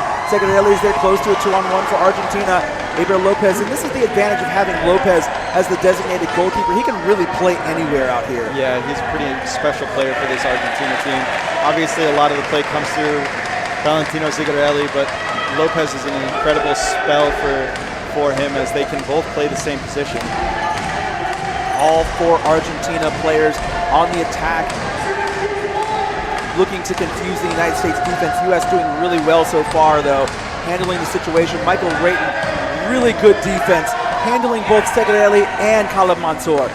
The pass across, Arocena going to get cut off by Johnson. Michael Rayton showing maturity beyond his years with his ability to apply pressure to multiple Argentina players. Mansour carries the ball, gonna look to pass across. Oh. And No foul. Really surprising there to see no call on that. Riley Johnson went through Khalid Mansour's guard to get to that ball. And a kick in coming up for the United States, looking to extend their lead. Michael Rayton on the kick, Riley Johnson at the top of the area, Lexi Hare at the far post, Jordan Dickey playing a high line in between the center line and the top of his goal area. Rayton off of Tegarelli. Didn't quite have the conviction in that shot to deflect it off the defense, get a better angle. Nice combination defense by Argentina. Great Arocena now pushing the ball away, Johnson turning it back around. You see Argentina not chasing, allowing the teammates in the goal area to defend there. And that really is to cut off that pass back to the top. Arocena takes that ball, Rayton meets him. Arocena gets the ball away from Rayton momentarily. Arocena trying to push behind Rayton, and he gets off the ball.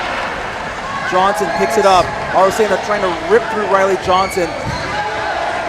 And the United States looking for a foul there. Strong play from Arocena here.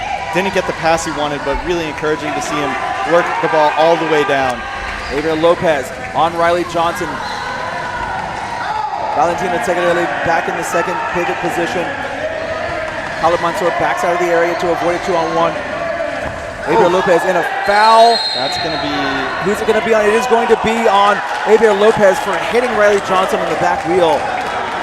And I think that was the right call. I mean, Johnson was already backing up. Javier Lopez turned and tried to hit the ball away.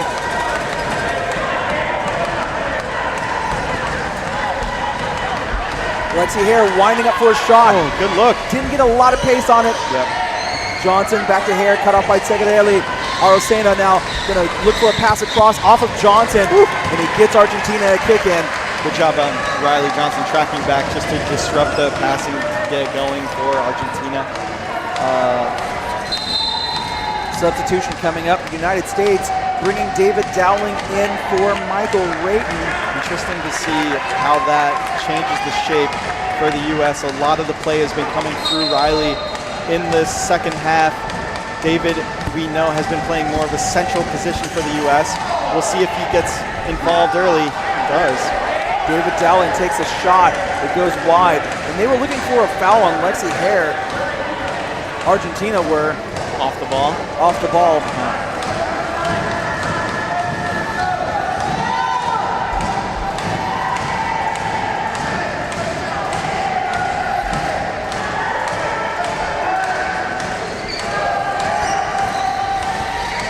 Tegarelli cut off by Johnson. Great read from Riley initially. Couldn't control the ball though. Riley Johnson just seems to be everywhere on the pitch.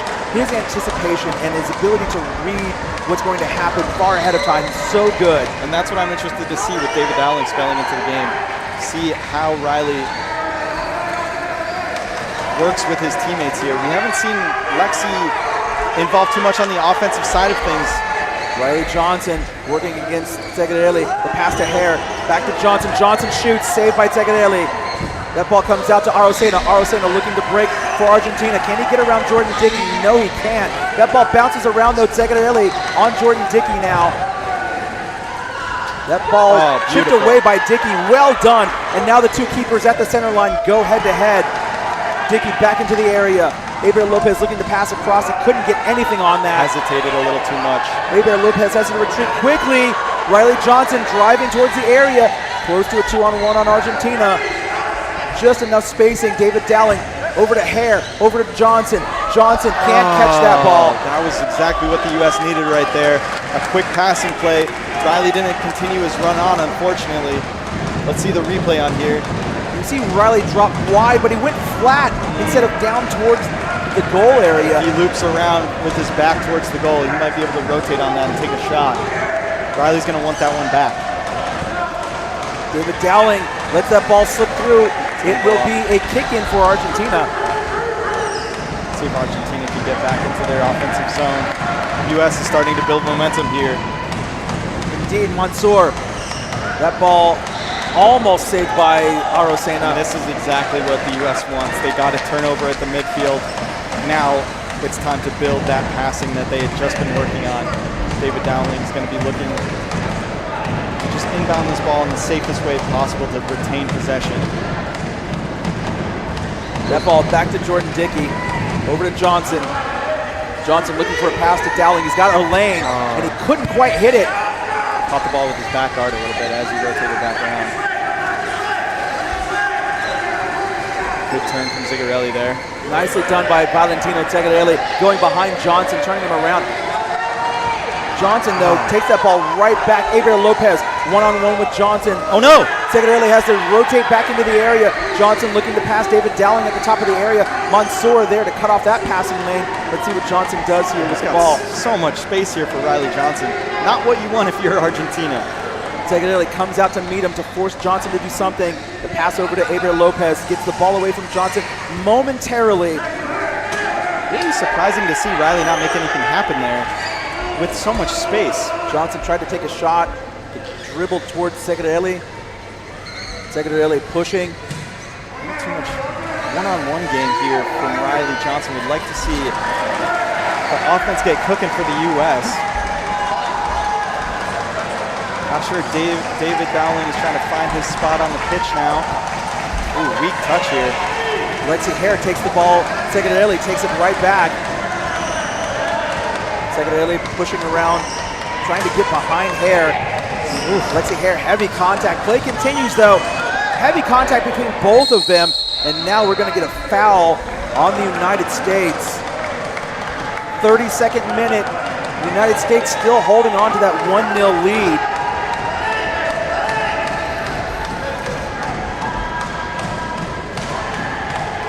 What options does Argentina have here? Nice touch though. Arocena going to take a shot. Oh, I thought he was going to spin all the way around.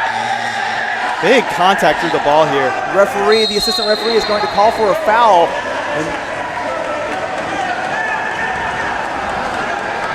And I said it before in a previous game, sometimes yelling at the referee will get you the call that you want.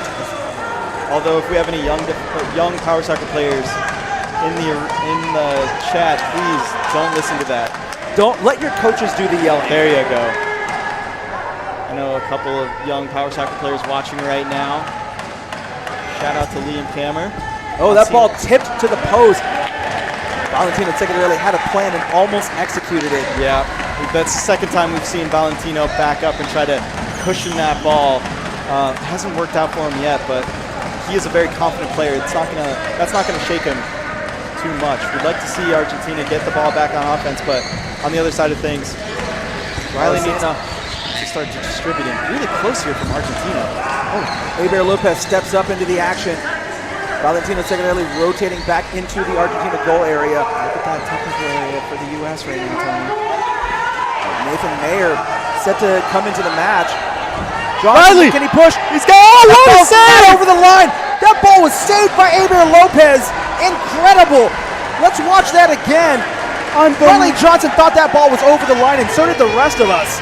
Unbelievable play from Riley to get around two defenders here. You see Riley Johnson working. Aber Lopez came up behind Valentino Zigarelli. Heads up play by Aber Lopez. Valentino Zigarelli was dead to rights. Riley Johnson toasted him on the front of his guard. Aber Lopez might have made the play of the match if Argentina can equalize. Really interesting substitution here. Taking Jordan Dickey out, putting Nathan Mayer in. It looks like Jordan is going to don a normal jersey so he can play out. Advantage called for the United States.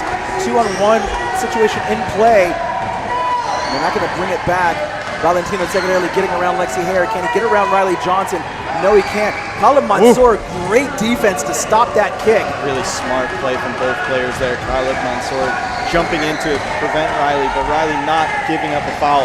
And also smart on Valentino Zigarelli for moving out of the way. He saw the defense coming, and he let his teammate do his job. See see so much lockup play here with Space between the defenders, closed off by Zegarelli. We haven't seen too much. Oh, that's a foul on Zegarelli. Play continues, advantage called. Zegarelli had to get back in. The referee allowing a lot of contact through this game. That really benefits the U.S. And now Jordan Dickey coming back into the match, taking the place of Lexi Hare. Jordan Dickey now an outfield player. David Dowling, Riley Johnson, Jordan Dickey, Nathan Mayer. Year 4 for the United States. 35th minute. Argentina looking to get one back to equalize. Now both of these teams have already qualified for the World Cup. We are playing for the Americas Zone champions though. And that would be a huge get for Argentina if they can equalize. The United States still in control though. Yeah, very much in control. This is turning into a pushing match between Riley and Valentino in the middle, which only benefits the U.S. as they're enjoying a 1-0 lead right now. Smart pass by Khaled Mansour to Zegarelli. And Zegarelli looks like he's in pain. He's wincing out there. He took a really big shot earlier in this match. It's good to see him playing through it, but it's definitely going to be affecting him. Hopefully not too much. Eber Lopez, Arocena takes the ball off of Johnson. Kick in Argentina. They really need to start getting the ball moving now. The U.S. has had so much pressure in their offensive zone. It's time for Argentina to start moving the ball. With about 4 minutes left, Peyton, at what point do you start taking bigger risks if you're Argentina? I think it's now. You know, you're already qualified for the World Cup. You know, it's not like you're playing for a future tournament. You need to throw it all out there, and you know, if you're not taking risks, you're not going to get any reward. So the time is now. Lopez in the area, Johnson chasing that ball. Zegarelli leaving Eber Lopez alone. He's back in the area. Johnson over to Zegarelli. That ball is out, kick in United States. David Dowling probably going to take this kick. Michael Rayton coming back into the match for the United States. David Dowling coming off. Juan Bautista D'Angelo coming on for Argentina. And let's see who they bring off. It's going to have to wait until the next dead ball. Oh no, there we go. It looks like Khaled Mansour coming up. Mansour played an amazing game. He really did, you know, and he's playing through that injury. It's incredible to see him out here playing at such a high level after sustaining a pretty serious injury that sent him to the hospital earlier this tournament. Indeed, indeed. So it was good to see him back out here. Riley Johnson taking this kick for Team USA. Jordan Dickey right in between those defenders. Slipping in. Oh, what was that? Strange miscommunication there from Riley and Jordan. Don't see that too often. Those two players have played together for so long. They're usually step for step with each other. Riley Johnson, Jordan Dickey on Juan D'Angelo. Michael Rayton read that play very well. Great play from Michael Rayton there. Impressive stuff from the youngster. Zegarelli dragging Rayton to the other side of the pitch, and it's out. Whose ball is it? It is Argentina's ball. This is what you needed if you're Argentina. Don't be surprised here at all to see all four players, besides the kicker, above the ball here. They're going to be trying everything to get some space. Lots of movement, lots of trying to distract the United States. D'Angelo, Lopez takes a shot. That ball off of Johnson, it got behind Mayer, but those two worked so well together. Nathan Mayer trusted Riley Johnson all the way. And a foul, advantage called, that was on Valentino Zegarelli for backing into Johnson. I think that's the right call there. He definitely backed into him. Indeed. Now nobody in the goal area for Argentina, both Zegarelli and Arocena playing deep. Now Arocena back at the far post. Eber Lopez taking on Johnson. And although there's not a lot of time left, it's good to take your time right here when you have a scoring opportunity. That ball right along the end line there. Great battle between these two. Eber playing so strong. What a play from Riley. Beautiful turn. My goodness. Just completely shut out Eber Lopez. Lopez had a shot. Rayton now holds the ball in play. Arocena comes up. Arosena getting a little desperate, turning Michael Rayton and then pushing through him. Rayton turns him back around. Strong play from Rayton here. Wonderful job by Michael Rayton. Arosena, though, keeps the ball in play. Oh my gosh, this is incredible. Segrelli receiving this pass.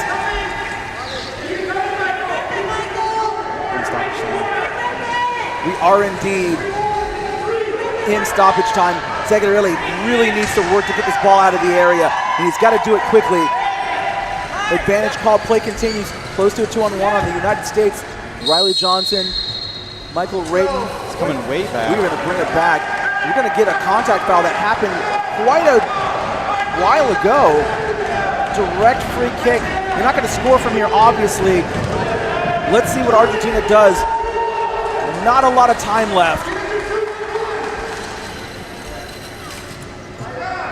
Tense moments here in the championship game. Segrelli, back to Lopez, back to Segrelli. Segrelli down along the touchline. Jordan Dickey cuts it off, and it moves Argentina a little bit closer. It just seems like fatigue is set in a little bit for Argentina here. Michael Rayton looking to cover Aber Lopez and Juan D'Angelo. Again, the fatigue setting in, just not getting the pop on the passes that they've been having all tournament long. Aber Lopez working heavy contact. That's going to be a foul. Against Argentina. Yep, that was the right call. And that was an untimely foul by Aber Lopez. The United States can just slow things down here.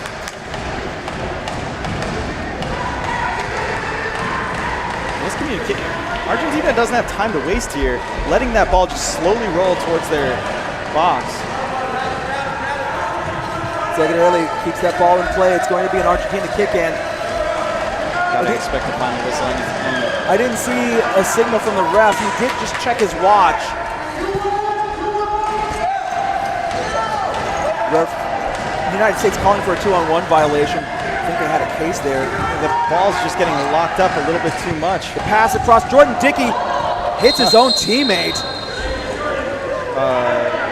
Okay. That's going to be a set ball. It was a little confusing with the hand motion from the referee, but that is indeed going to be a set ball for ball bouncing over the head of Michael Rayton. Valentina Segrelli back into the area. A lot of adrenaline right now, a little bit of desperation for Argentina. And this is not what you want if you are Argentina. And Riley Johnson almost got through.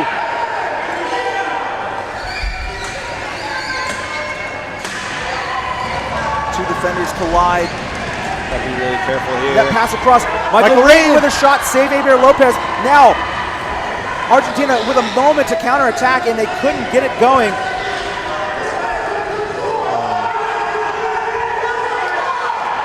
There was a split moment where the counterattack started. They just could not keep it going. Aber Lopez cannot waste any more time here. A little too content to sit with the ball at the top of the box. Got to get it moving some way, somehow. They're trying not to make a mistake is what they're doing. Referee checks his whistle again. Whistle in mouth. That's it. And the United States come out on top. Emphatic scenes on the sideline for the U.S. Really intense game from both teams. Have to be proud of all the players out there. They played phenomenally. The United States 2025 APFC Americas Cup champions. And I will say this, Argentina are a young team. Yep. They are playing the 4-out system for the first time. They held the United States to 1 goal. The future is bright for Argentina. I think this entire zone, the future is bright. We saw some excellent play from some young players, from some young squads. The U.S. enjoying another Copa America victory. Congratulations to them. Well earned, very hard fought tournament from them overall. Exciting scenes here in Phoenix, Arizona. And for the United States too, considering how they played against Brazil, we were curious to know how they were going to respond to Argentina. Yeah. And they came out and they played one of the best games we've seen all weekend from them. Yep. They locked down Valentino Segrelli. They were able to cut off passing lanes. Argentina was just not able to get into the flow of their passing, and a wonderful job by the United States. And the other thing that we saw, and we talked about it all weekend, is no matter who is in the match for the United States, there is really no drop-off in talent. So the United States is still one of the teams to beat in 2026. However, Argentina is coming up quick. Yeah, they're coming to play for sure. We saw a lot of substitutions from the U.S., and as you said, not too much drop-off. They probably sub just as much as any other team out here. As for Argentina, also very little drop-off when they did go to the bench. But as you said, just a young squad, and they are looking very dangerous moving forward. I would not be surprised to see them make a splash in the 26 World Cup. But for now, U.S. is still on top. So great to see here. Awesome tournament. I want to say thank you to the Power Soccer Shop. This was an exciting opportunity. I'm really glad to be here. Production squad, great job, guys. Awesome stuff. Thank you. Indeed. And as Queens, we are the champions. Rings across the arena. For one final time, I do want to take a moment to thank the production crew. Todd Fickle on camera, Paul Keller, the producer, assistant producer Jessica Gorman, my broadcast partner and dear friend Peyton Seffick. For one final time, I am Tony Jackson. This has been the 2025 APFC Americas Cup presented by Henkel. We will see you again, whether it's at USPSA Nationals or in Argentina. We will definitely see you. Thank you for watching. Safe travels wherever you're going, and goodbye.